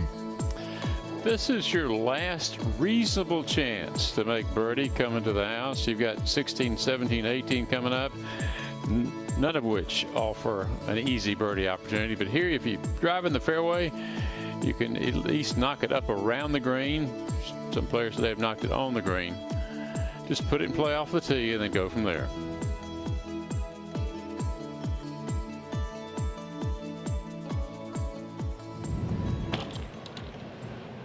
Five eagles makes this the second easiest hole. We always say to pick apart the par fives, and here's your evidence. The last trunk distance, 285 cover on that line. I mean, that's the line, isn't it? That's what I'm giving you. Down at the left, right? So just listening to the conversation there, I think they're talking about just taking it down this left side. It's 285 to cover the overhanging branch of the left trees. Once you get it past there, you get a good look at the green. You just want to keep it out of those bunkers to give yourself an opportunity to reach in two.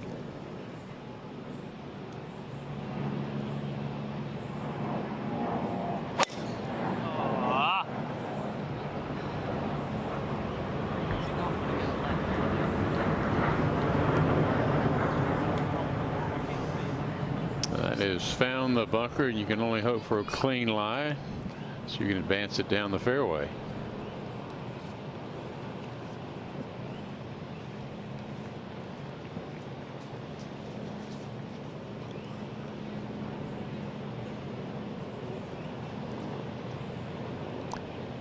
Gary, little breeze picking up.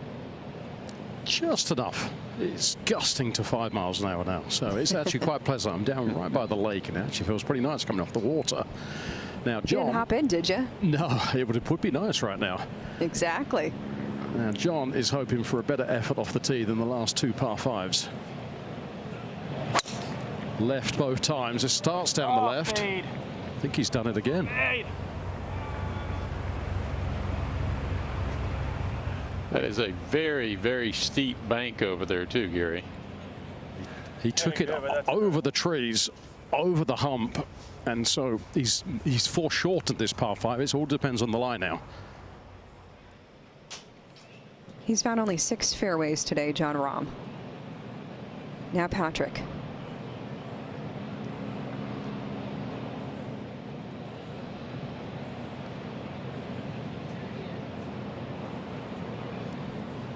Eagle gives him hope.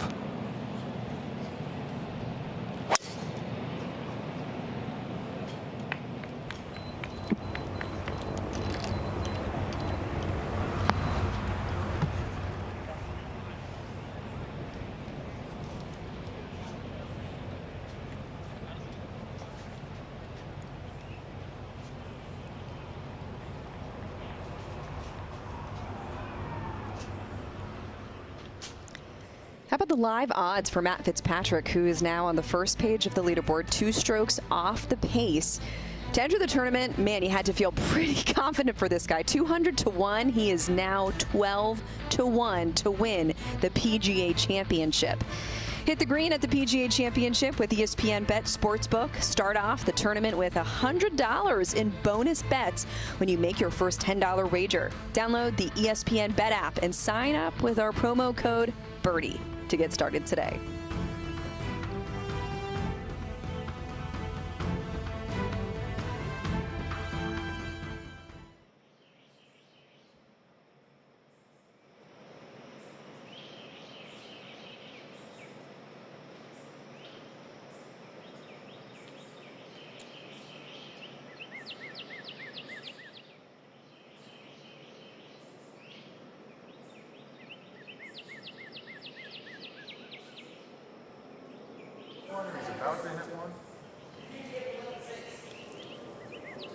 Okay, Fitzpatrick is in the 15th hole in a fairway track. Okay.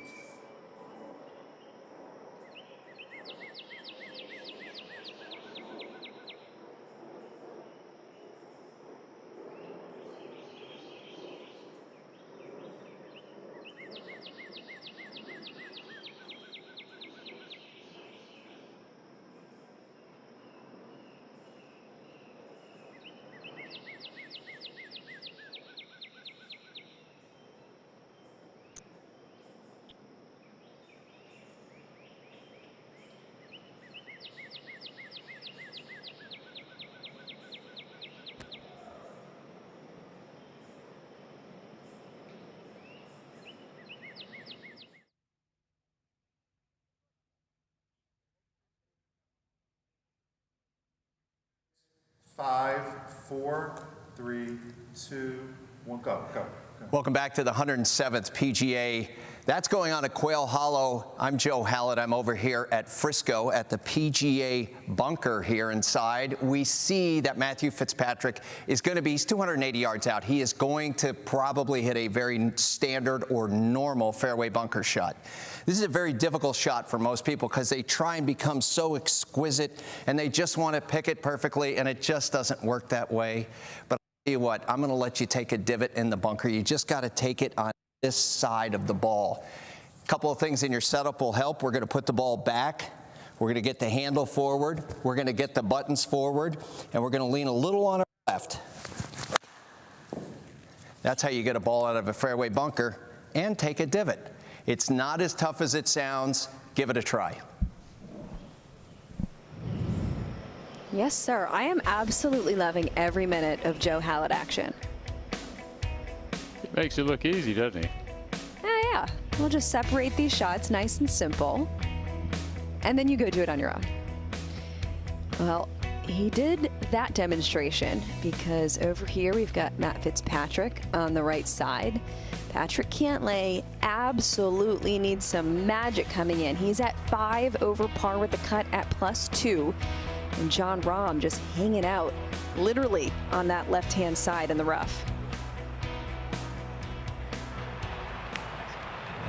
I still want to make sure we have enough to cover it. Yeah?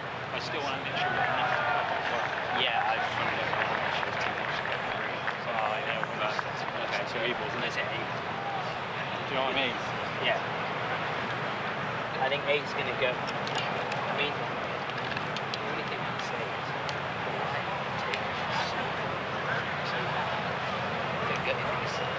if it's going that way, I try to.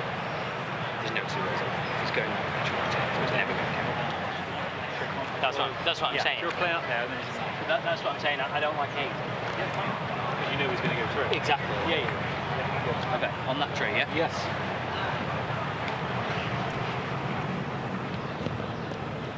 Steve, I think it's certainly something to watch for Matt over the weekend. You notice that when there's trouble left, he's bailed out right.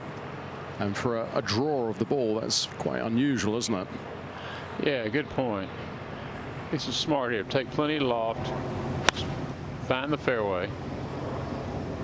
Take your medicine. We couldn't see where that ended up, Gary. Well, I lost it as well there. He didn't seem overly excited by it.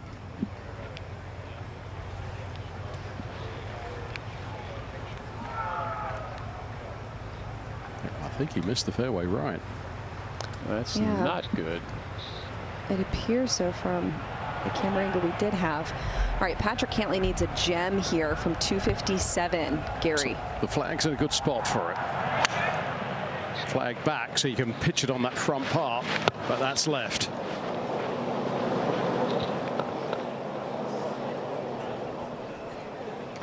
Not good there. Now, I'm looking forward to this shot from Jon. Now, Jon is immensely strong, and I think you're going to see some speed through the ball here because the ball is so spongy like, so you have to generate so much speed. 150 over the bunker in front of him. That gets it over that, it will run a long way.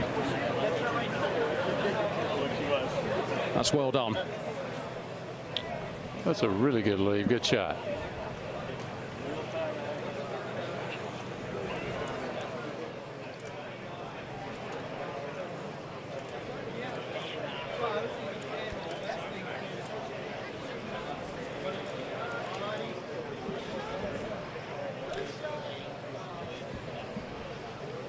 Well, I think Fitzpatrick's going to be very frustrated to have no legitimate look at birdie on the previous hole, and now 130 yards away in some pretty thick rough. And if he, it's another hole that he doesn't have a good look at birdie, it's going to be, I feel like a couple of opportunities lost here. I'll be interested to see what he can conjure up again. At least the flag's in a good spot for something in the rough that you can release it back there. So 2 shots back, and based on the play we've seen this afternoon, doesn't really feel like anyone's going to sniff a 64 if he somehow manufactures par here and pars the rest of the way in, do you guys think 6 under will hold for share of second? Yes, absolutely. I can't see any of the names below them that might scare me to think that they've got a chance to go low.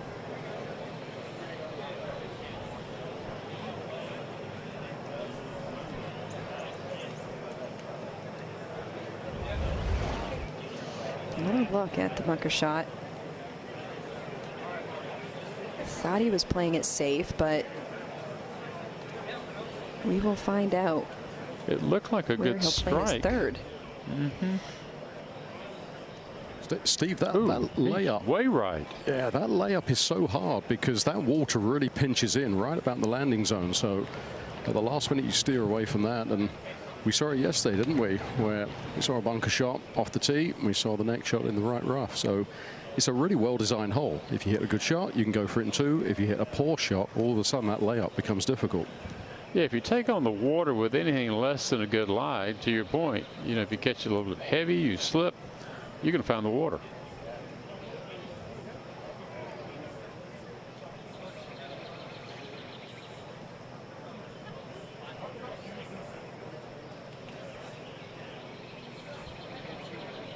So Matt has walked up a good 60 or 70 yards because you're semi-blind from down where he is. So just trying to get a picture. But as I said, the good news is he's got, you know, a good 20 yards over the bunker up to the flag. So if you can just sort of just assume it's going to release a little bit, you've got plenty of room to land it in. So the tree is no issue. He can go under those limbs and have a shot at the middle of the green, maybe? That's correct, yes. It's just the nature of the lie. It's just sort of nestled down and there's grass wrapped around the ball. So he's going to need some speed through the ball here.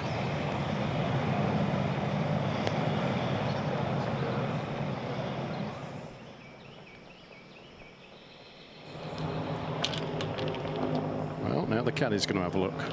That was usually the sign I was going to fire a caddy. Okay, run up there, run up that hill, walk around in the bunker a bit more, rake that a little bit more. Okay, it's just not going to work out. Yeah, which I want to be anyway. Now, for me, 42, you want to pitch it at 30.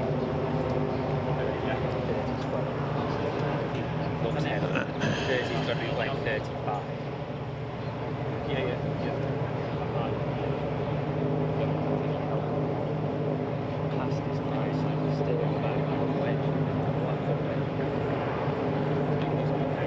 I think it's going to come out heavy, but even though we've got another 8 past it. Yeah, but anything over that flag miles away, if you haven't really got anything past it. No, but it's got to stay right.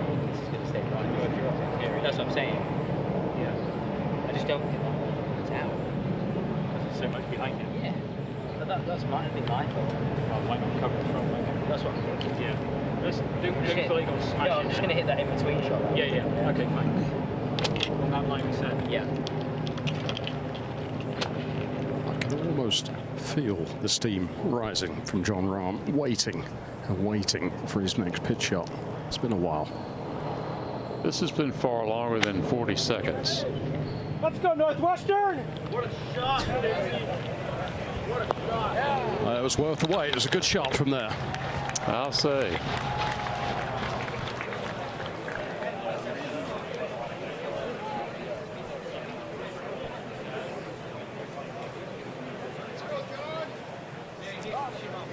Well, not for nothing, but the LPGA has cracked down on slow play, boys.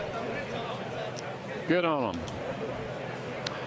You know, but it starts at the junior level, goes to the high school level, goes to college level. College coaches are the worst. They slow down play all the time, trying to hang around with a player, trying to walk them through shots. Just let them go play. Ooh, college golf is a doozy. Well, Tom Kim was saying that playing TGO actually helped him. He was really struggling earlier in the year, but to play on a shot clock absolutely helped him get back into the routine that he needed.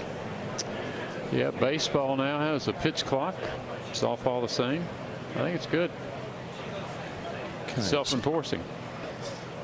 And we've seen John hit a few of these shots. just maybe overspin it. Another shot, bring it in low, get it skipping twice, and then put on the brakes.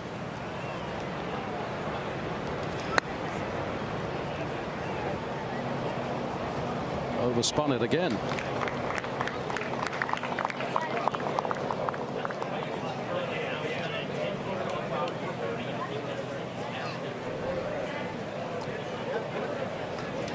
It's all about making those adjustments, isn't it, Steve? Where you just, it's a pattern emerging now. Absolutely. Now Patrick Cantlay. It's about all he had from there.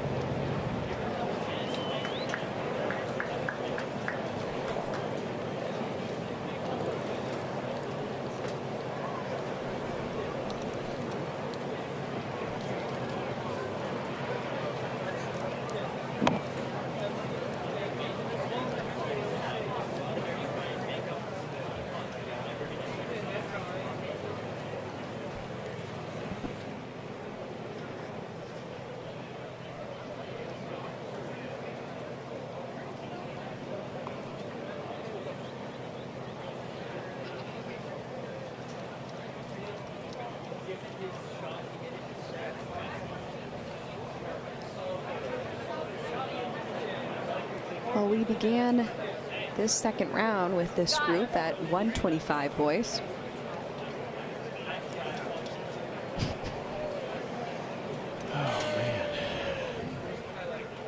I know how Steve feels about that. And he's not walking the course. It's all right, we've just got 7/10 of a mile left. By yardage, that is.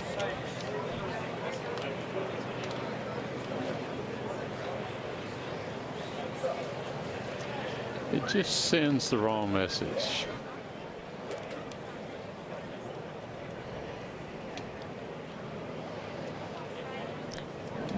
.28 feet for Matt Fitzpatrick. So when all said and done, to get it to a spot you could make a birdie from was a really good result from the drive and the second shot. And breaking left all the way. See if we can nick one here.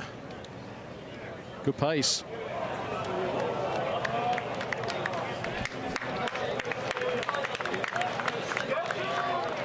Well, credit Matt. Gary, he got out of position on the last two holes and walked away with 2 pars, so no damage. Other than ticking off your playing partners. That's another discussion for another time, right?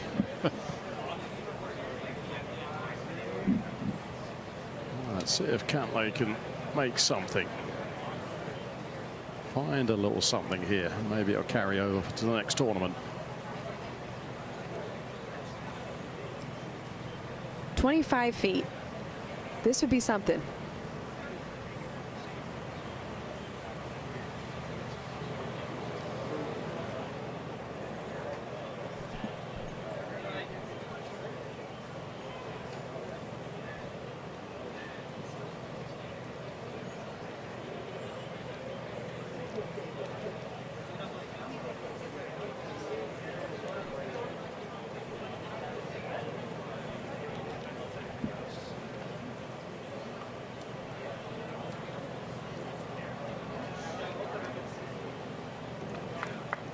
I did not look at when we started playing this hole, but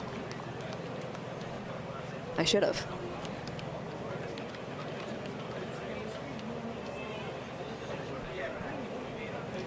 DoorDash should have gotten there quicker.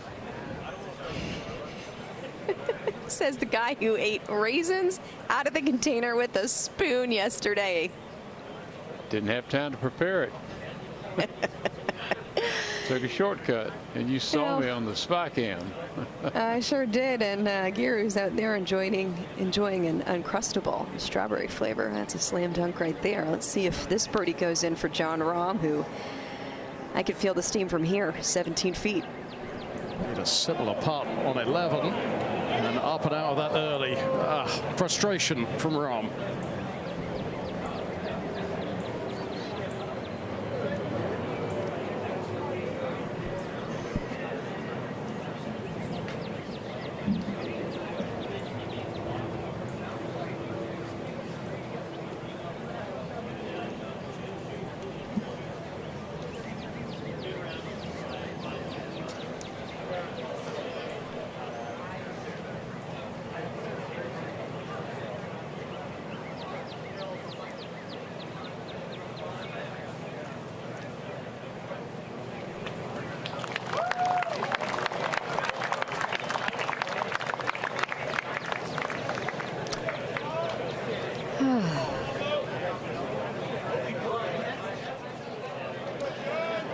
now the fun begins as they go to 16.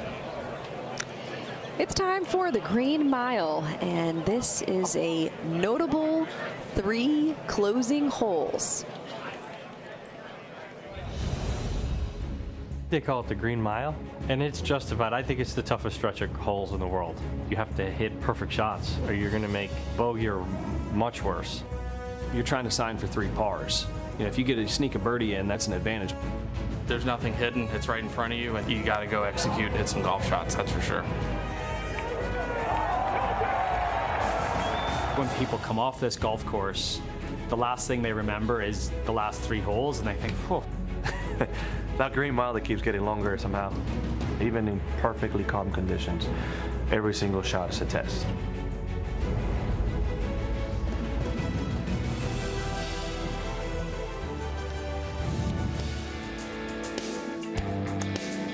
It certainly lives up to its reputation, Steve. Yeah, JT nailed it. It lays in front of you, no tricks. Just, boy, strap it on. Hit 5 good full shots, and you can get through this gauntlet. They've changed the hole several times over the years, and usually when it gets longer and harder, I don't like it, but boy, I like this. This green just sits out on that lake at this infinity backdrop, and you got to play a good drive to put it in play. If you hit it in the rough, chances are you can't even put it on the green. Just a stunningly hard and pretty par 4. Yesterday, a collective 64 over par just at the 16th hole, combined 171 over par throughout 16, 17, and 18.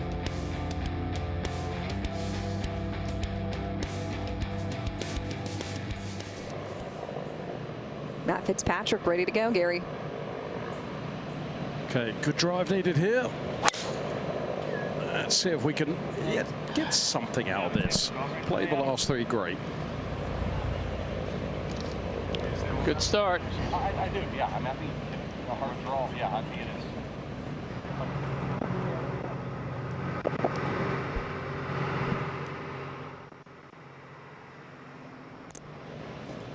.288 covers that little tongue that comes out. And just right at the TV tower there, so.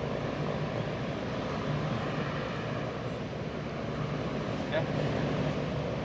To the right. Yeah. Basically just straight right line.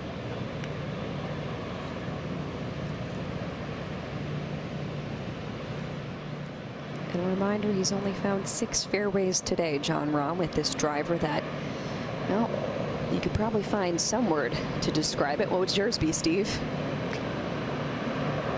I can't get a read. I really can't.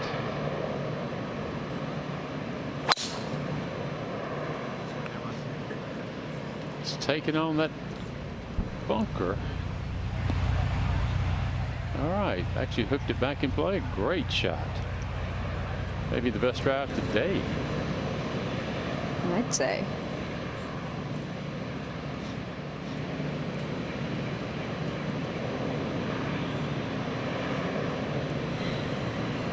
Patrick Cantlay.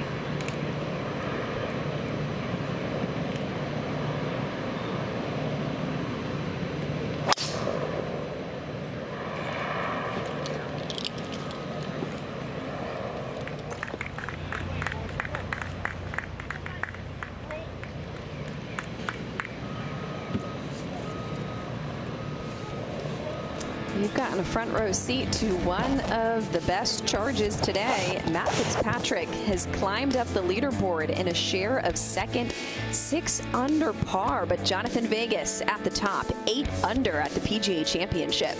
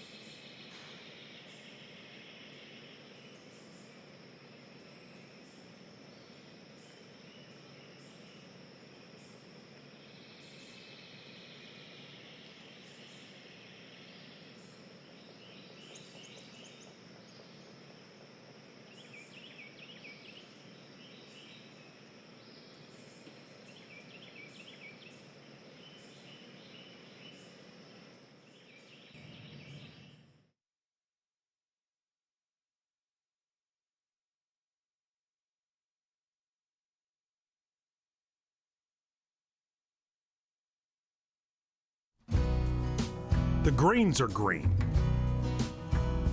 The fairways are green.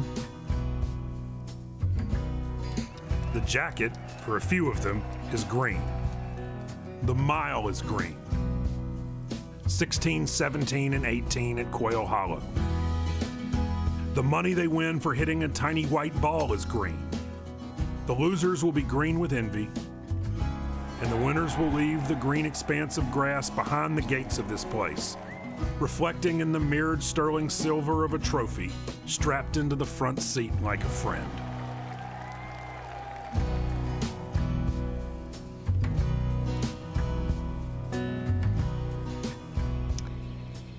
Well, when you're talking about slow play, lots of reasons to blame, Steve. Yeah, it's a hard golf course. You drive it out of play in the rough. It's going to take a while, but gosh, you can still. I had a guy that used to work for me, and he nailed it. He said, I can play poorly quickly.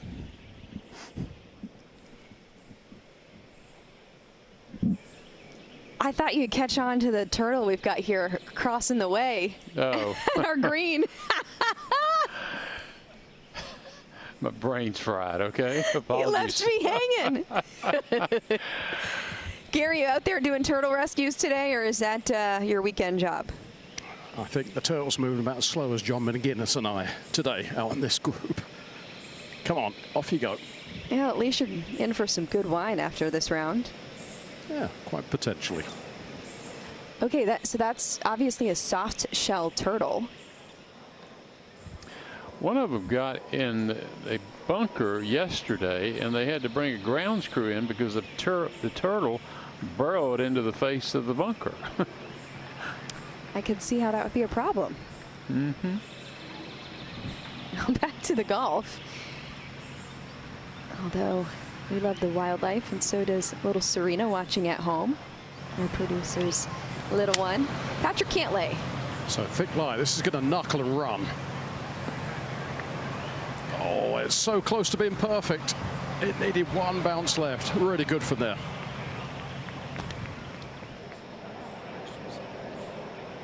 I think if you're Patrick, you just set yourself a little goal. Let's see if we can play the green mile even par. I think that'll be something just to, show you've still got some fight and you're still trying as hard as you can. You play those 3 even par, you can be proud of yourself.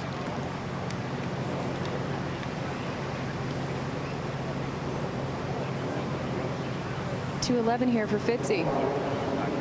So beautiful view down the hill. Just saw Patrick Cantlay in his backswing, so had him move.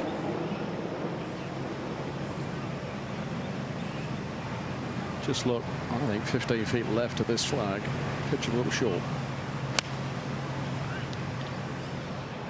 That's tugged left, Gary. Needs a soft bounce. Soft. It runs off the edge here. Okay. This is awesome.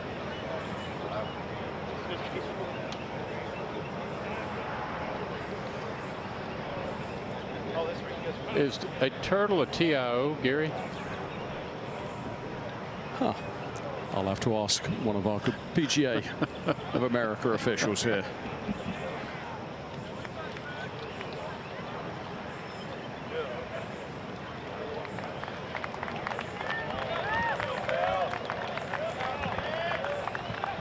All right. Ovation for the turtle who's left the dance floor.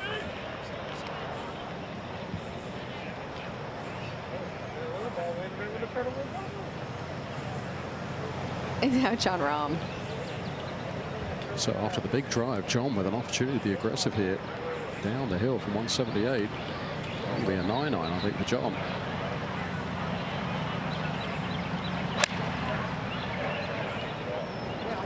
Oh, that was one of the freest swings of the day there. This is a great looking shot. Oh, too good.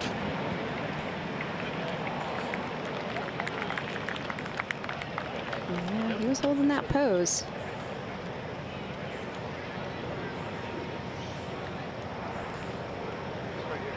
.50 feet, that's his proximity number today, and that is not good. There's the reaction. How did I hit it that good past the flag?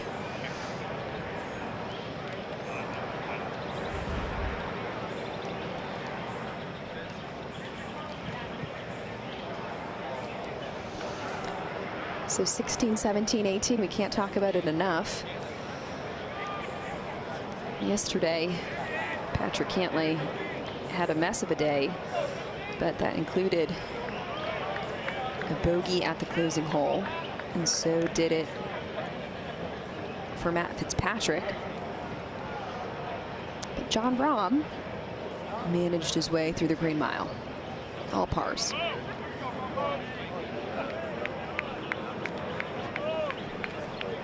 Really? I'm on this feature group. I like that pretty good. You know if he's the way to go?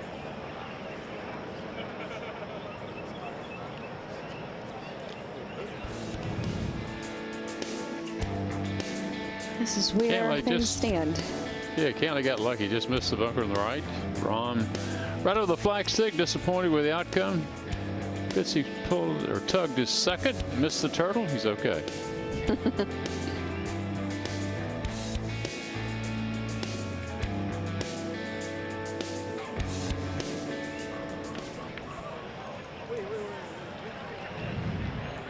Chantel, I go back to, we were talking about the proximity for Jon Rahm. I'd certainly noticed every time he's gone after it, the distance control has been difficult. Every time he's taken a little bit off it, it's been pretty much spot on. And it's just sometimes you get caught in between yardages. You just have those rounds where you just have awkward numbers and you're just trying to figure it out. And maybe tomorrow it will be a little bit, a few more comfortable ones. Cantlay going first. Well managed.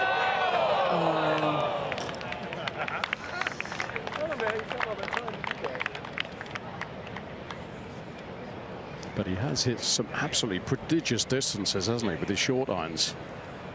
That one on 12, I still can't believe how far that went.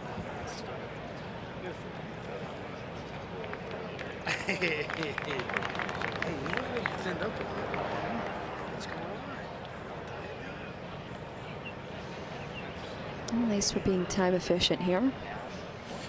We should do the leaderboard. Scotty Scheffler, 4 under par. He's made 3 bogeys, or excuse me, 3 birdies today, 1 bogey. Most recently coming at the 14th as he begins the par 5 15th. And so 4 under is good for a share of 7th right now. Cut looks like 1 over. McIlroy paired with Scheffler is even for the championship. Playing the par 5 15th. They're right behind our group.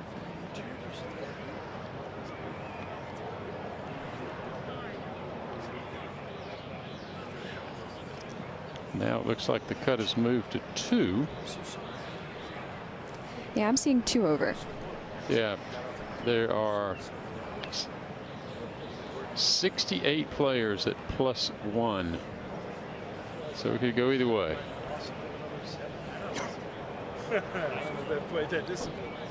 Well, yeah, a great lag putt on 14.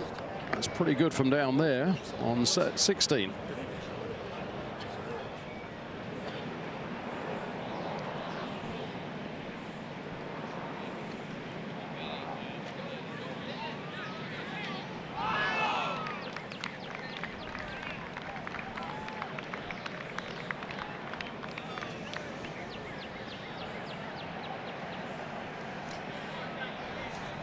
Crazy to think Matt Fitzpatrick 85th in the world and Jon Rahm 82nd in the world for a former #1 player in the world.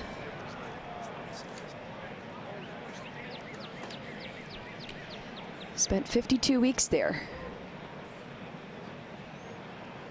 John's got one of those putts from right behind the hole. About 6 feet right would have been a dead straight putt. He's just going to catch the side of this little spine and runs down the middle. So this guy moves left the whole way.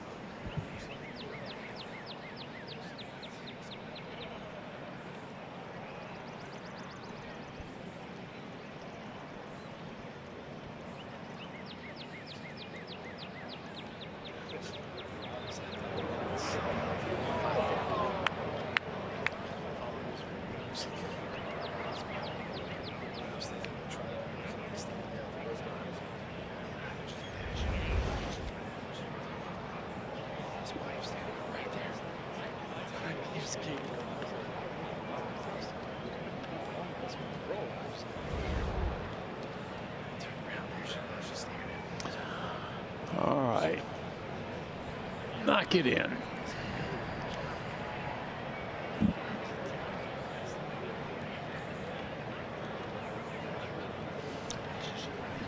Bogey free on the back 9 and 5 feet to keep that intact.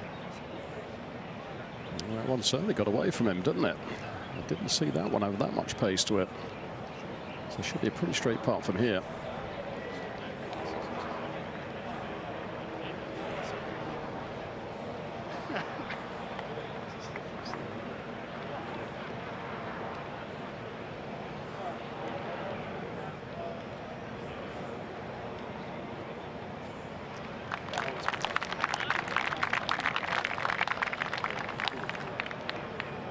He's had to grind on some holes.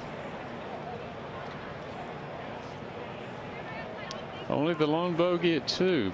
Otherwise, a very clean card.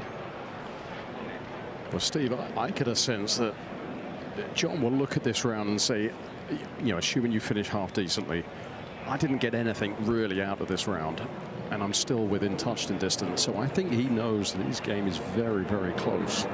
There wasn't much of a difference between shooting just under par and maybe 4 or 5 under par. Well said.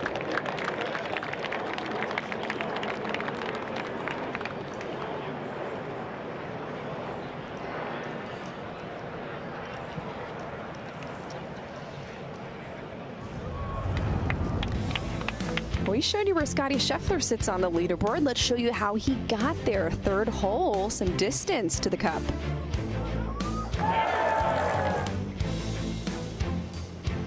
He kept it going. Man, he gets a lot of crap for the putter, but when you're inside of 15 feet on a regular basis, you can't make them all, but he was making plenty today.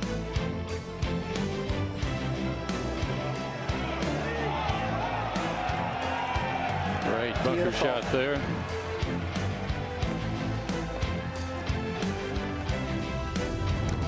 Playing alongside Rory McIlroy, who needed to make a run. 2nd hole, he picked up his first birdie of the day from right here. 7th hole, another birdie. Ta-da! Huh, interesting color he's got on. Steve? Burnt orange.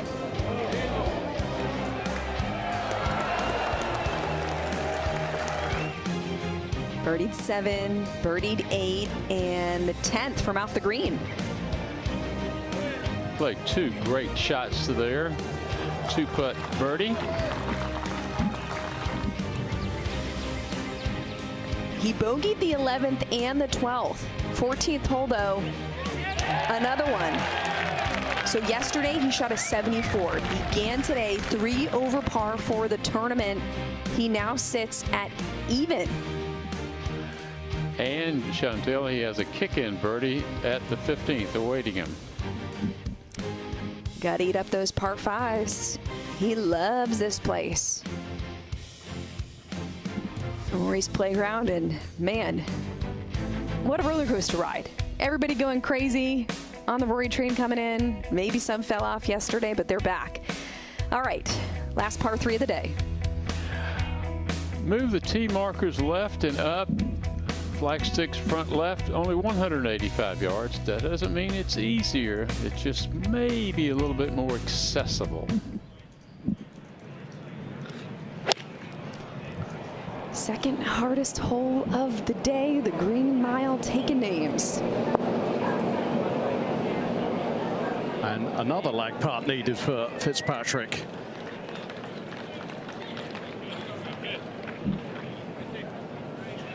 Layla's on the number? No, I think it's very similar to the shot you hit on the last hole, honestly, Rombo. Okay. Yep, I think it's the same thing.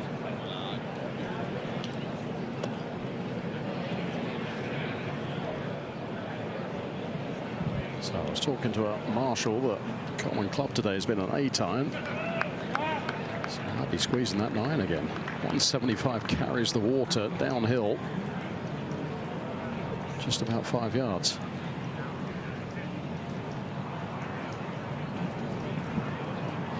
This ball is traveling a long way today. Sit. Get very lucky. He's left of the flag. That's what he's concerned about.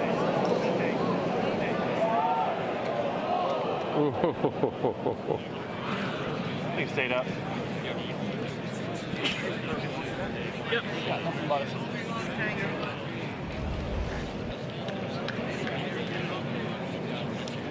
Yeah, Wu is right.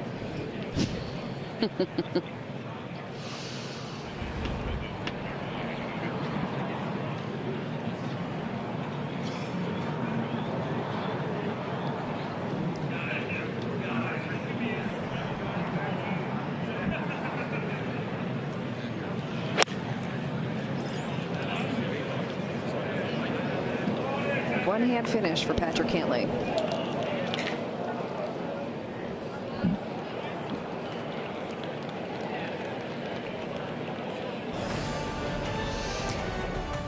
Work to do, but man, this Green Mile certainly living up to the hype. Second hardest hole. That's where we're at now to take you into the clubhouse with our featured group on ESPN+.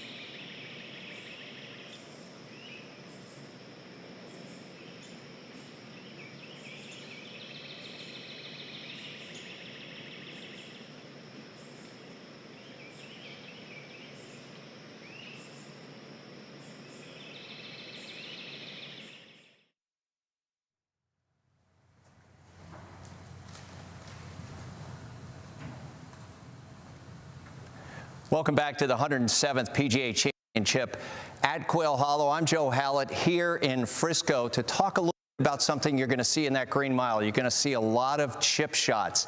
There's one common characteristic you see with the best short game people in the world, coaches and players alike. The swing tends to go from high to low. If you're struggling with your chipping, you may be going low to high, which brings out all kinds of interesting shots. Will almost always allow you to try chipping again on the next one. Watch what you see out of the heavy rough. Jon Rahm, who's going to be in there. High to low. Keep the club head below the hands. Keep it low, and your score will stay low.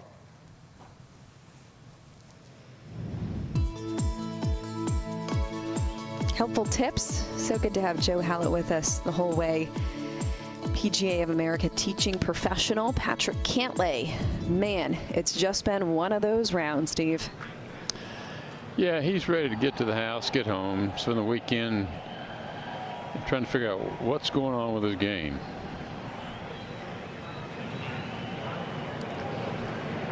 All of these guys are very prideful. They don't like to play like this. They're a little bit embarrassed, honestly.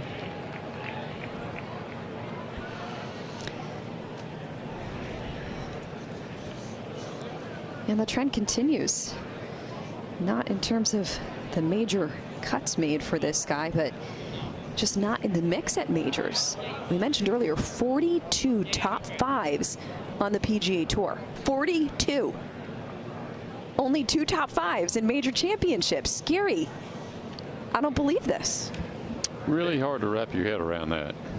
Well, it is, because he's such a complete player. That's the hard thing. So, you know, now you start to think it's a mental thing that's just a hump you've got to get over. And I get a sense when he does.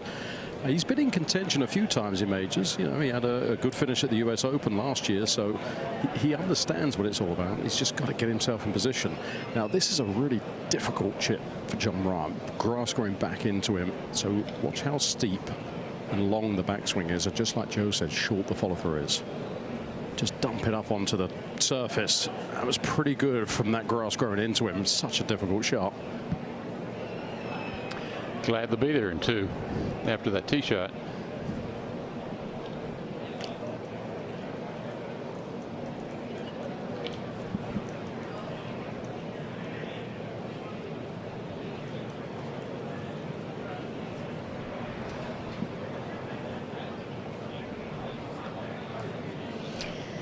Matt Fitzpatrick, 2 strokes off the lead. Long way here for birdie, but he's only had 1 top 10 since winning that US Open in Brookline. It's another tough one, isn't it? You know, a lot of the time you win that first major and your expectations go through the roof. And it's so hard when you're not getting the results and your expectations are not matching what you're getting. So hopefully this will be the start of good things again this weekend. So another similar putt to the one he had on 14. Long way away. Uphill for the first half and then slightly downhill to the right.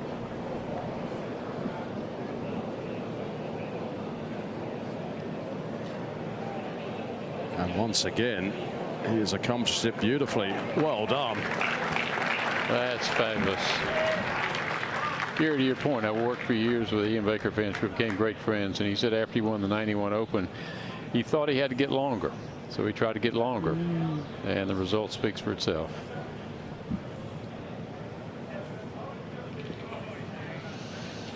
Matt Fitzpatrick, I've seen great putting today. Gaining almost 2 strokes on the field with the putter. And so far in this tournament, almost 2.5 strokes. Now Cantlay.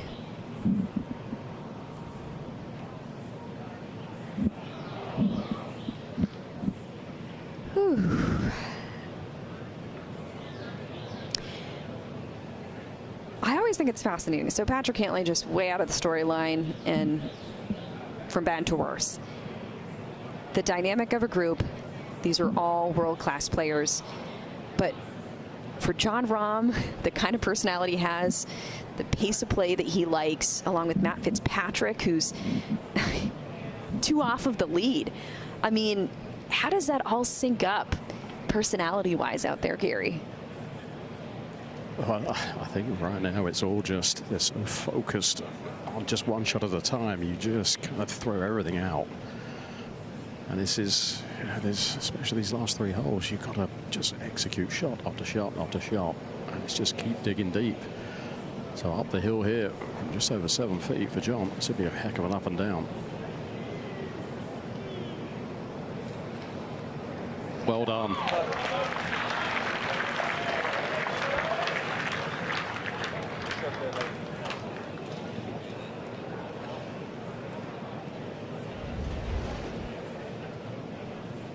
Another look.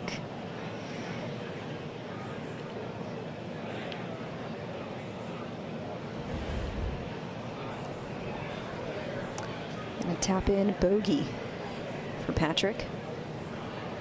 Well, Chantel, as we'd say in Alabama, with Matt Fitzpatrick's lag pattern, his yonder has been just about perfect today.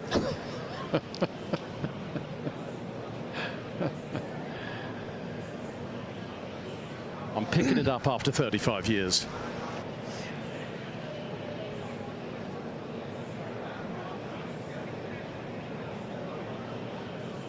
The corollary to that, Gary, is his distance was good, but his towards were off. Exactly.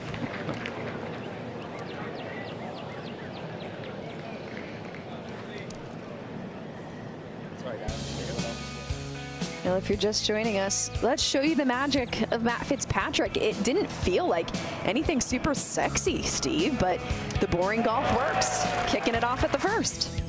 Yeah, he made birdie at the first, bogey at the second. And here's the third, another shortish putt for birdie, which he converts. And here's at the par five, seventh. Yeah, he played a beautiful second shot to there. Almost over for eagle.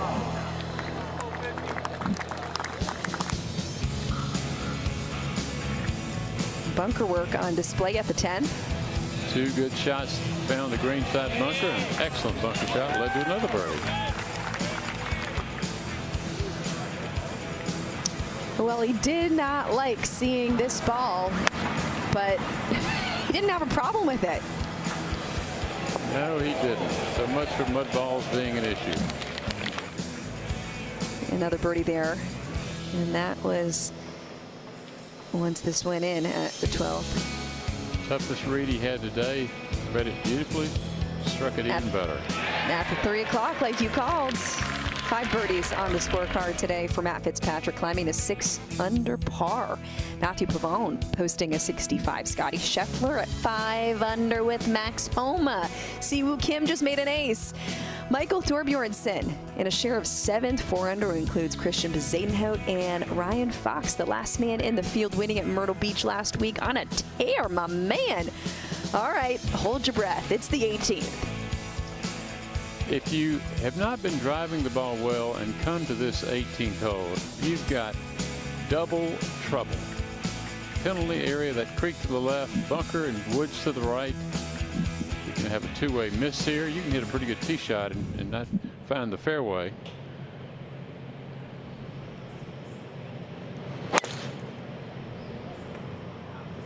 Hang on. Just drifted down that right side. That bunker's not bad. Oh, that's a great bounce, it looked like to me.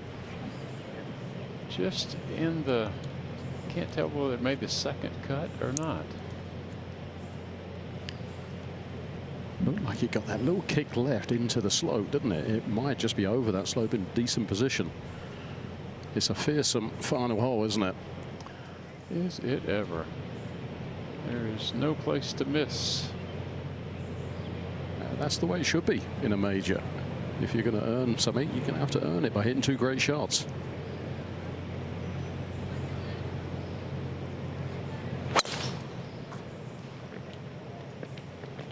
That's drifting as well. He overcut that one.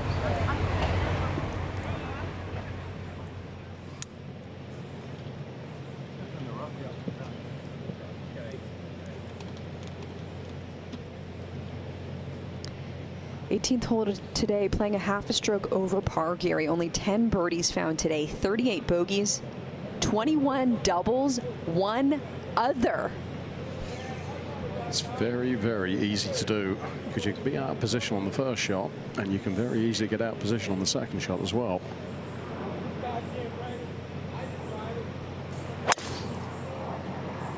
That's hugging the left side. That might be ideal there. When you're not going to make the cut, this is an easy tee shot. I think you might be right there.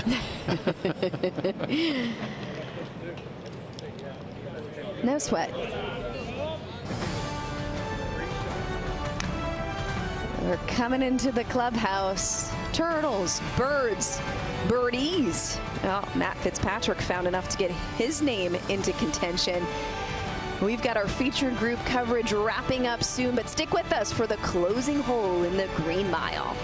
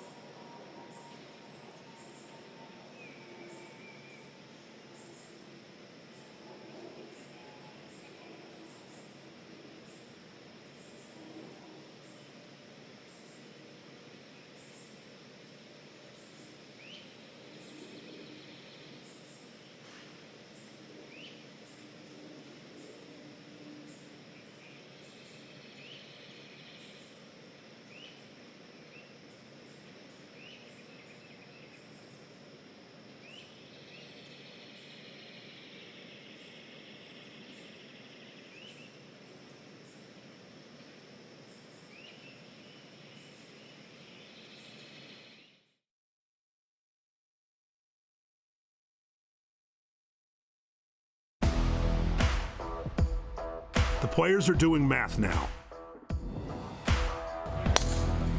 trying to figure out the cut line, teetering on the edge. Oh, God, that's so bad. Pride on the line. He's putting his weekend on the line with his shot. And lots of money, too. That's going to end up wet. This is the second round of the PGA Championship.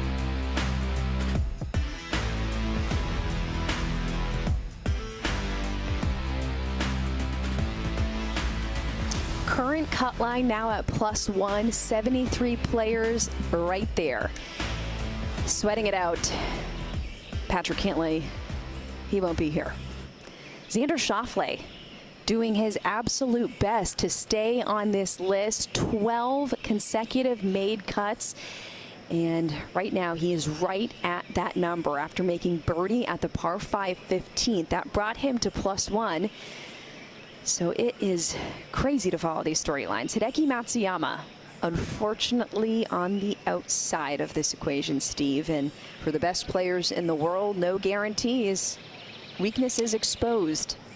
That's true. You got to bring your best here. I think when we have a minute, a real shout out to Johnny Harris and all the folks at Quail Hollow for allowing this major championship to be hosted here. They've done a great job. They've opened their arms. They've done a fabulous job. Keith Wood, his superintendent, and all of his staff have done a fabulous job of presenting a golf course that early in the week looked like we might have some major issues, but that has not been the case. It has held up to the test. It has been more than a fair test. Absolutely, no, it's a 9-iron all day long. Yep.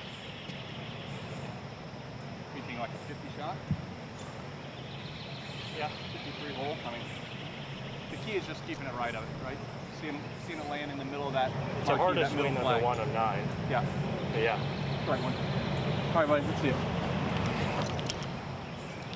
Two basically identical tee shots for Fitzpatrick and Rahm. Rahm got the slightly heavier lie. It's got that backstop behind this hole you can use to slow it down. Just want to take the force run out of play. 161. Hit it as hard as he could to hit it as high as he could.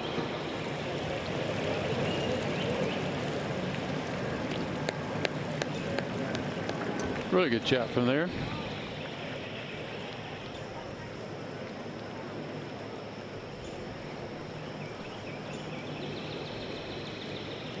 Saw a lot of speed through that ball, didn't you, for Rahm? And that was because of the line. Now, Fitzpatrick has got a less heavy line. The grass is going with him a little bit. So he might be able to be a little bit more aggressive from 160. Let's go the great. Great. Yeah. I'll go with the great.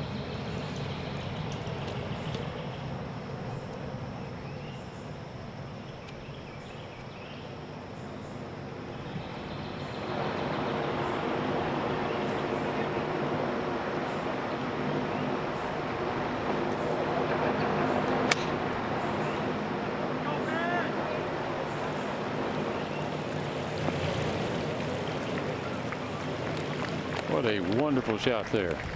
That's exactly what he was trying to do there. Just use that backstop to slow it down. It's really, really well played. Guys, he's missed only 3 greens this round. Yeah, he's played well. And when he's got out of position, remember 14, remember 15 here. He's played in the middle of the green. He's played safe. I think he's played a very mature round of golf. Now, what's the bet in after such a poor day that Cantlay makes birdie on the last hole? There we go. Pin high, roll that in and say, why didn't we do that a few holes earlier?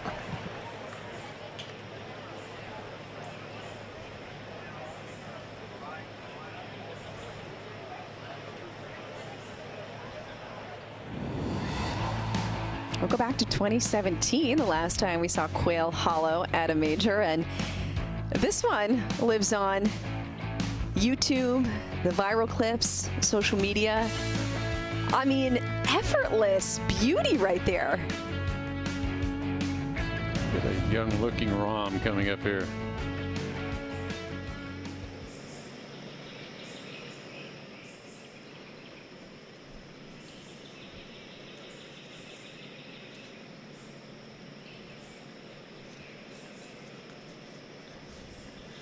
Two-time major champion, reached world #1 in 2020, and maybe, just maybe, he'll make a charge this weekend. I have to admit, I miss watching him play. You can watch him on Live. I miss watching him play on the PGA Tour.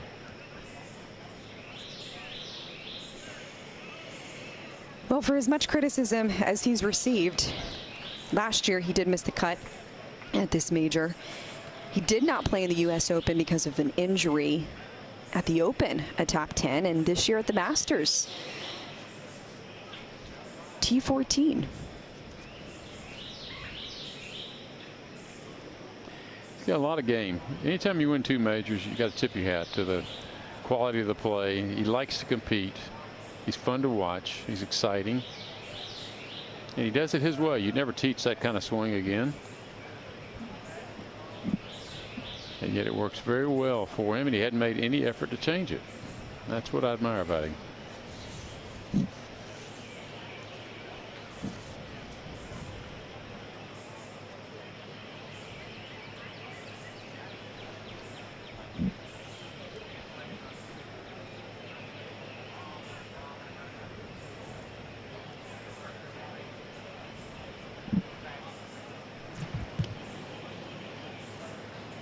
So just breaking left all the way here.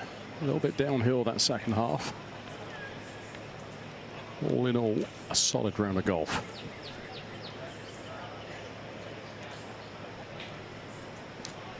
And not too far off the top of the leaderboard. Certainly within touching distance.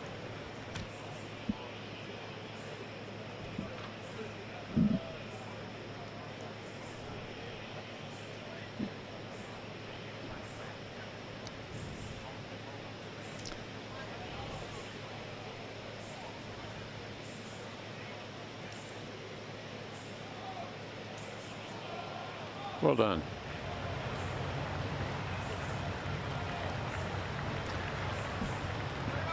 Made the most out of his round today. Didn't have his best stuff off the tee, but he held it together. And that's what the good ones, the great ones, I should say, do. Hard fought round of 70. Yeah, mixed bag. Driver going both ways.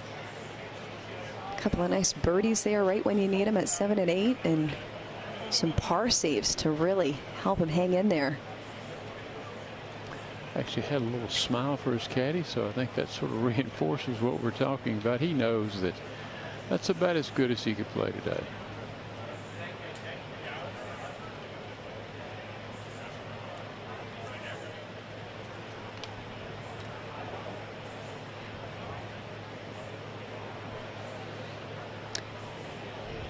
So this not just for birdie, but to get to 7 under. That would be solo second and just 1 off the pace of Jonathan Vegas at 8 under. They can play the last group tomorrow too. It's a speedy one here, Steve. Downhill, it starts to move right.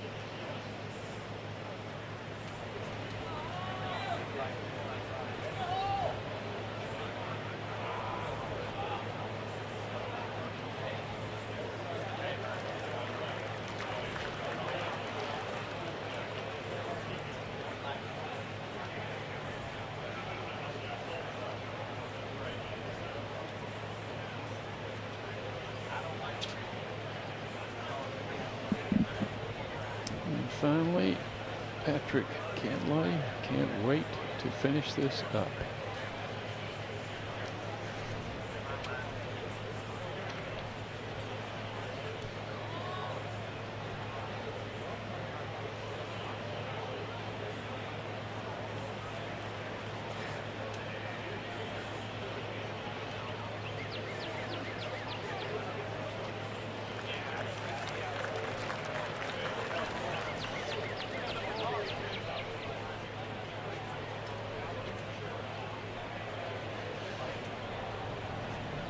Back-to-back rounds of 74. Yeah, that will be his first missed cut in a major since the PGA Championship in 2022 at Southern Hills.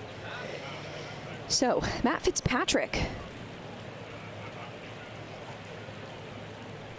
Just 2 feet here. And that would be his best round carded at a major since all the way back to the 2023 Open Championship, a 68 today. Well, for a guy who's called his game, quote, rubbish and said it's the worst he's ever played, the lowest he's ever felt, he has found something on the biggest stage here at Quail Hollow. Extremely impressive round from Matt Fitzpatrick. A 68, and he is in a share of second place heading into the weekend with a few groups left on the golf course at Quail Hollow. Thanks for watching ESPN Plus feature group coverage of the 2025 PGA Championship. For Steve Melnick, Gary Christian, I'm Chantel McCabe. A big thanks to our crew for all their hard work from start to finish. Thanks for joining us. Catch our coverage tomorrow for round 3.